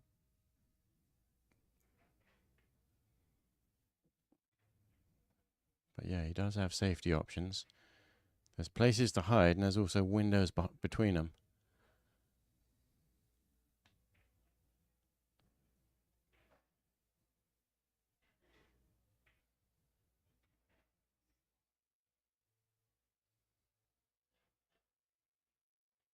Oh, this will be an unfortunate roll if that would have moved. Still might be. I think that bank has got a chance. The combination 2-9 bank on the combo rack. bank. It's got a chance. It would have been crazy unfortunate to have that line up straight. Yeah.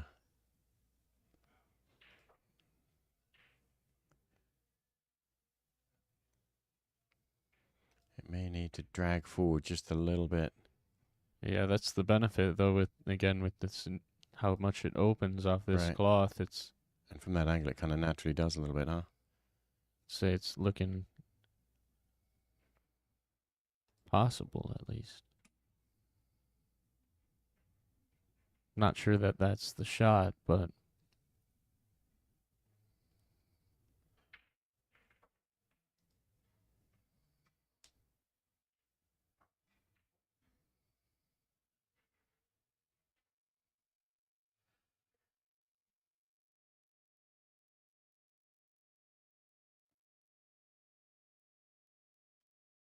yeah, he's really utilizing the idea of no shot clock.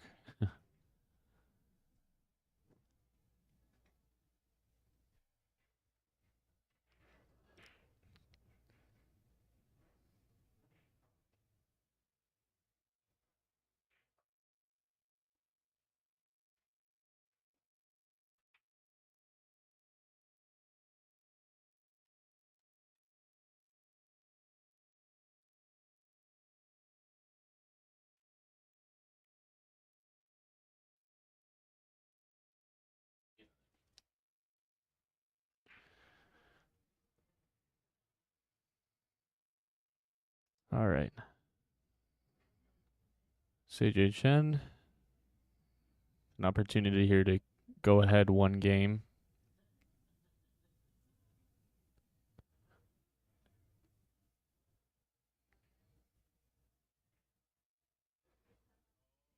Whoa.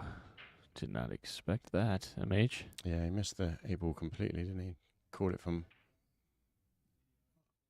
after it hit the rail. Yeah, it makes It's funny, you think it makes for a open pocket here with the 8 sitting there, but sometimes that sits wrong. Might be tight.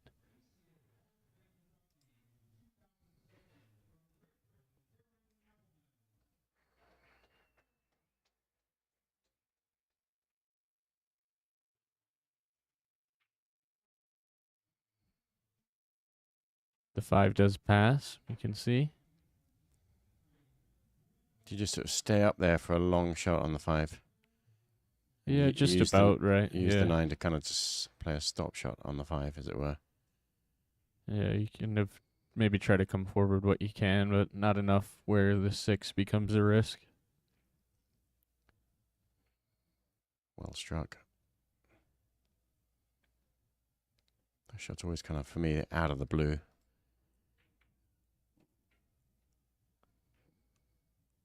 But here you can use the 9 ball to stop the cue ball and stay right there for a shot on the 6 in the side.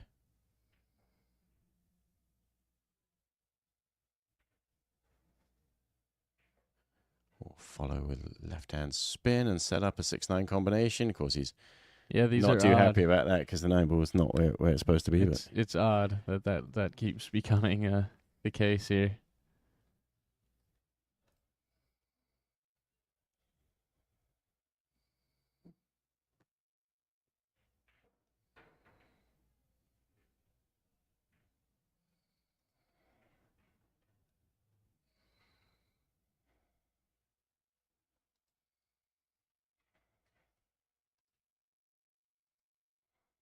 He's going to line it up anyway.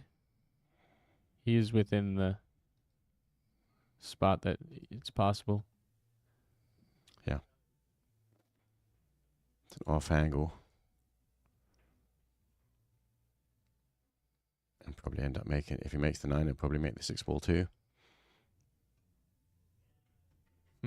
What's he doing there? Oh no, he was just looking up that line. He doesn't like it there, does he?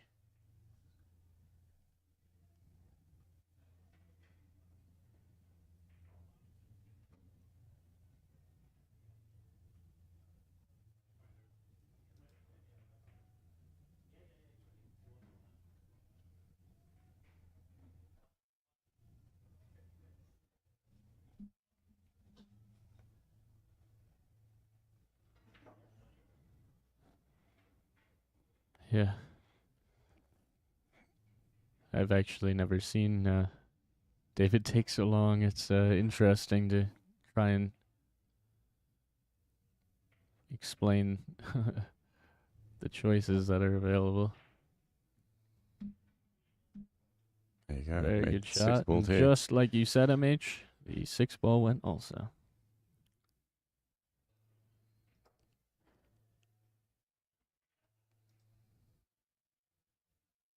Let's take a look at that again. It's beautifully played.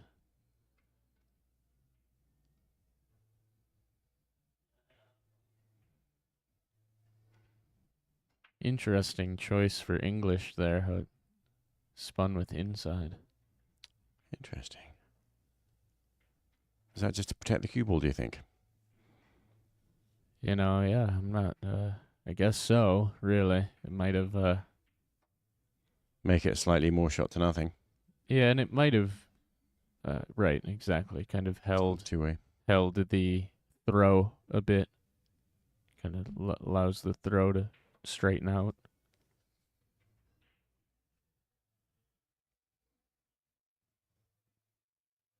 But one thing's for sure, and I don't want to keep saying it every time, the brakes are sure working, aren't they? Yeah, I mean, it's not that pro players aren't going to be making balls, and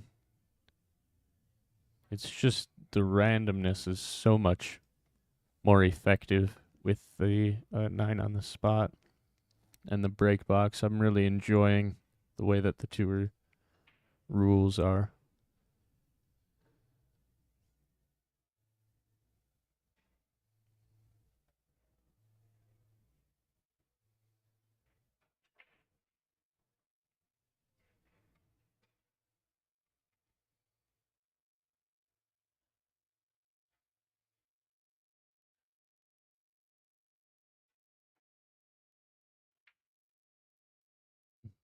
back cut here.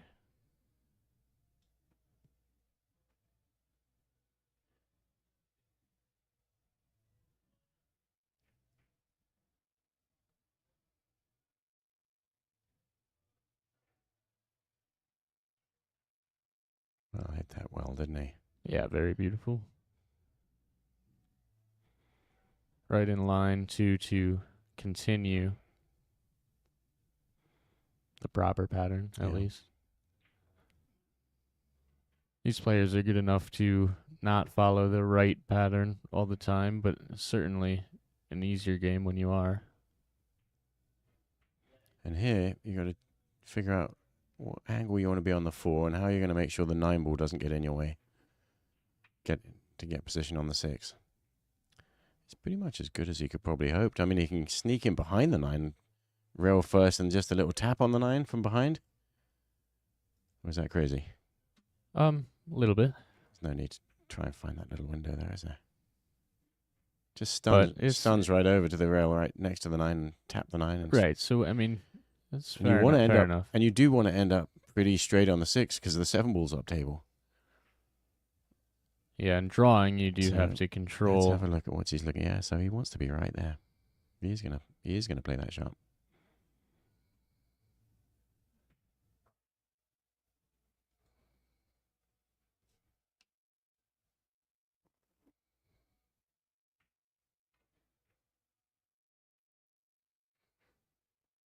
But yeah, drawing that side of the 9, take the 9 ball out of the equation. Yeah, it just required more control, speed control. And now that he does have a little angle on the 6, you're not too worried about it because you just let the cue ball go to the other side and get the 7 and then the 8 in the same pocket, and as the 6. Is that right? All 3 balls go into the same pocket. That's speed control. That's just perfect, isn't it? He knew he was going to be so close to that, but he didn't mind because he knew he was going to be in control of the speed.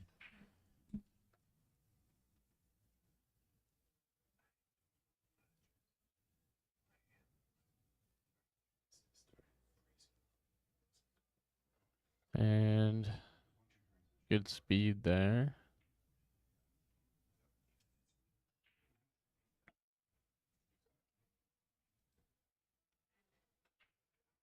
All right, a 4-2 lead.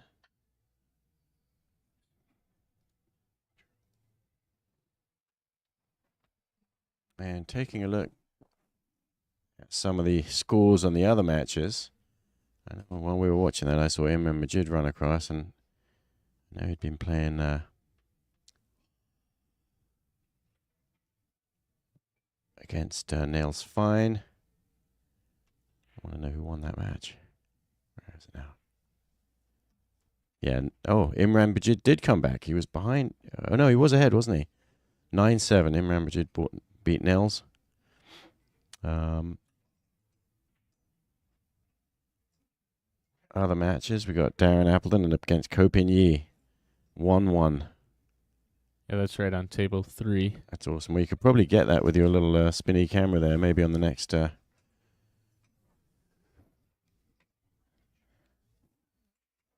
next in-between racks moment. Meanwhile, another Successful break. successful break where the 1 goes in the side and the ball's wide open. 5 balls on the rail. Not that that's a huge problem. It's just the biggest problem, that's all.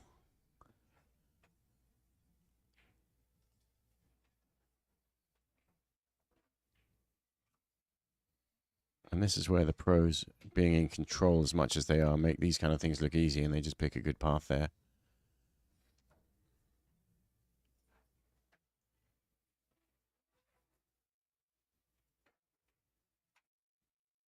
And we'll see what that path is.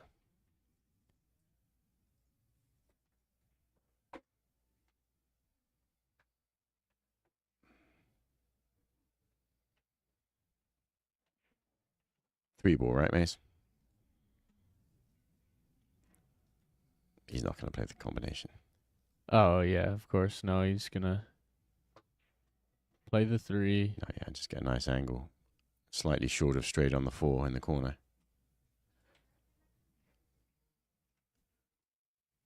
Perfect. Yeah, kind of almost leaving the same type of angle for every shot. You just have to hit the right speed to get to it. And you've really got to visualize this one well. You don't want to draw so much you end up catching the points on the side pocket. And you have to have the right speed. No, you'll see a lot of good players maybe stun it to the rail quicker and then use a tip or two of English to spin it from the stun angle off the rail, really, Rather than draw. rather than drawing it And away get- from kinda the get- stun. Get to the same angle, or same place from a Right. slightly different line. And there it looks like he kind of hit it a bit soft, but he didn't want to go too hard and get in behind the 7. Yeah, it's funny if you look at it, really. All of these shots kind of are taking on the same angle, really. Like you just pop. Shoot the ball in, bounce off the rail, Yeah, they'll kind of give come. yourself the same angle. Yeah, they kind of come from the same angle. It's like a lot of speed control Yeah. and knowing the proper amount of English. And you definitely need a good angle on this 7 ball too to get around, because the 8 ball has 5 pockets that you can go at. None of them are the one closest. Or at least. He's still not going to play a combination on the 9.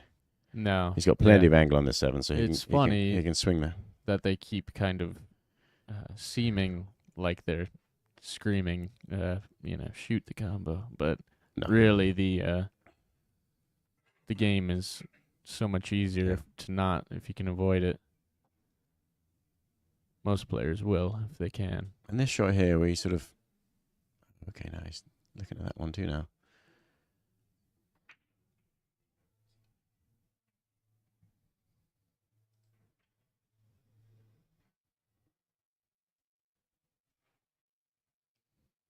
Inside English. Yeah, I really thought if he was going to try and get down to that pocket or the other corner that he would have drawn it yeah, he got away with it, around the really. table and ended up on that same side. Speed was just enough and got a nice little bump.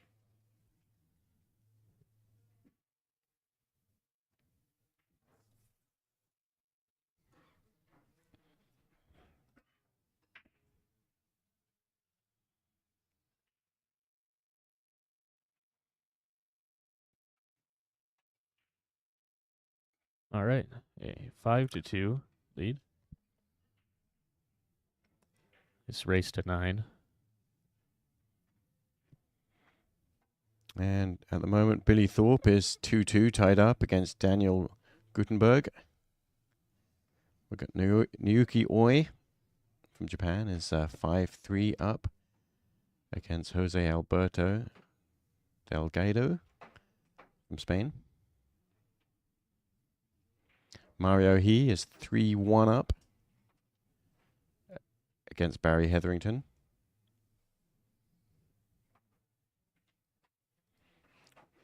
Moritz Neuhausen, 5-3 up against Nicholas Mali.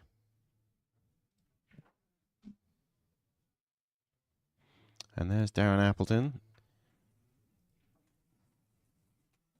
looking as fit and healthy and determined as ever. Just about to play an amazing kick shot escape here.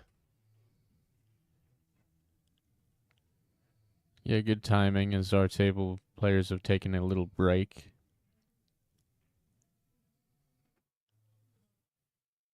And just watch the skill with which he gets a contact on the 1 ball here. It's good to see Darren back out. Yeah. See him recover.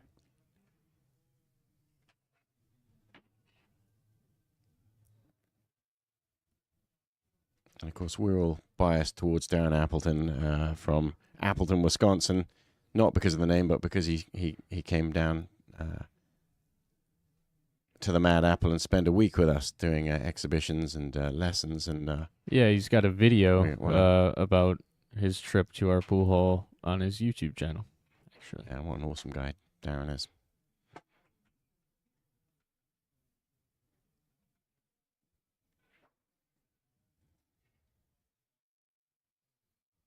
It's a great matchup going on. Kopin Yi, one of my favorites. Such a smooth player. Yeah, Kopin Yi is up 2-1 at the moment against Aaron.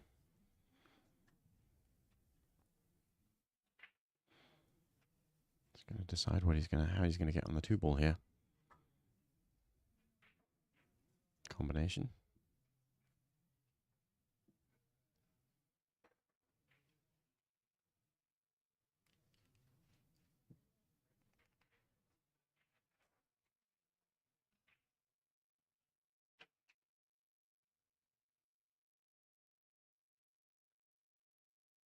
Yeah, this pool hole is very nice. You know, it's pretty cool that they got all these wrestling tables up in time. Shark gray cloth looks great.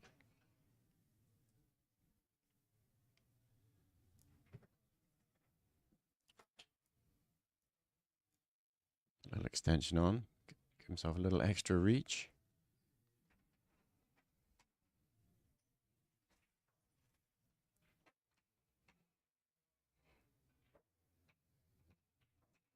And it looks like our players are returning now. So here we go. David Alcady to break.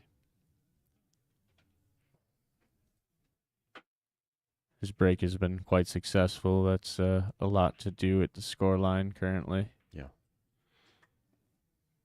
And as I say that, probably the And that's best break so far. Yeah, he made 3 balls before, and this was a 4-ball break. Still a tough starter here with the 3, but nothing that should worry him too much.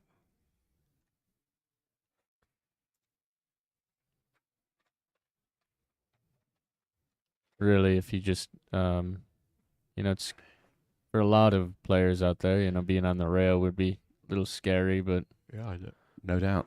pro players tend to not do too much with the cue ball when it's sitting that way, so you just kind of make sure you're aimed right and hit it at enough speed to come across table and decide to take the long shot on the 4 would be what I would likely anticipate. And that long shot on the 4 is just as difficult as the 3, isn't it, really? And if you're just going to cinch this 3-ball in and end up with the cue ball over close to where the 7 is, when you shoot the 4, you've got the 8-ball that's going to get in the way.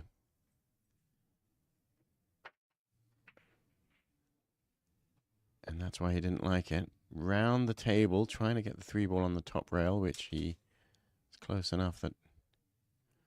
Not sure. Well, Not I'm sure not saying about that's that. not cuttable. I mean, it probably is cuttable there, isn't it, from there? Tough shot. Plus, he's left a bank on the 3 or a safety. Yeah, and that's to the point a second ago, a couple racks ago, where if you don't have a very obvious shot, a lot of top players are just gonna play the safe off the bat. He's definitely, Jay Che has got some options here.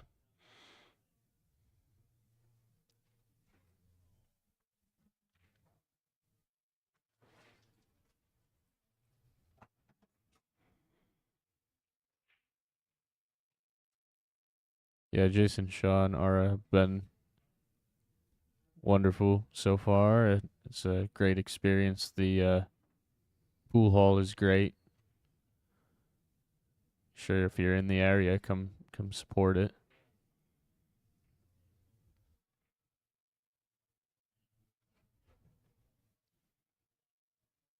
Well, they've got that very nice VIP seating all the way around. They've got this block of 4 tables, the 4 main tables, of which we're showing you one of. VIP seating.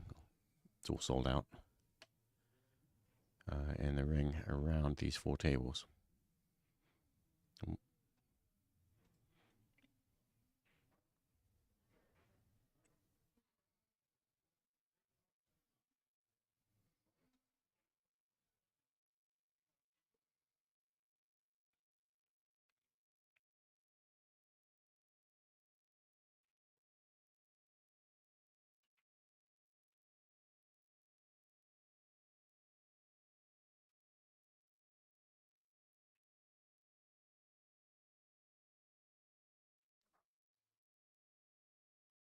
Yeah, in the chat there, they're just telling me.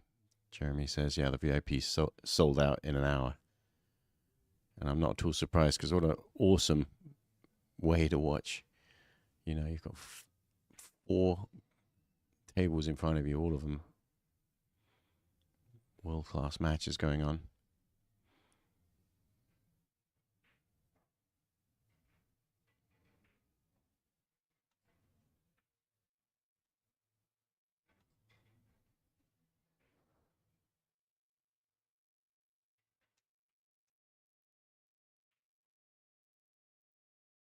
Well, his opening safety was successful. Got him back and ended up running it from there.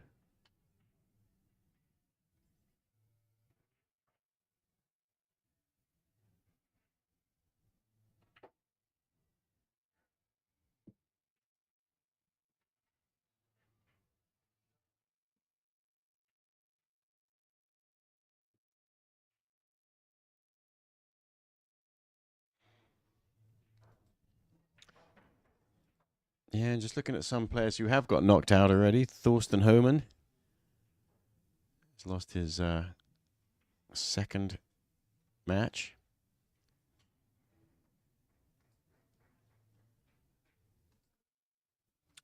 Tony Chohan is down 6-8.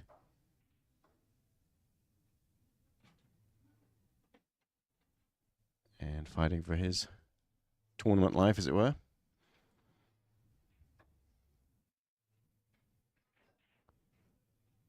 But on the undefeated side, David Al-Qadi is looking strong.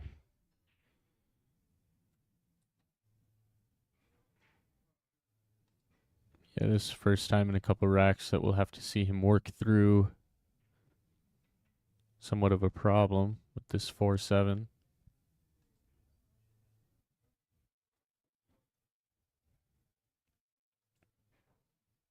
Yeah, and it's not like he can pound the 2 in and draw back and hope to break it now, because of course the 6 ball's there. So this is a combination. He's got to get a position on the 2. And you really don't want to be hitting this shot with speed, because you need the 2 ball to hang so it's available to you next. And you have to have in the back of your mind, what if it does go in? You've got to be on the 3 ball too.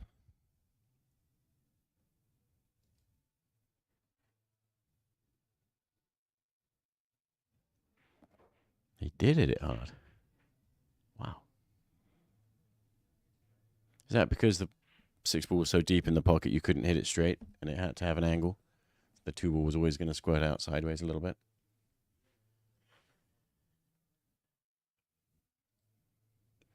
Yeah, it's tough to make the 2 ball hang on this combination, isn't it? Because if you brush the side rail at all, 2 balls traveling. Right.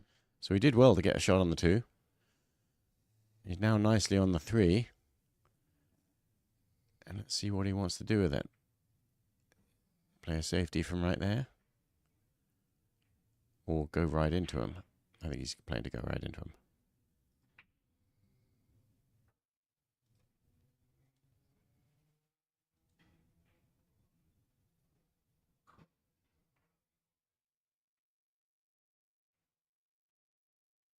No, he did play for the safety. Didn't want to take a risk, because going into them there, you know, you're still not guaranteed a shot on the 4. You might hook yourself, so he decided to play this. He's probably going to put the 4 ball close to the 9. And just freeze behind the 7.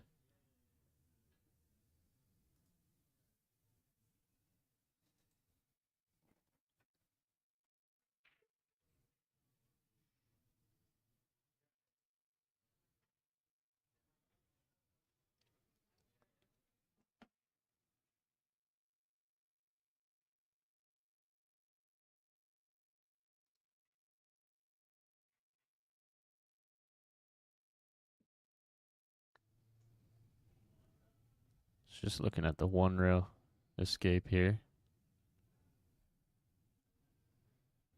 Wonder if he'll hit it with pace and see if the bank will go. Kick bank. It's super hard, maybe I would, but Look at this. well, So good, it's terrible. Yeah, it did land not ideal.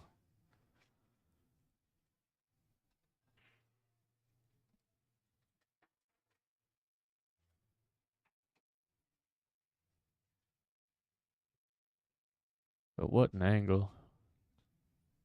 Good judgment by CJ. You think he was playing that I do, Z yeah. bank?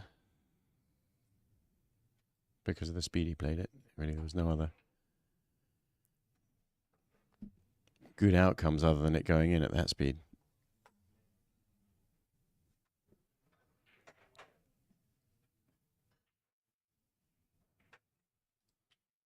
But unfortunately for CJ, it's going to leave David to be able to continue on his winning path.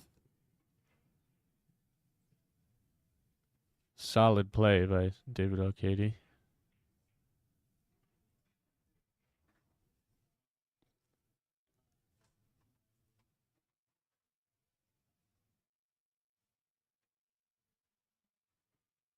Really, you haven't seen him do too much wrong. Not that you'd expect anything different, but still nice to see.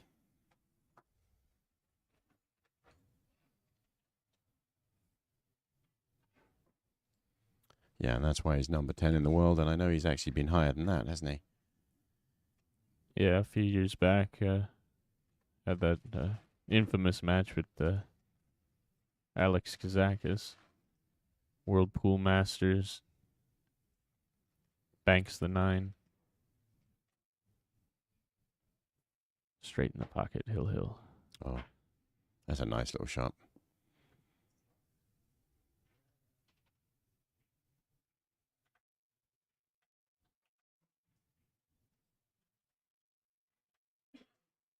All right.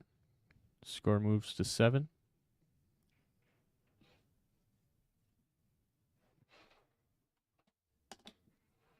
Yeah, and CJ is stunned, sitting in his chair. Yeah, only a few opportunities, really, and that's why he's only got 2 games. Yeah, and speaking of sitting in his chair, Darren is sitting, looking attentive.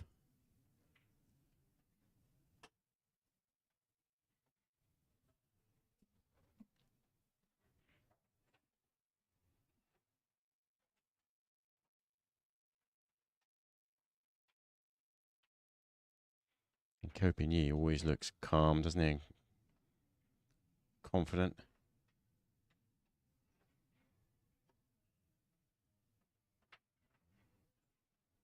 And Copigny is up 5-1 against Darren. Waiting for the ref to come and rack. He's busy racking on table 1 over there. And meanwhile, while the ref is racking, the pool table technicians are now taking a nap under the table. Excuse me, buddy. You know you can't just hang right there. They're playing a match. No, I'm just kidding. Oh.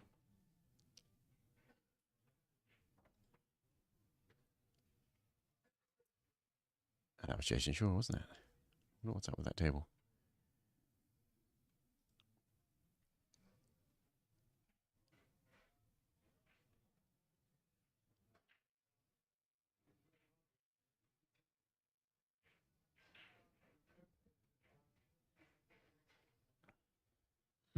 They did not open up like the rest of them. This is going to be a different style of rack we hadn't seen yet. Yeah.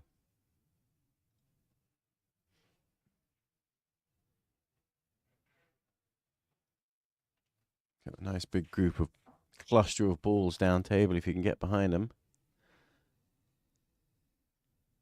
But what does that look like? Thin cutting the 2 ball as if you're just about to make it. And actually, why not go for it? To the right pocket. Send the cue ball down table back close to the 3.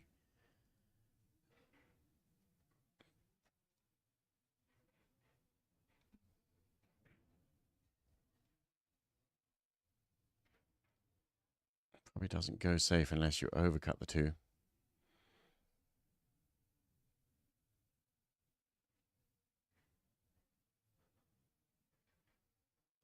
Yeah, I always start to kind of second guess if that's the right shot when the speed is putting the object ball in front of the pocket. So Right. I try to look for a different shot, honestly. Makes it difficult. This is not as easy a position as it might seem.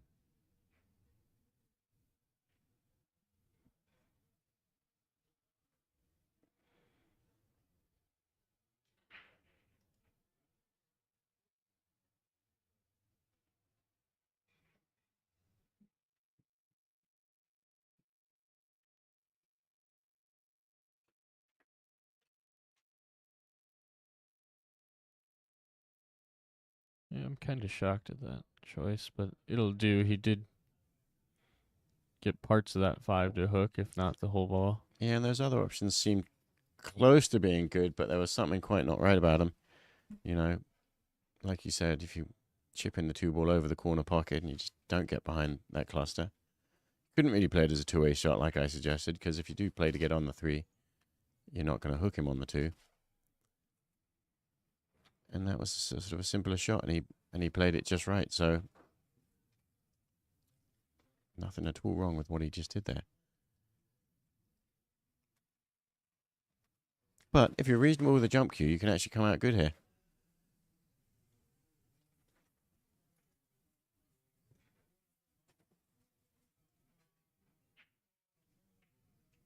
Oh.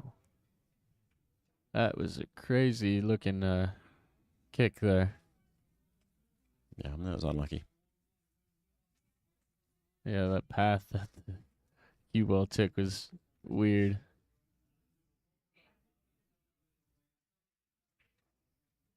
This game, you can see so many odd things that you're like, how did that happen?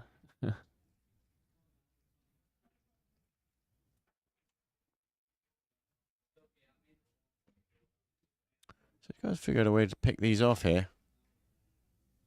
Yeah, you may see him start with a safety type play again. Sometimes that's a good option if you've still not had the full rack opened up for you.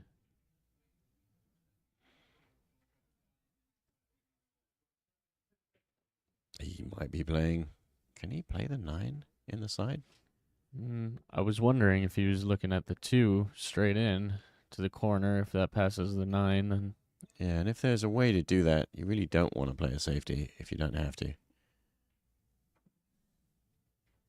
just like that. And he didn't have to. Made it look easy. Because your opponent's has a chance to play some nice little kick and jump shot. Yeah, Get yeah. lucky, This level, play it you good. don't really. But sometimes Yeah. the safeties really do earn you your opportunity back. So Yeah. And this is the shot here, just to control this. He's done that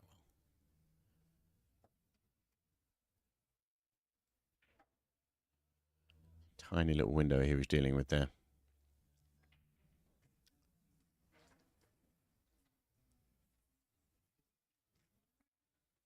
He played that with good speed.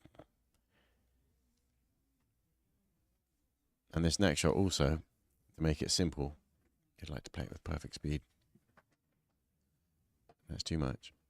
I actually, You like this angle? yeah, I prefer this angle. That 2 rail comes out really nicely. You know, it's looking at right here. Kind of almost the deeper you get into that corner, the better. You just don't want to go as far as to making the scratch seem close at all. But you know, the further you can get into that corner, for the angle leaves you a nice open area. Quite a lot of room there, really. What do you like here? How do you, what pocket do you pick for the 7 ball?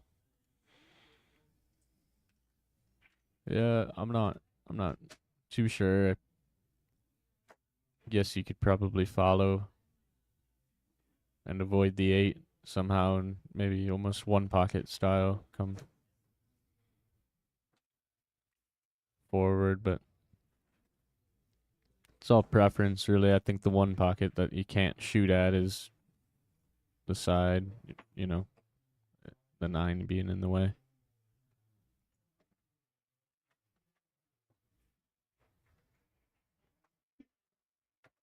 Well, that was a very creative way to play it. You know, he kind of has a lot of control. He just showed a lot of risk involved if he wasn't able to hit it so clean.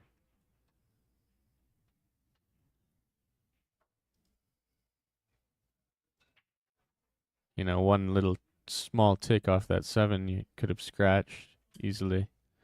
But being world class, David had no problem.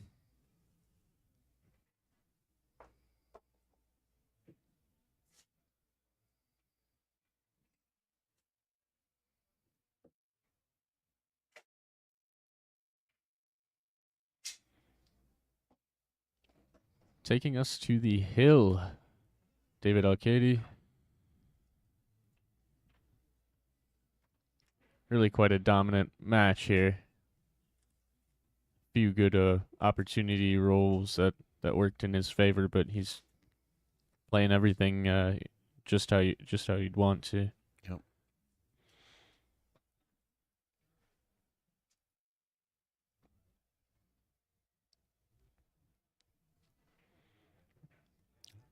Darren Appleton's battling back.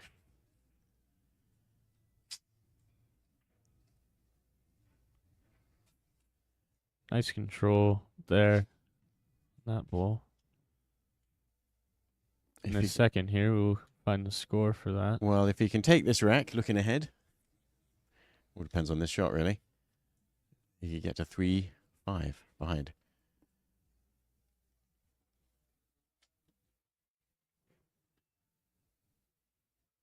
And that is a little steeper. I kind of want to see what he was going to shoot there. But I know. We've got to focus on this one. Maybe we'll sneak back and take a quick look, Patrick.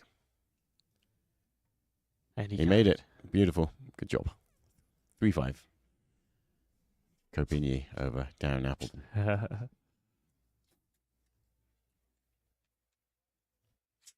Yeah, these openers, you know, in an odd way, you know, kind of ironically, really, that David is playing so dominantly because his openers haven't been easy. He's kind of making these opportunities with either good safes or, you know, the right shots at the beginning of the rack.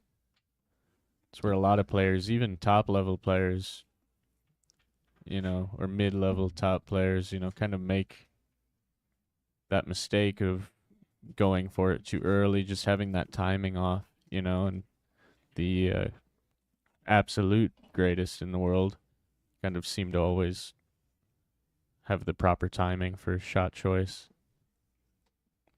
This seems like a very awkward shot to me.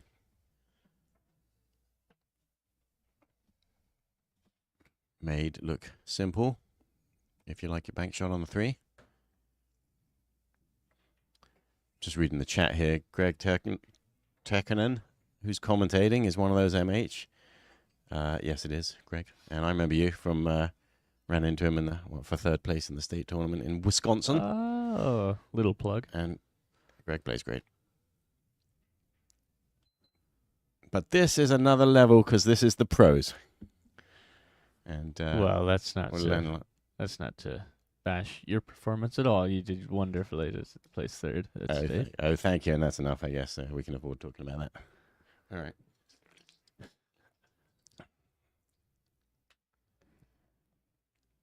In the meantime, David played what could be, you know, the final knife, if you say it that way. I don't know. Well, this, GJ, is your moment of zen. He's got to come up with something here if he wants to stay in this match.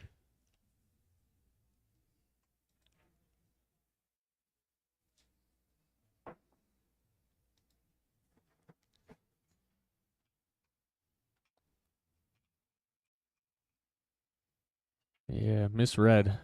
That kick was misread, and it's giving David ball in hand now.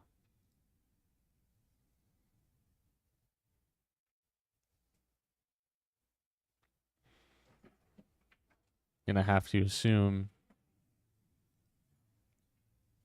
he would be out here. You know, anything can happen, but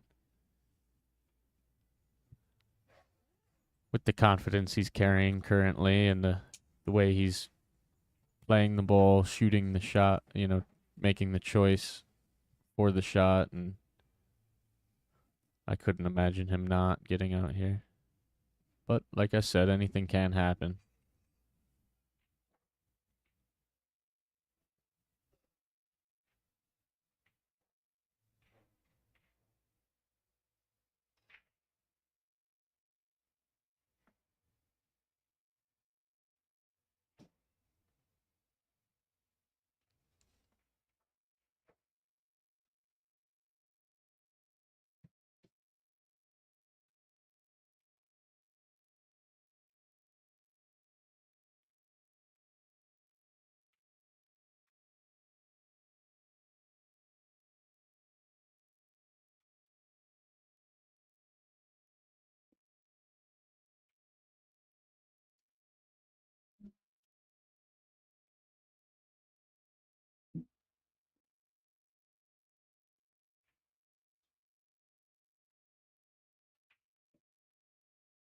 Your favorite shot there, the bend, draw bend shot? Draw across. Yeah, I wasn't sure if he could hold it there, and I felt like he could, but I guess when in doubt and more confident, just these players, they don't want to just roll balls in gently, do they? Yeah, it's interesting. I'd say If you can, David is very strong at deciding when to attack and when to. there you go, a handshake and a concession. Just a quick recap of some players who got knocked out, and Kenny Donald got knocked out by JJ Fall. Frankie Hernandez, who we commented on his first match this morning, just knocked out Thorsten Homan.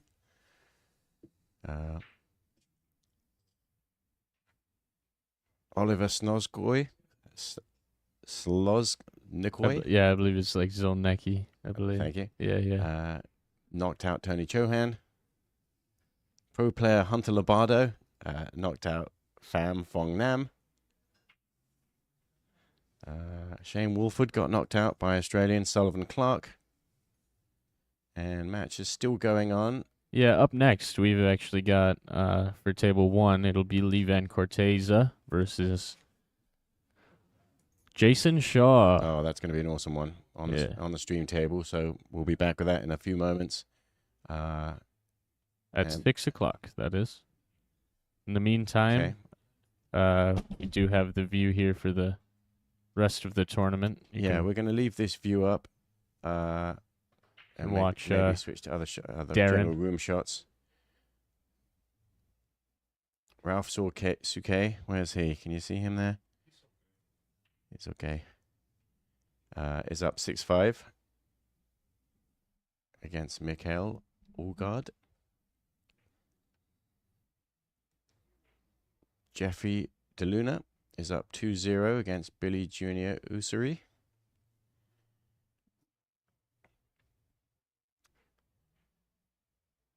And that Jason Shaw match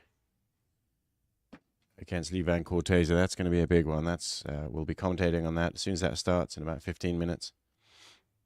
It may start sooner. I'm not sure if they're going to stick to those times now that table opened up.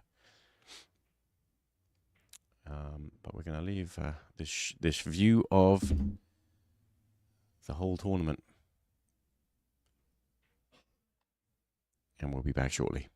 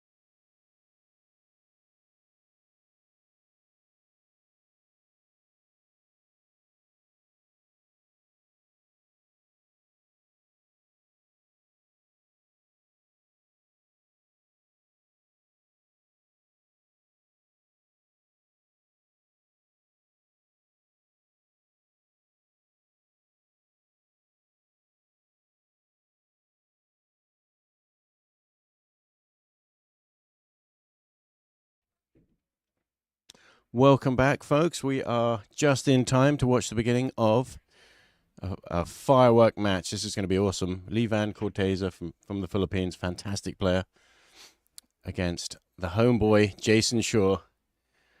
And in our chat there, I'm noticing several people are saying, where is this pool hall? And the answer is, this is Jason Shaw's place.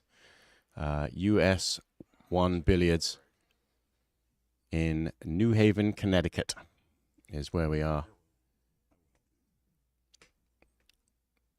This is a world ranking event, CueLee's Connecticut 9-Ball Open. It's a matchroom event, and they are very kindly allowing us, the Mad Apple, streaming out of Wisconsin, to come up here and stream this match, and we thank them for that. Jason Shaw won the lag. And shows us he knows how to make that cut break on these tables. And if you've been watching matches so far, you'll know that the cut break is working really well on these tables with this new Simonis cloth and the magic rack. Hello, MH. Hello, Mr. G. Beautiful job all day. You are a superstar. Well, everything seems to be going very smoothly. The tournament's running well. Now, the question is this being Jason Shaw's place, does that give him a home field advantage, or the fact that he's the boss and had to make sure everything fell into place, and all the hard work that they've been putting over the last, well, we got here. Saw a lot of them. They were working hard for that day, but weeks in advance. I'll tell you that's what. That's a nice shot. Just navigate his way around all those balls. The tables were just finished yesterday, so he doesn't have much of an advantage. Well, Jason's leading the way and making sure everything is working, and of course that's the reason everything is going so smoothly. But can you still be focused to play world-class pool after being the one who has to put it together and make sure it runs? We'll find out. This rack's looking good so far. And effortlessly, he's threading the needle with that cue ball already.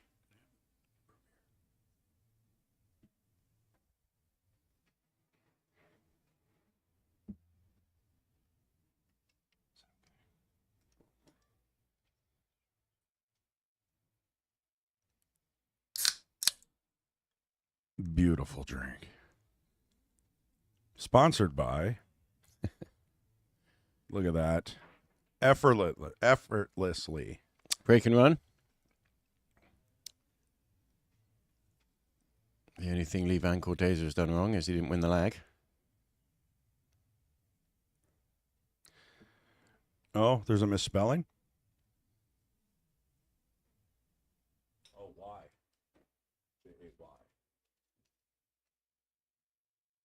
Hey, appreciate it. Yeah, it's on all the posters and the signs, and the big picture of Jason Shaw has his spelling on it. Not spelling error typo. Working on that. All right. Kendall, Quick Fire Cook, is back in the house. He's going to replace me so I can do some more work. I'm excited. Did you steal my root beer? I did. That was a joke. I was like, if I'm going to sit here for an hour, I need something. I'll get you another one.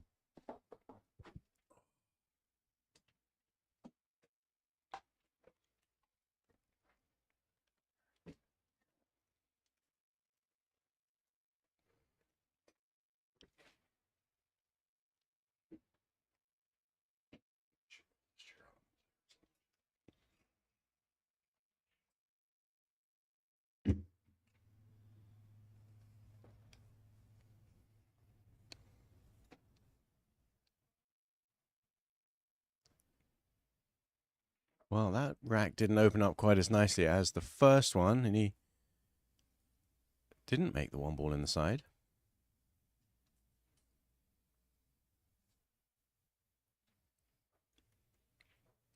So he's got a little decision to make on this one ball. Got the 9 ball hanging over the side pocket.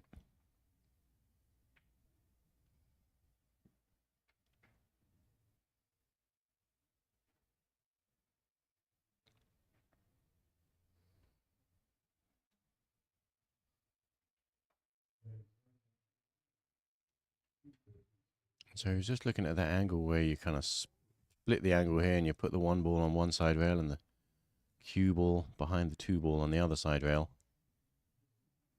And he's leaked out and he's put the 1 right on the 9. Well, I tell you, he might have got Yep. close enough to make it tough. Does it go or not? Well, either way, he can still probably make the 1 ball. Yeah, for sure that. And he might end up dragging the 9 ball in too, but no, maybe not. It's possible to sort of double kiss out and go wrong, isn't it? But from that angle, it's not quite as simple. Either way, he's not happy about it.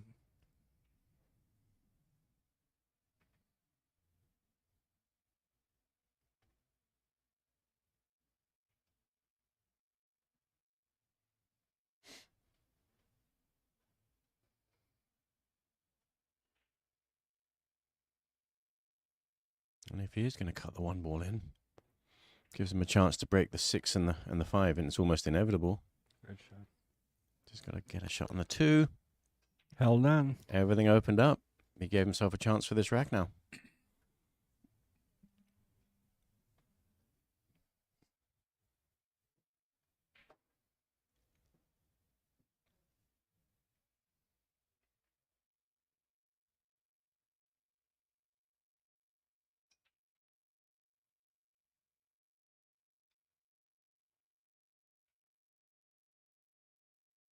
Oh, stun that around. Yeah. Wasn't expecting So- quite that strike. It's a great hit. You're thinking, why not just follow that ball? Yeah, just forward and back out. But I mean, what a beautiful shot. Just wouldn't even. That's what's so great about this game is you get to, people think it's simple because you're just running them in order. I mean, as far as like what there is to see, but just the difference in the way that people play is what I find intriguing. It's kind of like the thing you always say, if you get out, you can't say it's wrong. That's right. Find a way. You only need to find one way.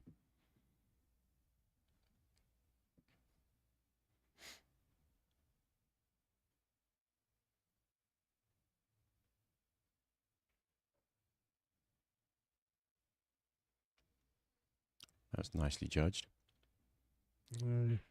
Perfect. Should be able to slide up past the Sneak between through, the 6 and the rail. sneak through the little gap. I think so.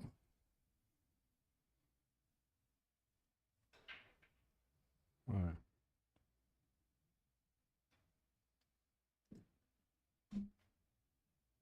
Can't tell from here, but he may just have to roll up here. I don't know if he wants to try and slide out.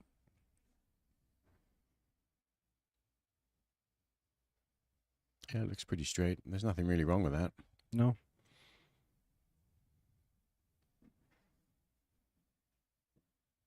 But you don't have to play it that way if you don't want to. Swing it around the table. That's okay too.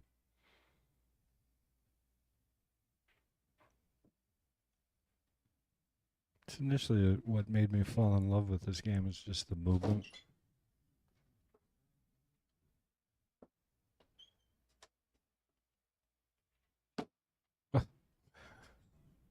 Door slamming time. What a great shot. Yeah, and Lee Van Corteza is a phenomenal player. Watched a bunch of his matches, and there's a sort of a special something about him. Yeah, it's pretty. It's pretty to watch him. 1-1. Jason run out the first one. I wasn't here. Yeah, breaking on. Patrick, nice work. Eh? Everything looks really nice that you've been doing. I try. Looks good. I was watching on my break.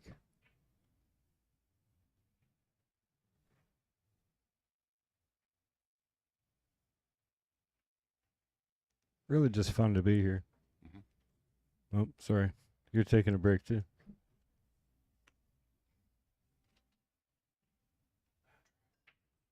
MH needs a break. He's been here all day. He has, yeah. He can talk though. If you guys haven't been able to tell, MH can talk.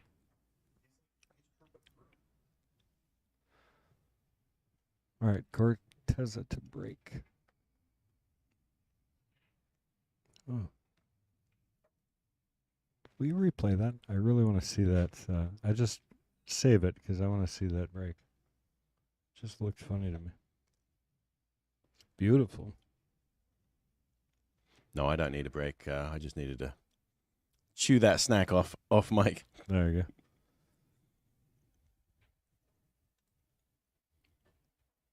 I don't know. Well, he couldn't- His cue ball was straight out. Couldn't hope for a better result off the break.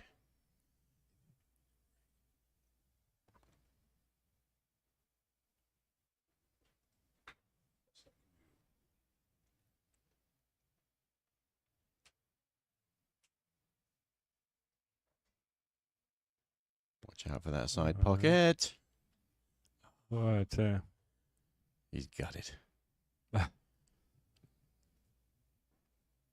Jason, on the other hand, excited. What an opportunity. You see a guy playing that well, and you just don't expect something like this to even come close.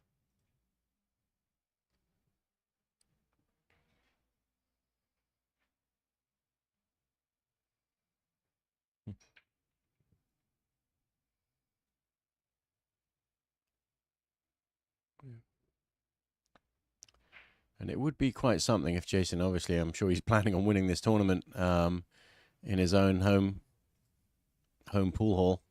He's never played on these tables, though. Yeah, right. They're brand new, so he has no home field advantage when it comes to the tables themselves because they just got put in. And of course, it's a disadvantage when you're the one who's in charge of making sure everything runs. And I know how long hours they've been putting in transforming this place over the last week or more. And he was here late every night that we were here when we were setting up. Oh, yeah. Both these guys so excited about this event and So worked. So to put in that kind of work to get ready for this event. Oh, no. Oh, no. What happened to that? Side pockets sucking those balls in. But working that hard is not the perfect preparation for the tournament itself.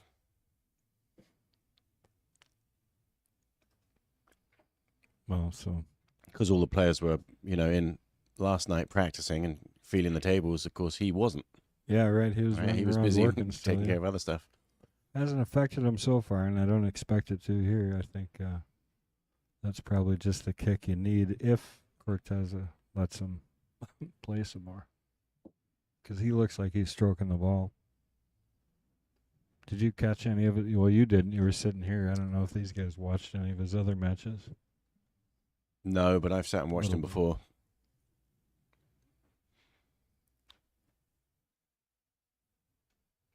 I want to make more time to play pool and watch pool.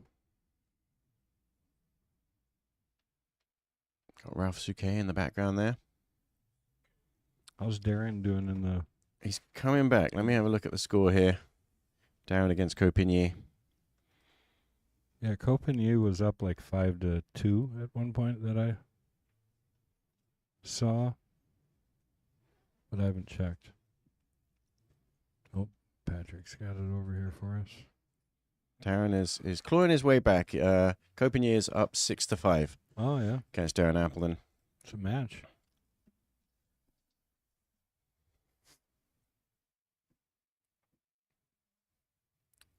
The score right? Yeah, there we go. Oh, 9 ball. That doesn't count in the upper corners, or does it? I should know by now. Yeah, it counts in all of them, I think. Looks like it. Because we had that one earlier, didn't we? We made 9-ball break. Yeah, but that was in side pocket, so a lot of times they play no upper the bottom pockets, two, yeah, sure. I guess with the magic rack. But we know the answer now, huh?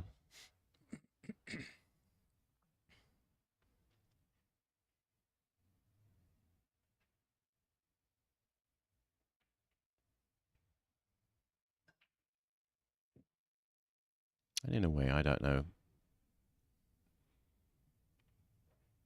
You know, at this level, I know you hit, you know, probably hit the break good to get that 9-ball break. It's disappointing, really. But it just effectively makes this race sort of a little bit shorter for one of the players. Yeah. I don't find it exciting. I guess I used to find it exciting to see a 9-ball break go. Now I'd rather see him run the rack. Just spot it, yeah. Well, he just held the cue ball out of the side pocket. Not making the 1-ball in the side like we've seen other players so far do very, very dependably. He's hitting it quite a bit harder, too. He does let up a little bit, but, I mean, he's definitely hitting it harder than we've seen.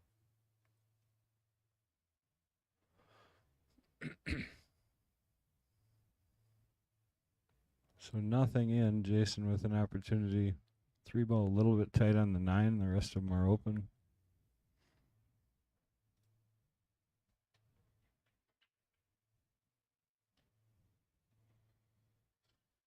Yeah, and if he plays his combination, that means his 2-ball's going to be hanging in the corner, and he's got to get on the 3 from there.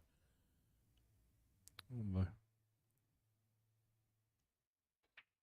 We don't want to keep making excuses, but that's the kind of stuff I feel like, not comparing, but when I'm playing, when I'm working all the time, those are the kind of shots you shoot. That sounds like comparing. Yeah. Well.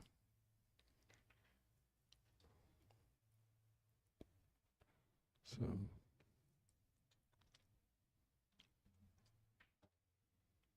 Combination or kiss shot? I don't know what he's going to do. Yeah, he's playing a combination. Now, to get on the 3.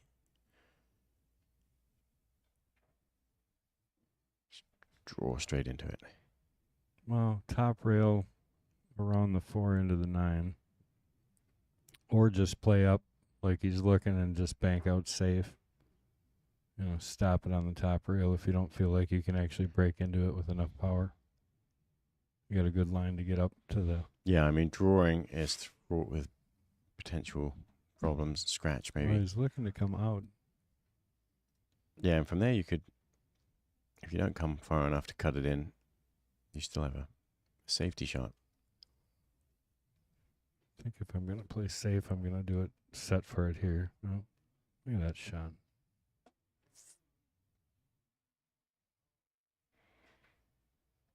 But if he can cut it in, he's gonna. Little tap on the backside of the 9-ball. You think? I think you're spinning. Yeah, probably.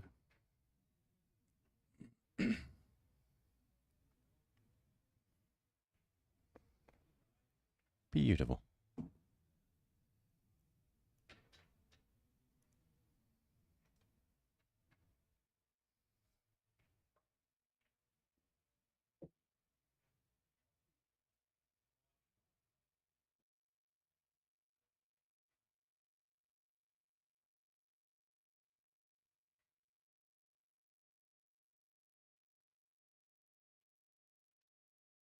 And he shouldn't have any problem here. He's going to draw back out to the right, pretty much right back to where he is, the middle of the table somewhere.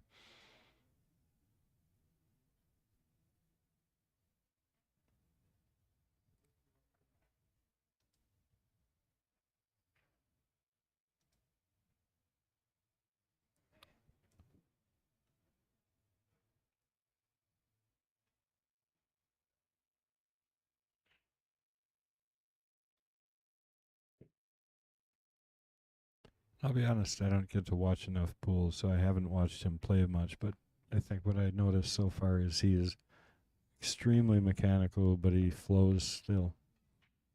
So he plays kind of like a rhythm player, but his mechanics are... And he must be older than he looks, because it's a long time ago when I first started seeing him. You know, one of the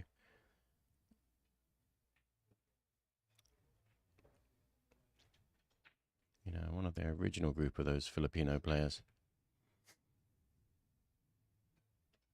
Okay, so quick score update. It looks like I may have missed one. I'm just going off the score that they got in Yep. the score app. So it is 4-1. Okay.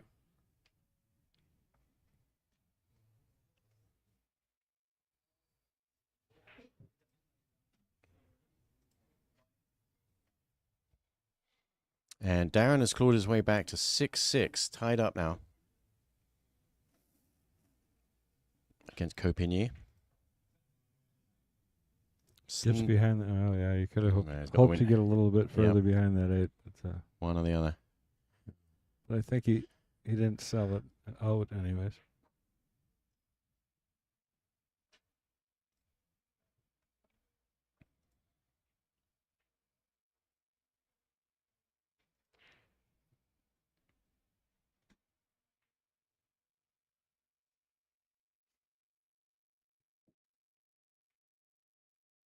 And let's see if he can get the one in the side like everyone else has been. There we go. He's got it figured out.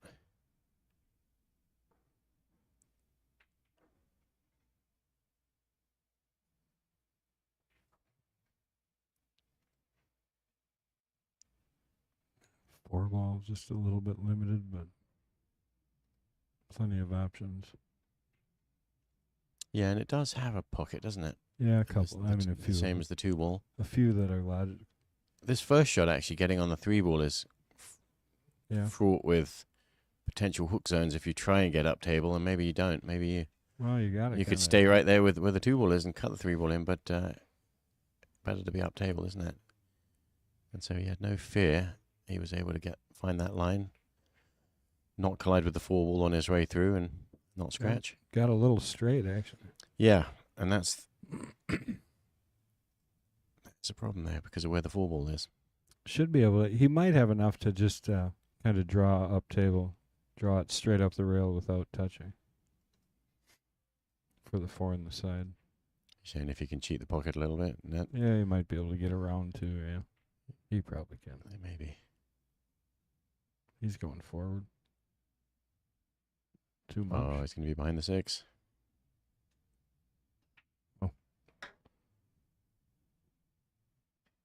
Well, Jason with a good opportunity. That's the second time he's kind of let the cue ball go. Got to the pocket.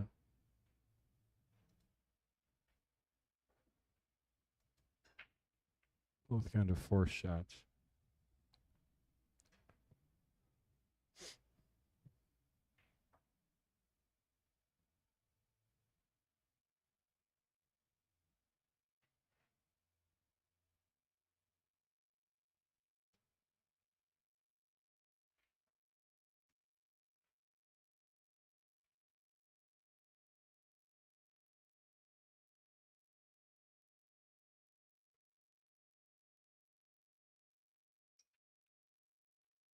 And he just plays so quick, doesn't he?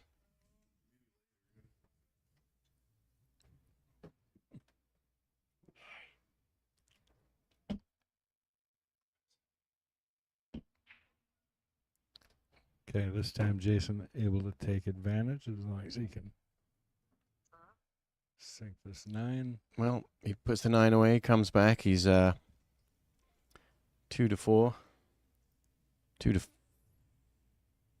2-4, yes.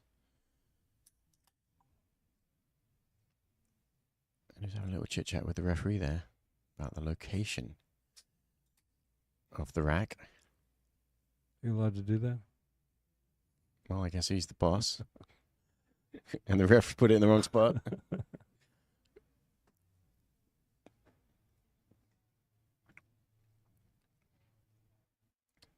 Back on Darren. Got an update for us there.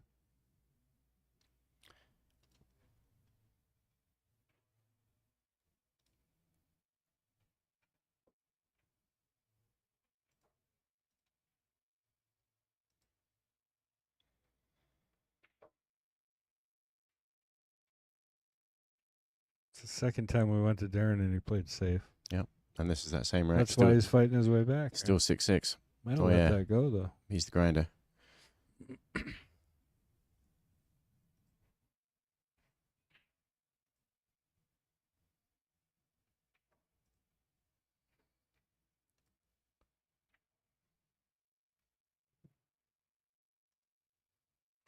when I think about it, I haven't watched Jason play that much other than Moscone Cup.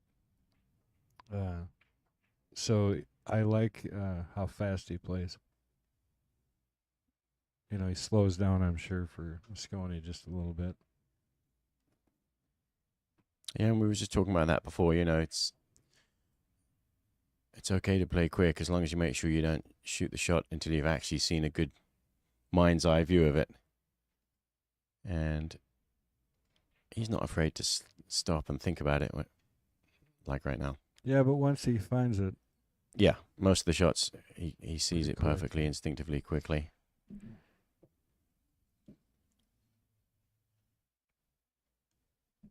But if you don't know what the answer is, don't shoot. So what's the answer here?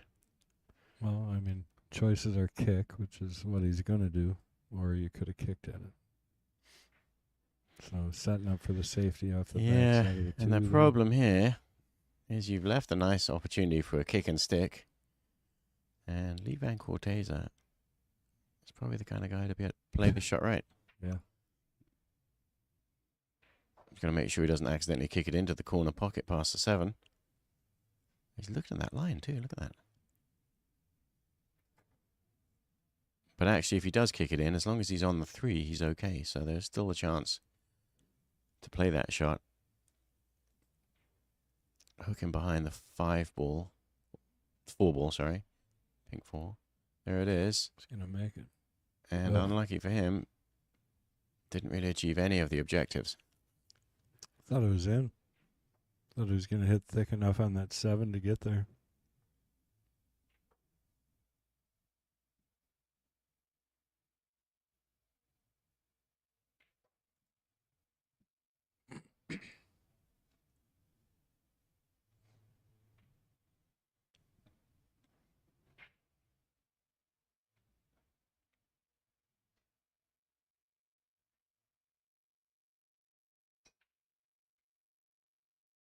Well, it's a tough shot, that.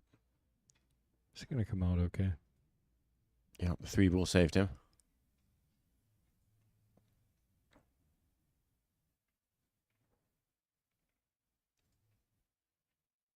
And I don't think he's got any window to hit part of the 2 ball. Although, actually, the way he's addressing the ball, I think that must be wrong. Because he's going right at it.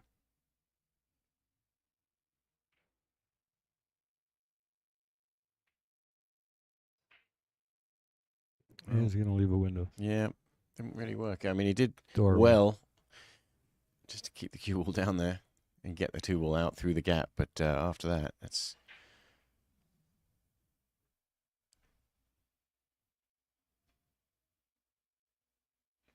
not enough.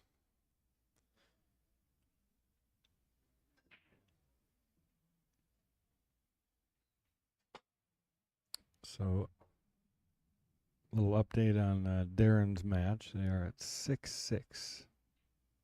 Kopingi and Darren Appleton. Yeah, and they've been at 6-6 for a while there. That safety battle we were talking about, that was all that same rack. Just wanted to make sure you updated your phone before you gave out that.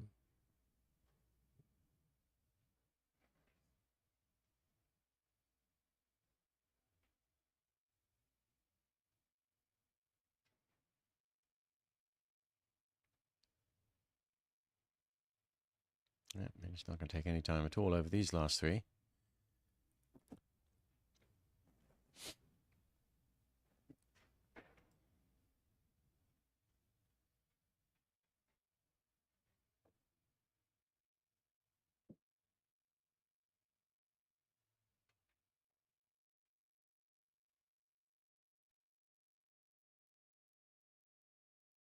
Just getting his bridging right on the edge of the Yeah. rail there.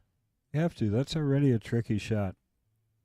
Take that shot for granted pretty easy. Not the pros, but as players, you know, as people, most of the people watching, you know, I mean, that's one you see even the pros, they settle in, they take longer on because it is tough to shoot that shot consistently.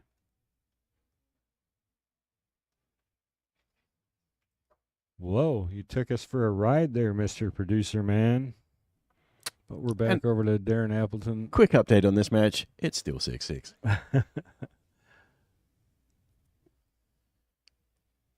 Breaking news.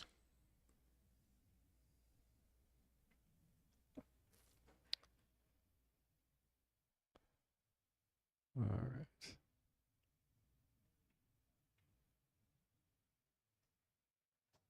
Yeah, don't shoot it if you're not happy with it. Cutting it to the left. Drawing. Not going to get to see that shot, are we? Nope. Just a teaser. Meanwhile, Jason puts the one ball in the side pocket. And is faced with an off-angle combination on the 2. Maybe it goes right in. It probably does. We've been...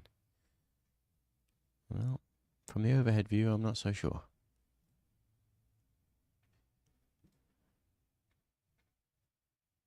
And the 3 and the 4 up table, particularly the 4, may be used to break the 8 and the 7. Because the way they're frozen together, it's not very nice to leave it till you get to the 7 and try and play safety off it, because they're just not sitting good for that. You have to do something with it before you get to the 7. Yeah, I mean, I think if that 2 does go, you're overcutting it, so you might run straight into that 7. He may whack this hard enough to send the 2 ball up table. Oh, it went straight in. Of course it did. Right into it, man. Well, he's Right trying now. Well, that's what I was just saying. Oh, well, at least he didn't end up behind him, but he's still going, so he's okay with that. It was almost a brilliant little... You know, past Wow, the there's 7 no there. need to hook yourself on that shot. Almost got there.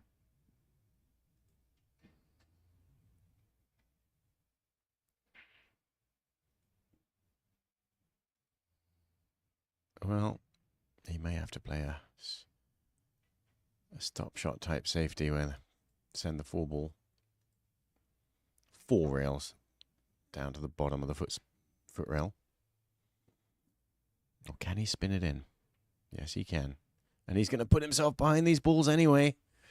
He was almost forced into playing it that way with the spin and the right hand little masse shot. And that's like 3 shots in a row where he threatened to hook himself. Well, he committed to that one. He got him. Self. The saving grace is he didn't break the 7 and the 8. Yeah. He'd like to make a good hit on the 5 here. And that would give him a fighting chance of perhaps getting another shot on the track. But I mean, I think he's going to hit this, no problem. I just think it's tough not to sell out. I think he's going to hit the 2 rail.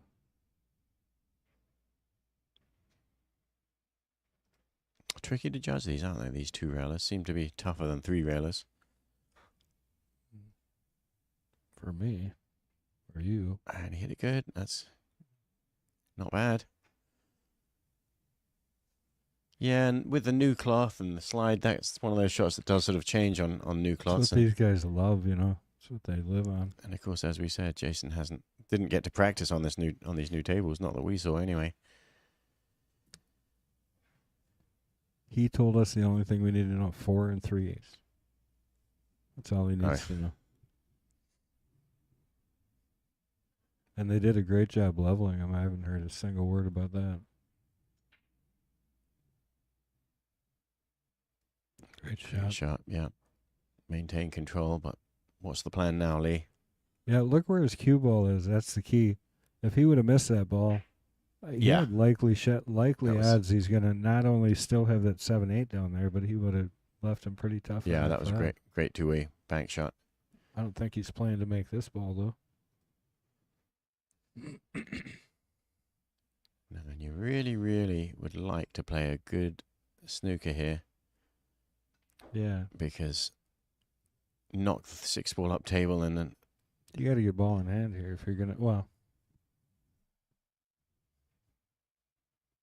If he's able to play a safe, somehow get behind the 9 and put the 6-ball up close to the 7 and the 8. He doesn't want to accidentally open the 7 and the 8 because he hasn't fully gained control of the table yet. Let's see what he's got in mind. I mean, if he plays a super good safety and he can really freeze behind the 9-ball, which he might be thinking of just soft drawing straight to the back of the 9-ball here. In that scenario, you would be okay with the 6-ball just tapping those balls open. But only if you can guarantee that you get to the freeze on the back of the 9.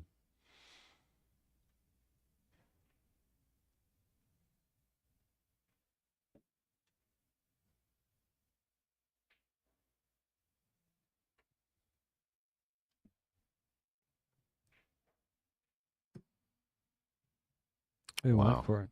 It's unbelievable. 7 might go, I guess. Looking at what he did there, maybe he was planning to bank it. Well, the bank definitely goes in there, and you might be right. It might just go straight in. I don't know. We've been wrong about that a few times already. Well, let's read Jason Shaw's body language. Takes a little look. He's not giving anything away. A wry smile.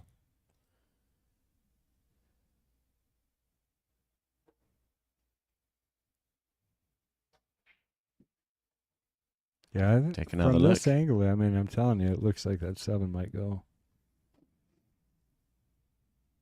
We're going to find out. It's tough to get there, even if it Doesn't look like it, does it?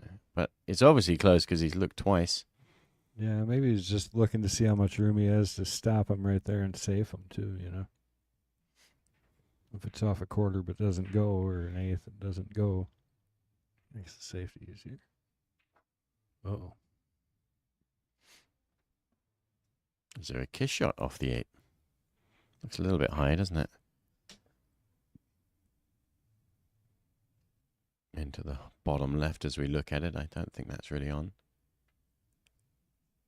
Might be a combination. Bank combination on the 8-ball. I mean, worst case, you play safe off the side of the 7 up to the end rail.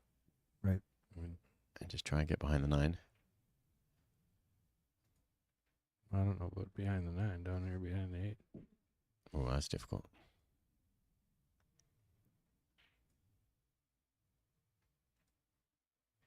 I do know this. I know he wasn't planning on being right where he is. It's not where he was playing for.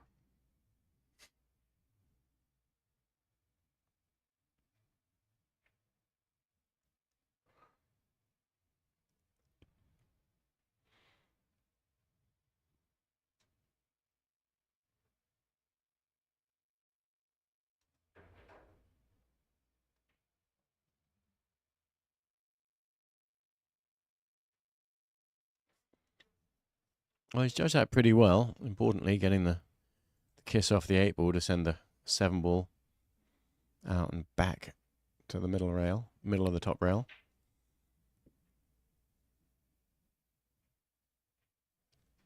The ball is in Lee's court, though.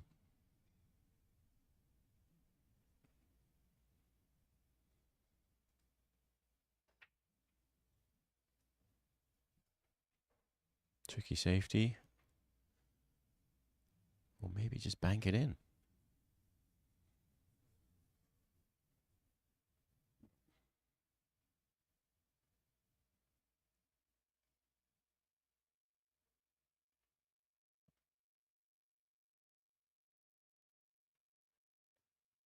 A little short.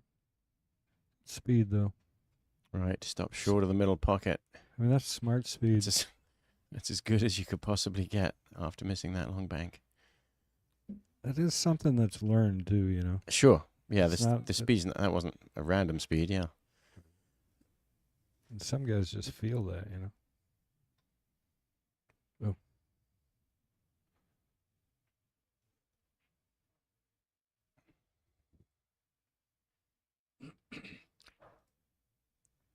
Well, the shot's definitely cuttable. And he may have another thin cut on his next shot, too. I think he'll get up and down, no problem on this shot. Yeah, watch out for the 9-ball. Got to keep it straight, though. Uh-oh. I straightened it up perfect.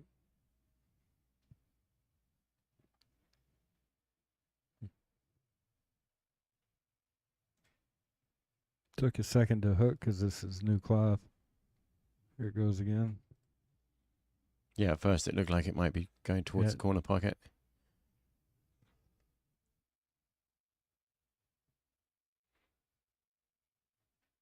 Didn't they always call you Gunny? That was many moons ago.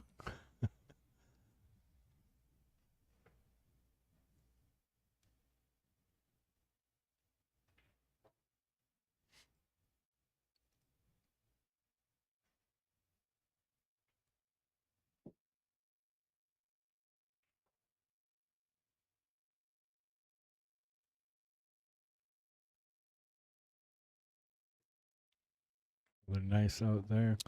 Yep. Lee Van Corteza manages not to let Jason Shaw draw level. 2-game lead. 3-5 and a race to 9. Meanwhile, Ko-Ping Yi This took match, the lead, yeah. yeah, this match is tied up. They quickly went through 2 racks since we last looked, Oh. and now it's 7-7. Okay, because I was going to say Patrick just showed me, and it was 7. Darren was down by 1. Okay, bank or safety? Cuts it in the side pocket. There you go. He's taking a look at that. You cut it in the side pocket. Do you have to? We're not going to get to see this either. Well, It's kind of funny. So the next time we cut away, yeah, he's looking at the bank. it'll be a safety. The bank over the cut shot because you control the cue ball. The cut shot in the side, you kind of have to negotiate. Well, we can see the bottom half of Darren Appleton in this picture. We can gauge from this whether that worked or not. He's walking away from the table. No, he's not. Yes, he is. Great job, guys.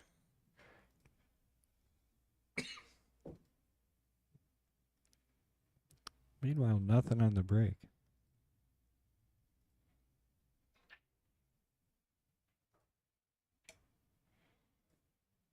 So you're just going to punch this across the table and off one rail. Out for the 2. And these tight 4 3/8 pockets that Mr. Shaw was telling us about. Sure are tight. He didn't refer to him as being tight. Oh, okay. 4 3/8. Correct. Accurate.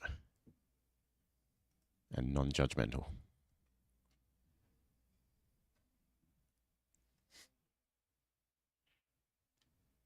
Bit straight.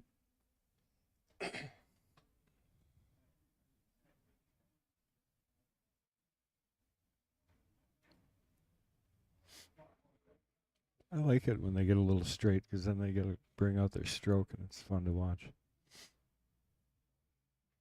Oh, wow. Who would have drawn through that gap? Well, he got too straight and then he ended up perfect. To hit a beautiful, pretty shot. Just to judge that draw. It's too straight again, so we get to see another good stroke shot. Watch this positional shot. Who would go through this gap? It's perfect. He would. Someone who knows where the cue ball's going would do that.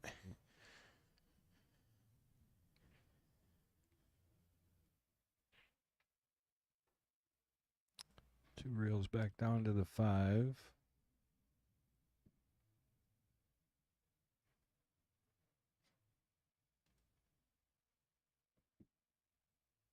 Once you get far enough in this corner that he can just roll up for the 6. And he's going to leave an angle, so. Still got there almost perfect. I think he'll just spin forward here around. And play the 6 the long way. Yeah, up table. Yeah, if you can get straight on the 6, you can roll forward for the 7. If you get any kind of angle, it gets problematic. So he's got to get close to straight. Yeah. Maybe that's okay on that side because he can go to the other side of the 9. It's definitely doesn't a like tighter it. window, yeah. Yeah. You got to get a little bit higher up. But you've got room over there. Kind of over where the triangles land on top of the rail. Yeah, he's wincing though. He's not really happy, is he? Well, no. But because he's got enough angle, doesn't he? He can stun run through, punch it forward.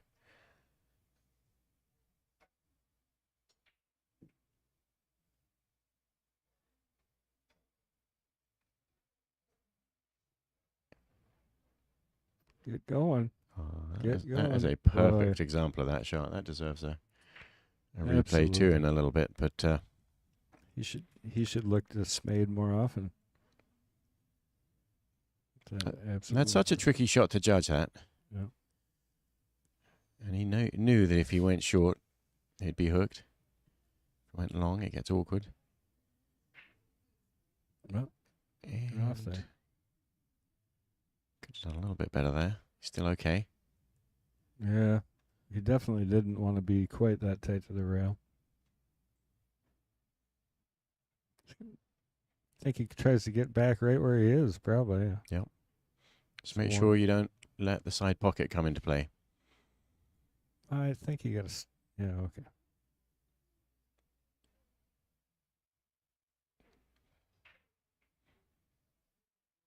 Took the side pocket out of play. Yeah. Just about back where he was. Perfect. Couldn't have hit it any better. Nice job, and to go up by 3.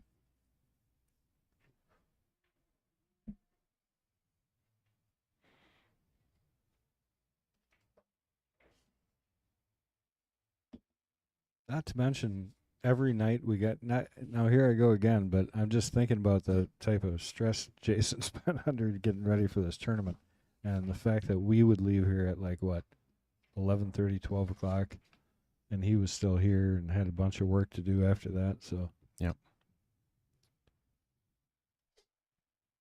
and was here all day.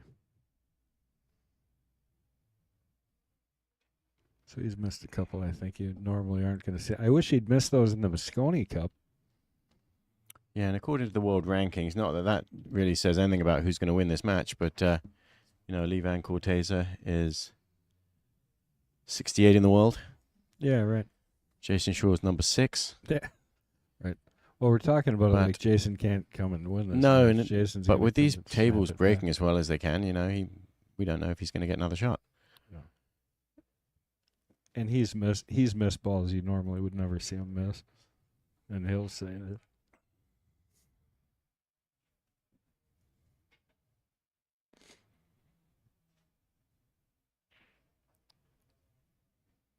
Tell you, everybody's making the one ball, the controlling the where the second ball is coming out. Nobody seems to be getting the luck of having that shot. Yeah, and of course, no pattern racking, so the referee is deliberately not paying attention to where the 2 ball goes. I'm just saying by coincidence alone. Yeah. Everybody's successful in making the one, but not too many successful second shot, where it's straight in. Yeah, and the cue ball's the other thing is all over the table on these shots. You can predict the 1 ball. And they usually open up pretty good, but the cue ball's flying around.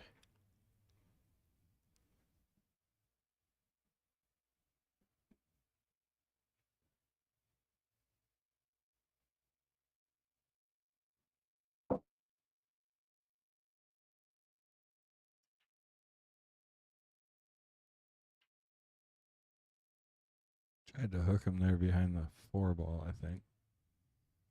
Unsuccessfully. Yeah. Well, Jason's got to get something rolling. Tired, not tired. Yeah, if he I'm battles sure through he and doesn't want to lose. if he battles through and takes this rack, score's not that bad.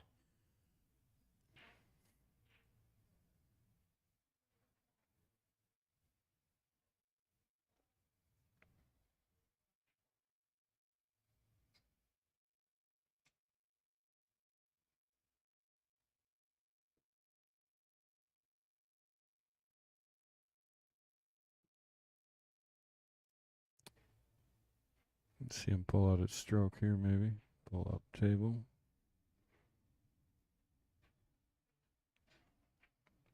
I'm just a touch short on that shot.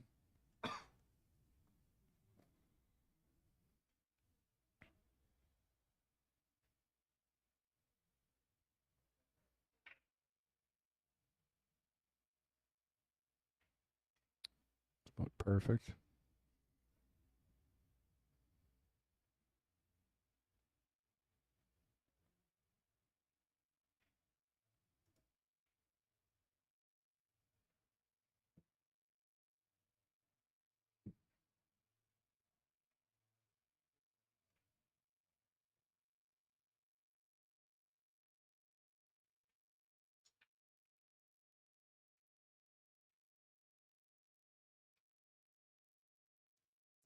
Keep hitting them like that, and you're going to make it up quick. 4 games, Jason. 6 games, Lee. Yep, that Darren Appleton match that we were watching is over. Copigny took it 9-7. Quick last few racks there. Holy cow. They opened up fast. But that was a winner side match.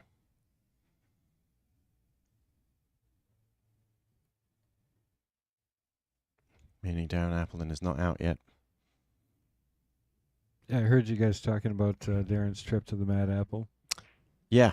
Phenomenal. Yeah, it was awesome. It really was a great experience for everybody involved. I think all the players really enjoyed him as a teacher, and everybody got to know him real well because he was there for quite a while, so he hung out. We got the hotel attached right there, so Darren's trip to Appleton. Darren Appleton's trip to Appleton.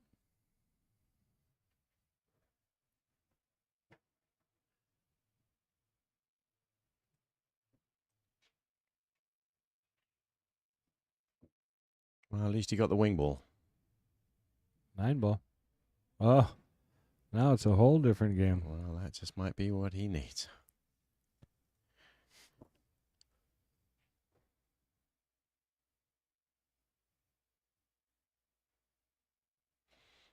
It's Carlo Biardo watching. Oh, he's getting his cue out. He must be playing a match. It was their first match Yeah. this morning. That was a long time ago already. Aren't you tired yet? Negative, Captain.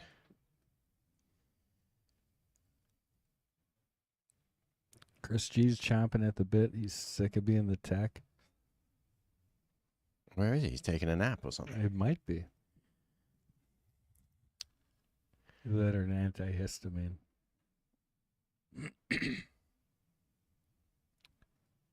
Okay, Jason, 1 game off. Another 9-ball break. Oh, my goodness. 2 in a row. 8 ball. He'd No, taken any not ball quite. break there, though. 1, 2, 3. Take that back. Well, he's got to figure out something here. Does have obviously a cut shot on the 1 ball if he really wants to take it. Carry him to the 8. I don't know. I don't know that he can necessarily see it. Yeah, I don't know if he can. Excuse me. If you look at the 2 ball, I think it might be in the line, so he's going to kick behind it. Yeah, he's going to have to. And he's not going to play a push, isn't he? He hasn't called a push. Kick the 9 in. Give her a run. Yeah, the 9 was really hanging. Yeah, right. I mean, the reality, though, it makes the pocket bigger for the 1, too, so. But he's not yet called push. He feels he's got better chance of getting some kind of safety here.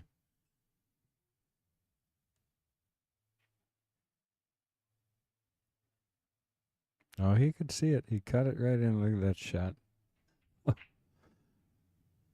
Not a terrific reward because he ended up stuck up in the pocket, but wow, he hit that great.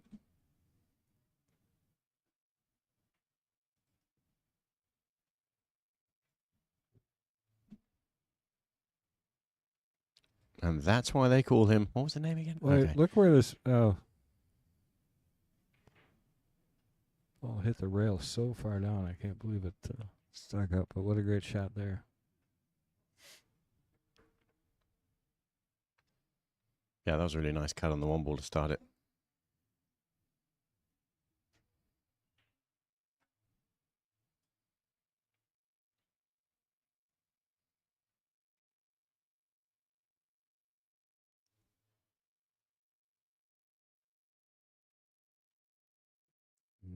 Straight on the 6 ball.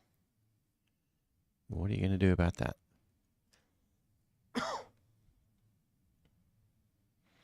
Yeah, I mean, real straight, too. I mean, he may just force follow this. He's not Yeah. happy. Create enough angle not to follow into the pocket. Just it's unbelievable how our game works that you can hit something so beautiful and then just end up in such a predicament. That's a good shot. Yeah. Would have been better if it was a few inches further. But no, he's plenty Are you good there. kidding? Beautiful. That to tie it up. We Wow. take a look at that stroke shot around the 2 rails. Patrick, can you bring that up? Yeah, in a Here it blink of an goes. eye, Lee Van Corteza realized he's not in the lead anymore, and he didn't really shoot the last couple of racks. There we go. A lot of spin on this. Zinging around. Nice poke there. Yeah, that's pretty much as good as you can hit that. Ties it up. His confidence is probably back up after missing a few early. Oops.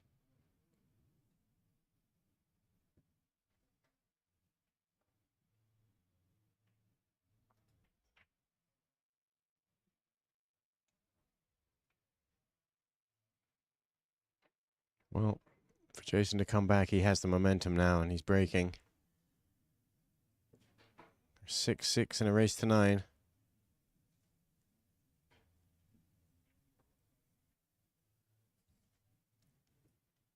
And you feel now Jason Shaw has now slipped into being the favorite.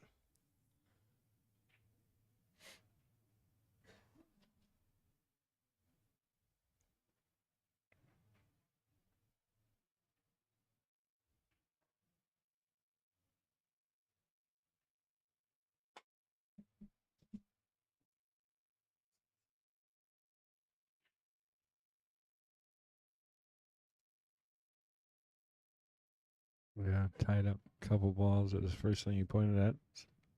4 ball tied up there. Right, that's the pink ball behind that. Yep. Oh, yeah, there we go. And with the cue ball frozen on the rail, or almost, the 2 ball kind of in the middle of the table. His first shot needs to be hit well.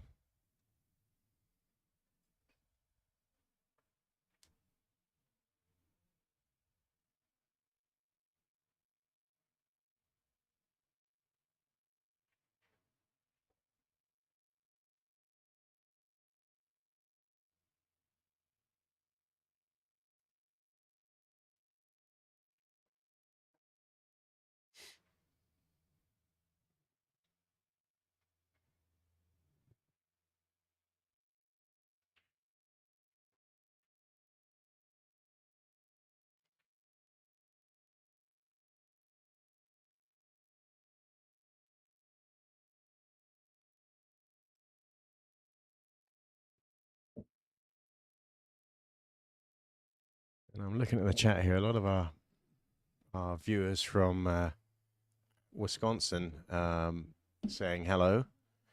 Familiar names, fans of the Mad Apple stream. We've got Nick Like out there and close to Appleton, and Joe Podoff. Hi there.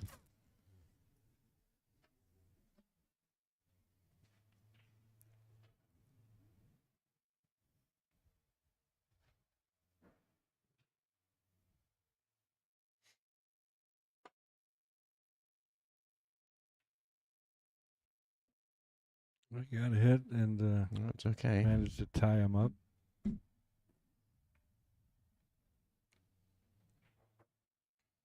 This is kind of tricky here, isn't it? Because you've got a lot of moving parts to this shot, whatever he chooses. If he's going to try and play some kind of safety.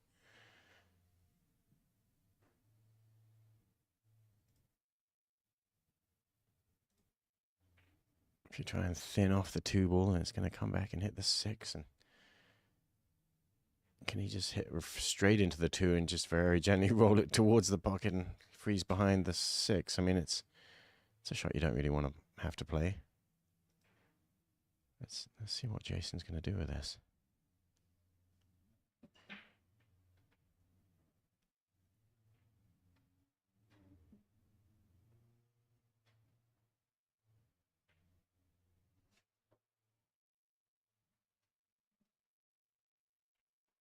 Got a lot of moving parts to this shot and extra kisses, all which need to be figured out. Yeah, everything's risky, kind of. think he's going to try and punt the 2-ball round the angles, like 3 rails back up table. Oh, he played it off the 6. That's brilliant, because he did point to that spot up there.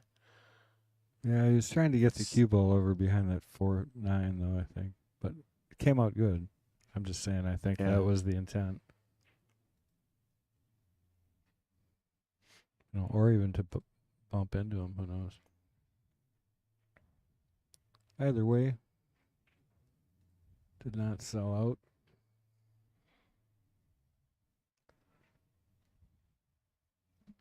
And Lee Van Corteza is good at kick shots. Well, he got the hit, but didn't limit too much here. And the 4-ball is still tied up, so he didn't sell out yet. But this is definitely advantage Jason. He might be able to play the 3 off the 6 in the side and send the 6-ball down to break up the 4-9, but not from there. I don't see much value in making the 3-ball.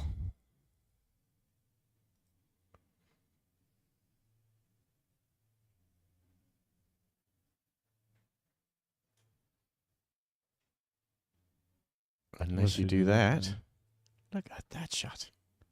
Either way, he's in the best position Yeah. he could get in. Still have an opportunity to save here at least. Yeah, that was a really good shot. He was able to thread the needle to get the cue ball down there. And he may have been hoping for a little brush on the 4-ball on the way through. But yeah, with that speed, you end up behind it. And a potential safety. Like an inch shorter, he would have been even better. And he would have already played a stop shot. But here, the edge of the 9-ball stops you hitting the middle of the 4. So you can't just stop the cue ball there. That shot's really good.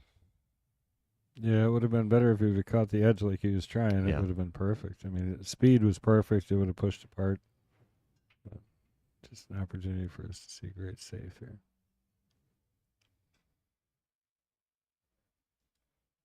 Yeah. It's tough. Yeah.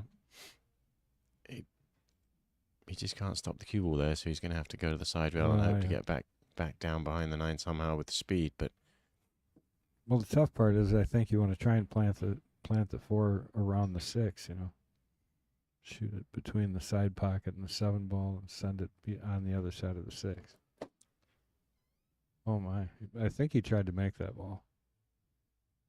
no, I think he was just using the 7 as a snookering ball.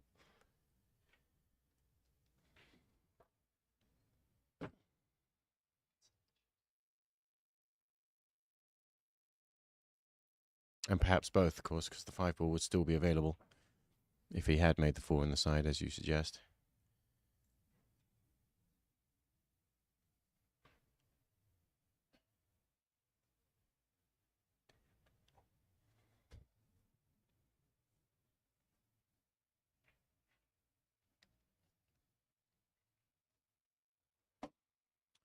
That's a tester, this one from Lee.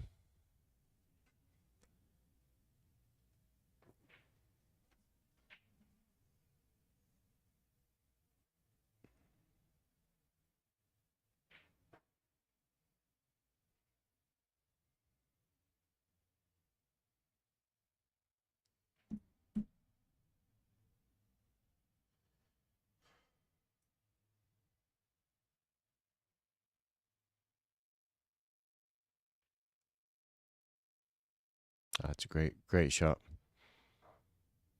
That was a big shot there.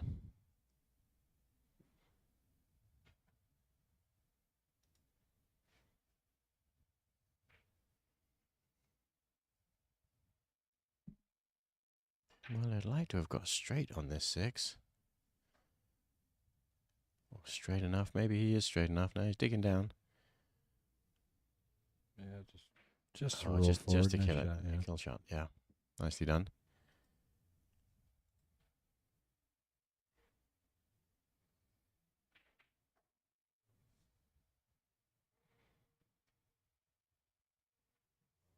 Well, after a long battle of Iraq, Lee Van Corteza takes the lead.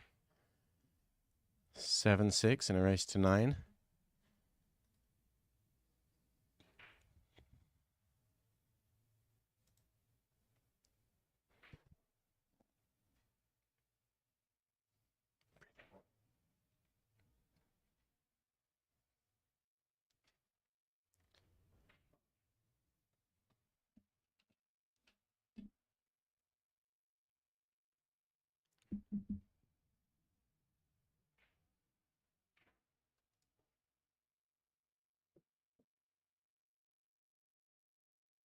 What do we got going on around the? Well, we've got Billy Jr. Usuri is 7-5 ahead of Jeffrey DeLuna. Francesco Candea is 6-5 up against Sanjin Planovic. Elliot Sanderson is 8-2. Actually, of course, it's a race to 8, so that means Elliot Sanderson beat his Italian opponent, Yeah, trying that one. Pier Francisco Garza.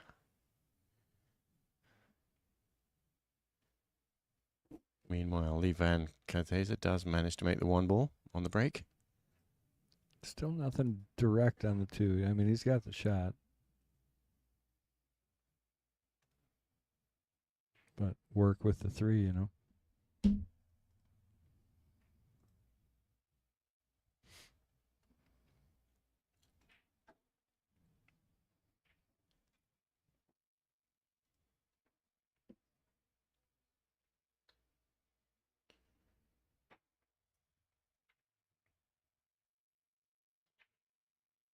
So what do you think here? Try and get a safety behind the 4 ball and send the 2 ball down. It's kind of tough not knowing exactly what kind of kisses you get when the 2 ball gets down there. Yeah, he's just going to save this ball, right? Or we could thin snick it, leave the 2 up here. Oh, right there. Oh, okay, yeah. 2 rails controlled into the corner to stay behind the 4. That's a really, really well played shot.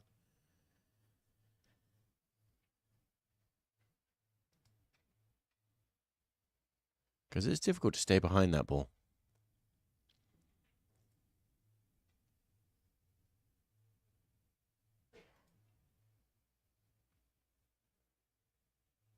Hey, you got to be happy with that. Jason needing to work.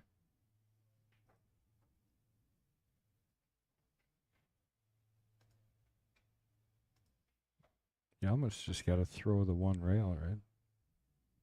Yeah, I mean, the 3 ball was kind of right in the middle of where you'd like to be to play a 1 rail kick shot, but you're saying it's slightly higher than that and draw it, or on the other side of the side pocket, really, and spin it, but there we go. really close-up jump shot. Oh, jumping. Not mine. Oh, no. Just the edge of the 6 got in the way.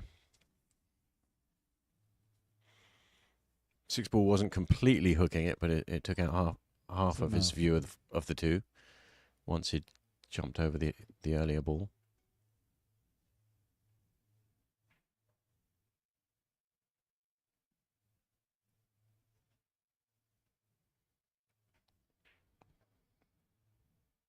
Still interesting getting on the 3. He's going to have to play a little bit of a stroke shot. Yeah, with ball in hand, it's still not an automatic shot, is it? No, you just got a really unique kind of pattern up here on the top. You almost want to play inside and come to the top rail and try and get between that 7-5, but does the 3 go in the side pocket? I'm not sure. Not really, no, not from there.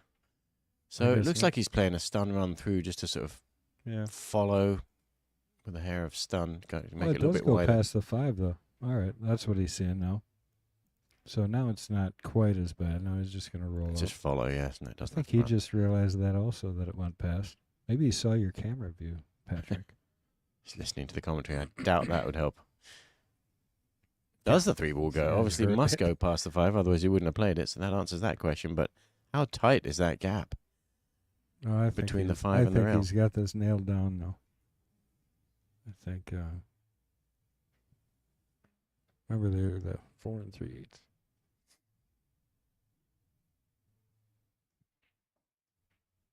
Yeah, but the gap between the 5 and the rail is a lot smaller than that. If you touch the 5 ball at all, it's not going. Well, I agree. I'm not saying I wouldn't mess it up. Yeah, right. I don't think he's going. No, I'm not saying it's impossible. I guarantee it is. Otherwise, he wouldn't have shot it. But played for it. But the cue ball's frozen on the rail.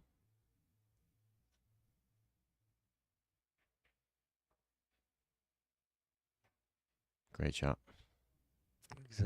exactly where he needed to put it and left himself a nice angle to come back over for the 5 ball. 5 to the 6 is not necessarily a gimme either. Almost want to be over on the side rail, left side rail for the position. In that case, probably still 1 rail.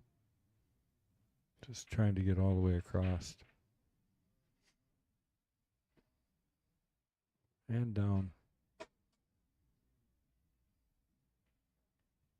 Be happy with that. Yeah, now he's got that angle in it. He can play the 6 ball in the same pocket as the 5, probably.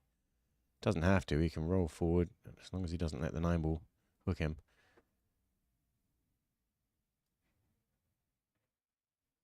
Yeah, but there we go. Same pocket.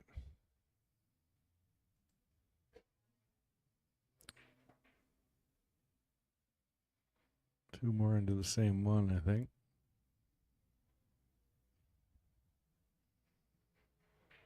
It's a big rack, too. This will bring him to the hill in a match that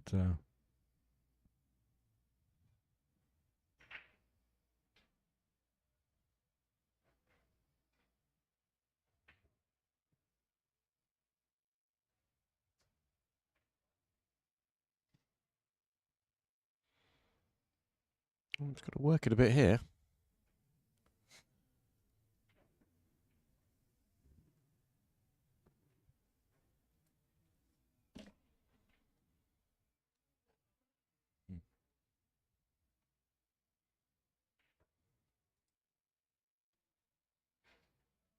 all right, takes it out, gets to the hill. 8 games to 6 in this race to 9.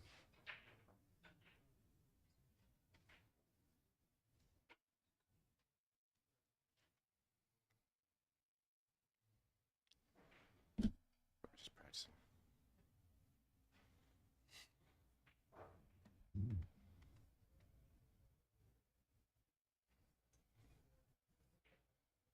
What other matches do we have in the arena, do you know?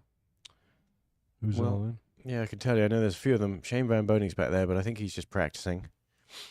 Carlo Biardo, he's practicing. Currently, we have on the losers round, so whoever loses these are out. We've got Oh, here, this is where I'm looking. Table 4. We got Sullivan Clark and Shane Wolford. Skylar Woodward is 6-0 up against Dean McNamara from Canada. All right. All right. Dean McNaughton. Hill break. Oh, we got 8. I got him.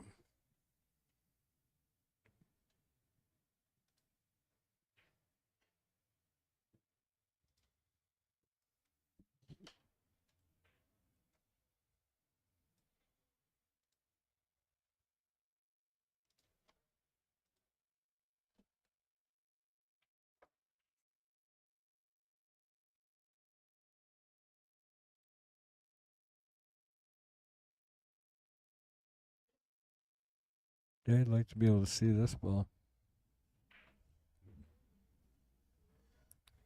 Just push out.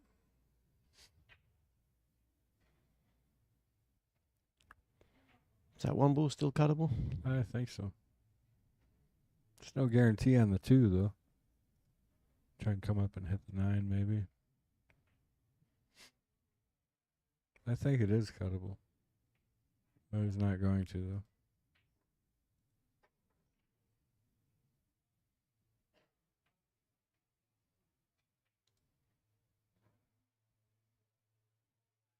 Yeah, no good.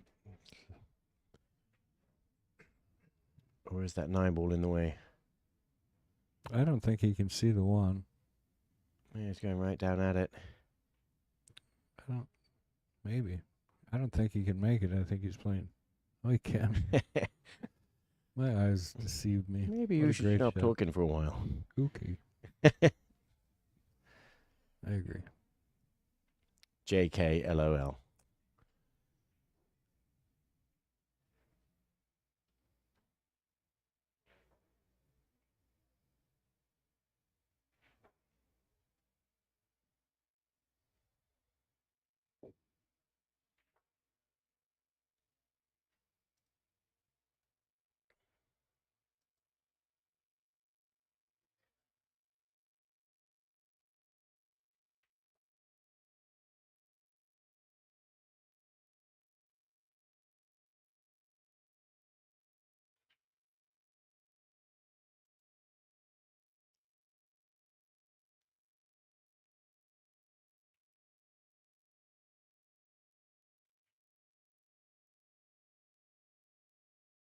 Careful, don't get over the top. Yeah, he's all right. Little tap on the 9.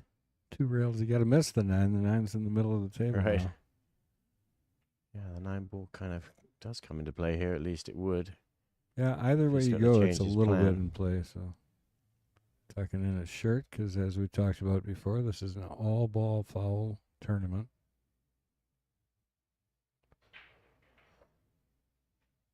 So if his shirt would rub against that 8 ball, that would be called a foul.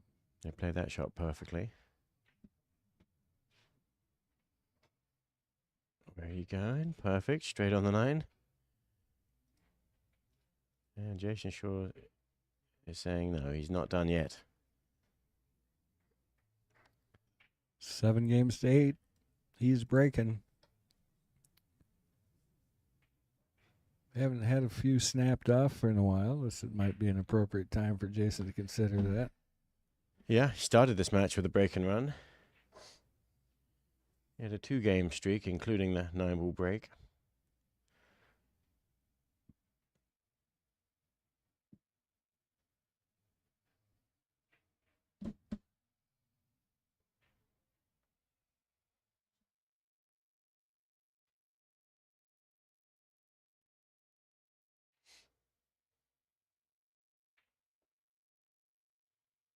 Boy, Chris G is really taking advantage of his break. It's good to see.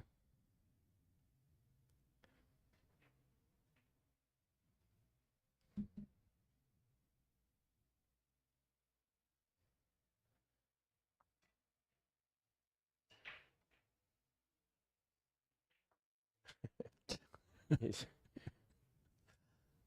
Oh, yeah.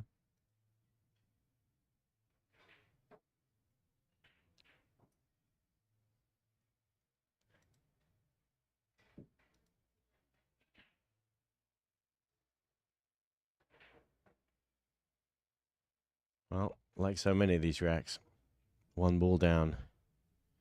Problem with the 2-ball.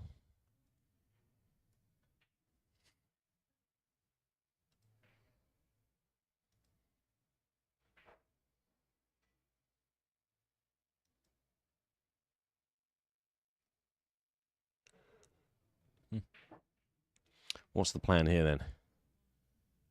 Obviously, I don't think you have an offensive shot, but the last time I said that, he made it. Yeah, he maybe I'd actually get through that gap and play a thin snick on the 2-ball. Come around. And if he can play a safety, he'll take that over pushing out.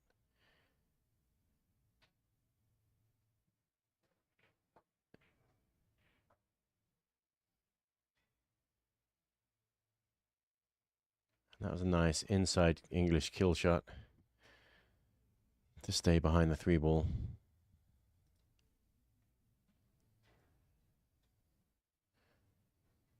This is a fairly easy shot for Lee Van Corteza to hit. And he may actually even have an edge to go directly at it. I don't know. I think, yeah. He's kicking it. Yep. He'll definitely hit it. Might make it in the side. It might Z-bank up table and go Make safe. the 3. Got about 80 others. Now what? Yeah.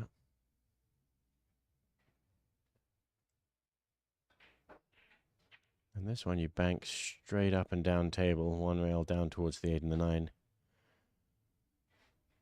And let the cue ball stay Pull up it here over, and yeah. get behind the 7.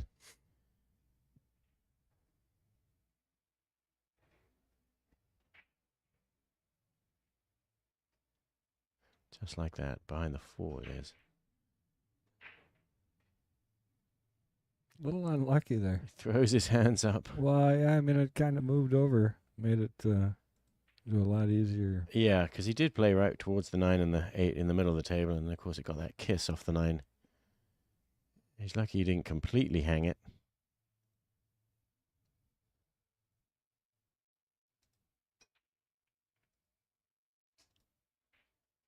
So I don't think Jason Shaw can hit this directly, which means hitting the side rail makes this kind of a tricky, awkward shot. On the 5 is almost where you'd hit if you wanted to try and push the 2 back down towards the 5. You know.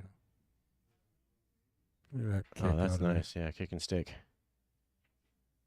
Beautiful shot. You can hear the Yeah. clamoring of applause in the background. The one-handed man is clapping in the audience.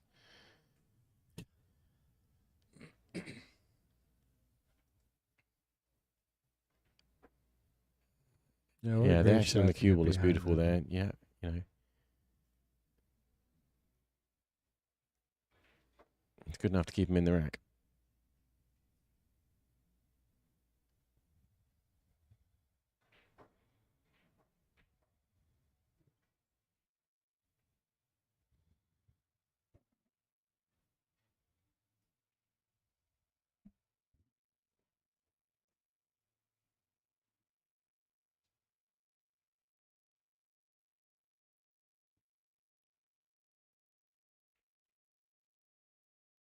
I don't think he's going to be happy with that one.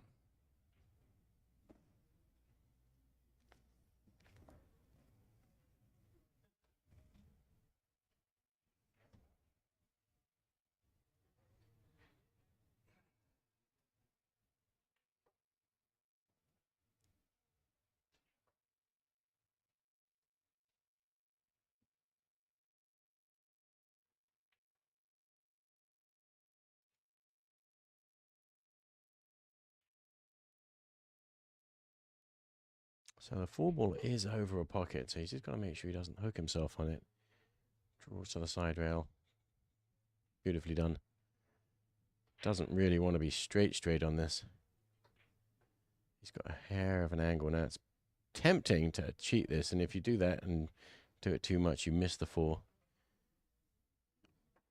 But he hit that well. Maximized his angle there. Yeah, another one where he's just got to kind of hold this draw shot.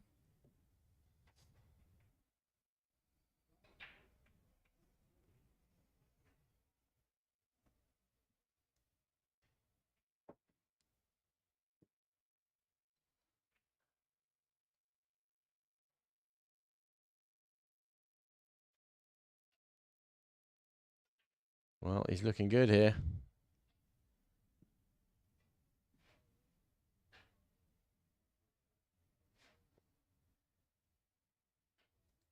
He's going to have to thump this one in too. It's pretty straight.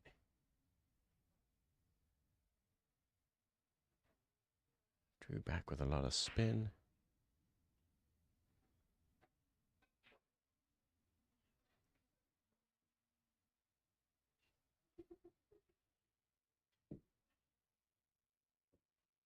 And we have ourselves a tied-up match. Hill, 8-8. What a great match.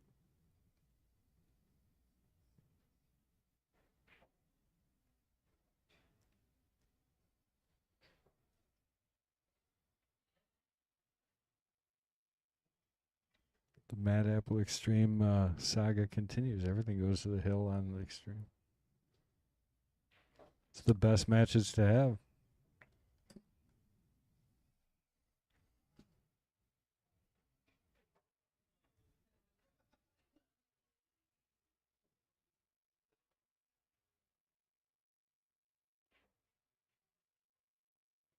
Got any score updates for us, maybe? Take a little check here.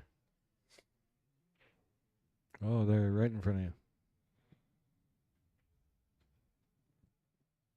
There they are. Skylar Woodward wins his match 8-0. Wow. Mark Bisterboch wins his match 8-6.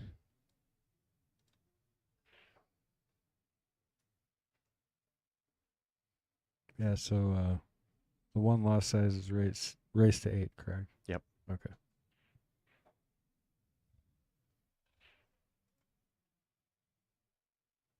Deposits the 1 in the side pocket. And Wide open table, and this time he has a shot now. Lee Van Corteza has his fingers crossed, hoping yeah, that this match isn't over. great timing for one.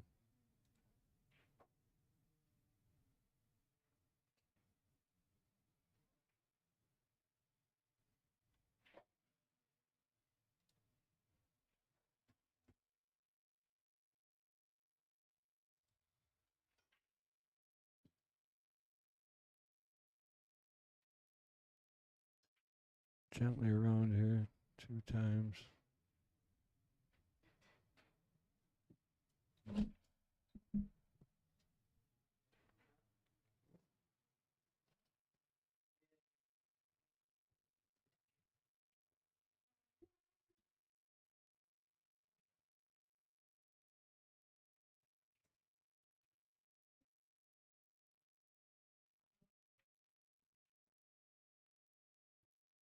Got to be careful here. Didn't quite get the angle he wanted, so he's got to take a second.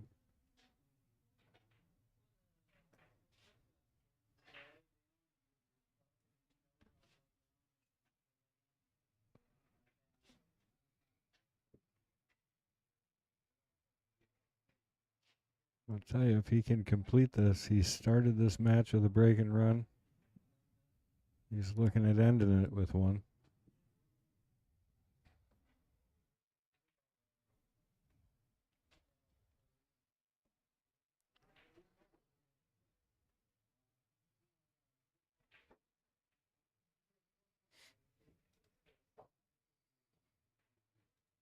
Yeah, and I'm not picking favorites here because I'm a big fan of Lee Van Corteza, but for Jason to start out at least winning in his own tournament, since he's worked so hard to put this thing together. All right, there it is. The eagle eye Awesome. takes it down. Everybody give him a little fist bump and a clap. It's the loudest round of applause I've heard so far. Oh, there's been a few, though. That's good. But of course, look at all the work you put in, and to be able to come back from, I mean, honestly, Lee played great. And to come back like he did, even after missing some balls that you normally wouldn't see Jason miss. It's a good match. Fun to watch. Hope you all enjoyed it. And we got next match coming up soon. So stay tuned. Thank you.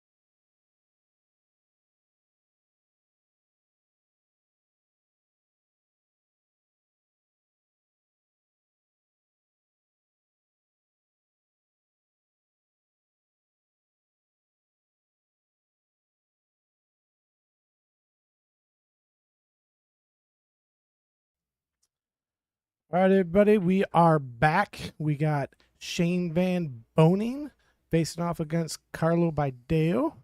And in the booth, we got Kendall Quickfire Cook and somebody I just met, Sean, a.k.a. Pancake. You're going to have to tell us about how you got that nickname in a little bit here. Alrighty. But we are still on the winner side, and we are racing to 9, and we are at USA 1 Billiards, located in West Haven, Connecticut, at Jason Shaw's Pool Hall, CueLee's, Connecticut 9-Ball Open matchroom event. So welcome back, everybody. And looks like Carlo won the leg, and I'm going to pass it off. Thanks, Pat. Thank you, Pat. Nice to be here, guys. Yeah, nice to have you, Pancake. You prefer Pancake? Yeah, Pancake's easy. All right, man. Easy enough.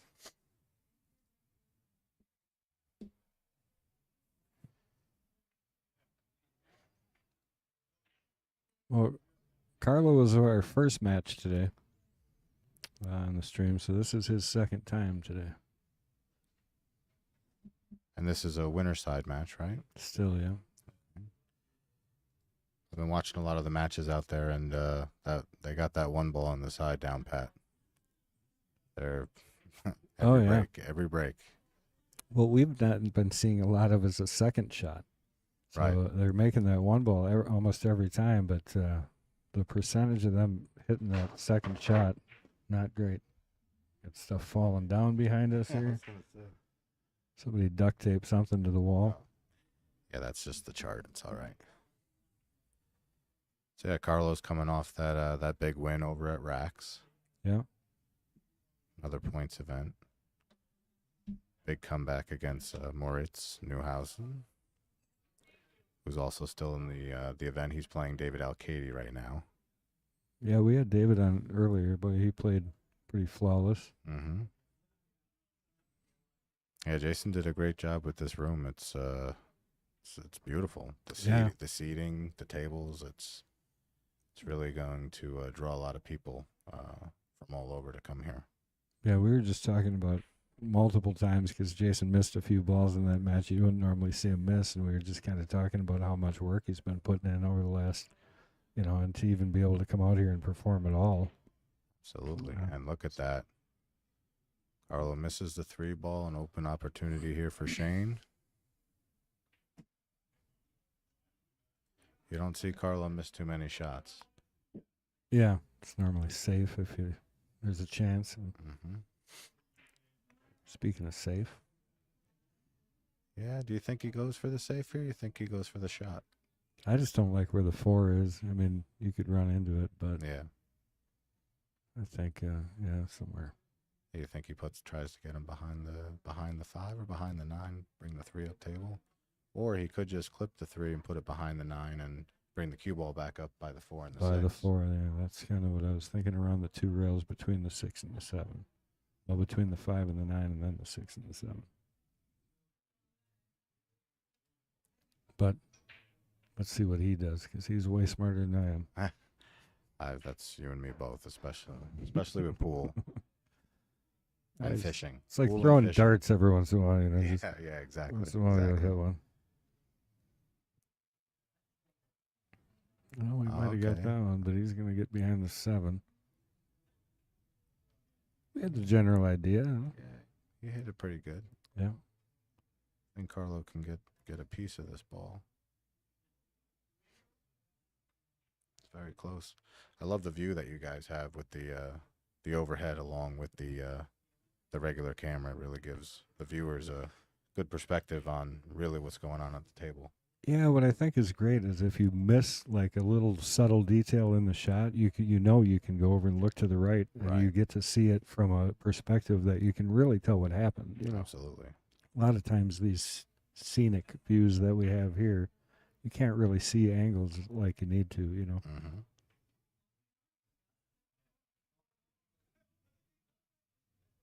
Oh, he went for the make on that. I try to. Has his speed. Shane can see the whole ball. It's going to be another opportunity to play safe.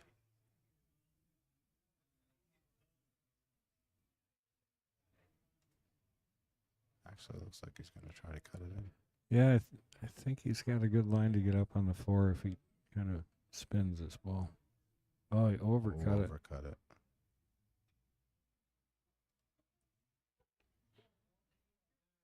I guess that's the danger with going for that shot.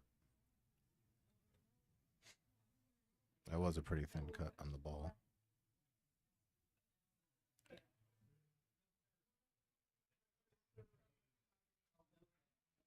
I don't mind this. I think you can control this and get up here on the 4. Mm-hmm.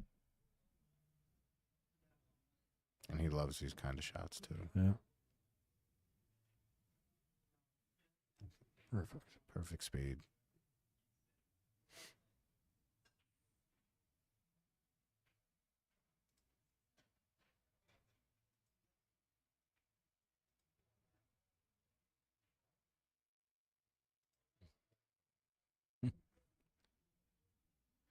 That's the one thing about Carlo. When he gets down on a shot, you always see his middle. Gotta middle stay fingers there. Always wagging. Oh, yeah. You'll I heard notice that. when he's down, you'll see his fingers always tapping the table. See, always tapping. Yeah.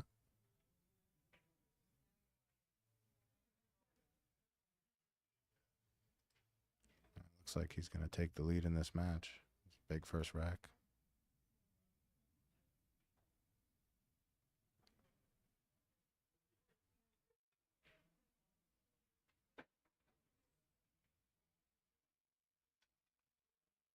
Now, I did ask Jason earlier in the day about the pocket size. Did he tell you guys what they That is some of the funniest stuff I'm going to have all day long right there. You know how many times we've said, these pockets are 4 3/8 inches. Yes. They play more like 4.5. Oh, Ooh, my. look at that. Out. Look out. That's, Oh, wow. my goodness. Wow. How many times in a lifetime are you going to see that one happen? You know what it is? The cloth is new. It's a little slick. Yeah, that's something there. That's a big that could be a set loser right there. Just Oh, my, yeah. the way the break goes, and especially with That's- Shane.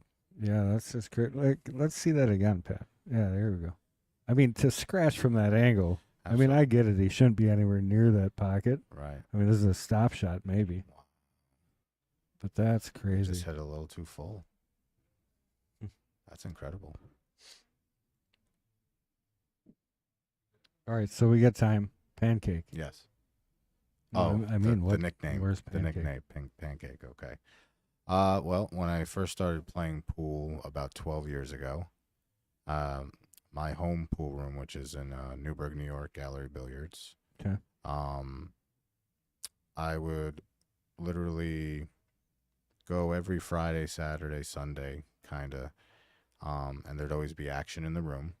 And Okay. being I didn't really know how to play pool, I got break, ball in hand, and the 3 out.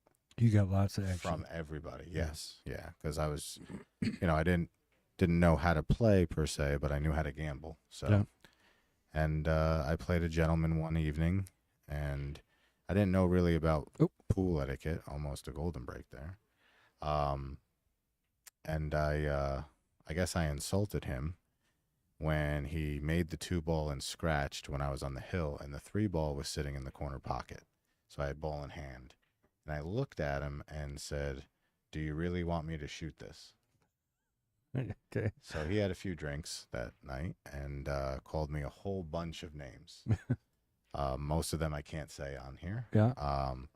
And the room owner, Dave Pinkston, heard Pancake in there somewhere. And he said, that's going to be your name. That's the one. And it's stuck. No pun intended. Yeah, Ever nice. since. That's great. So that's how it is. And So basically, I don't mind it because it reminds me, every time someone says that name, and I know I won $300 that night. And couldn't be more perfect, just like Shane on this run until Larry's a little not happy with his straight in shot. Maybe back it up a little bit. He'll be fine. Yeah, he's perfect there. Carlo has to be sick right now. Yeah. And you make one mistake, it normally costs you 2. This could cost him much more than that with Shane at the table. Well, especially since they got that one ball down. I mean, Down pat. although I will say there were complaints about the way this table is racking. So the one ball wasn't going every single time. We had a Oh, couple of okay. missed one balls. Not Well, many. Well, I see Pete is doing the racking, so Well, I'm looks sure like it's not his fault. he's doing a good job this so far because they've made it both times.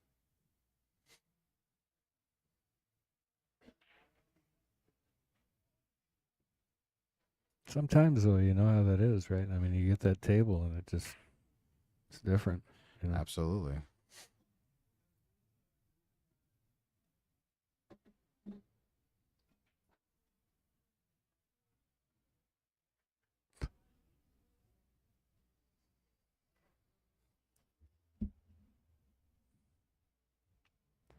Okay, Shane breaking up 2-0 here after Carlos' costly error. Let's see if he continues at the table. Yeah, I mean, you can't do that normally, but you for sure can't do that against Shane, I don't think. Yeah, no. Let's see this one ball. There it is, right in the side. No, Shot on the 2, little bump. Yep. just enough. 3's relatively open. I think he can just hold it right there off the 5. Yeah. I think if you asked him if he could get this break every time, he'd say yes. I would agree.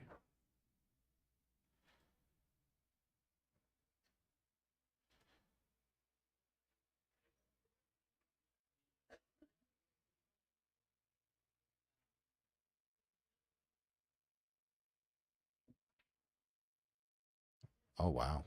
I'm really surprised he hit that hard. Perfect. Not bad. Hitting hope? How else was he supposed to hit was it? that a I don't hitting know what hope else shot? he'd do. Hitting hope. Got to get around the 5 here, otherwise he might get in trouble. Or short of it, I suppose. Yeah, short of it. Oof, nice shot. And all of a sudden, he's the favorite to run it out. Right? That's why they say it pays to hit him, right? Paid off Sometimes there. good things happen. That's the one thing I miss about 9 ball, and I'm glad it's coming back. Mhm.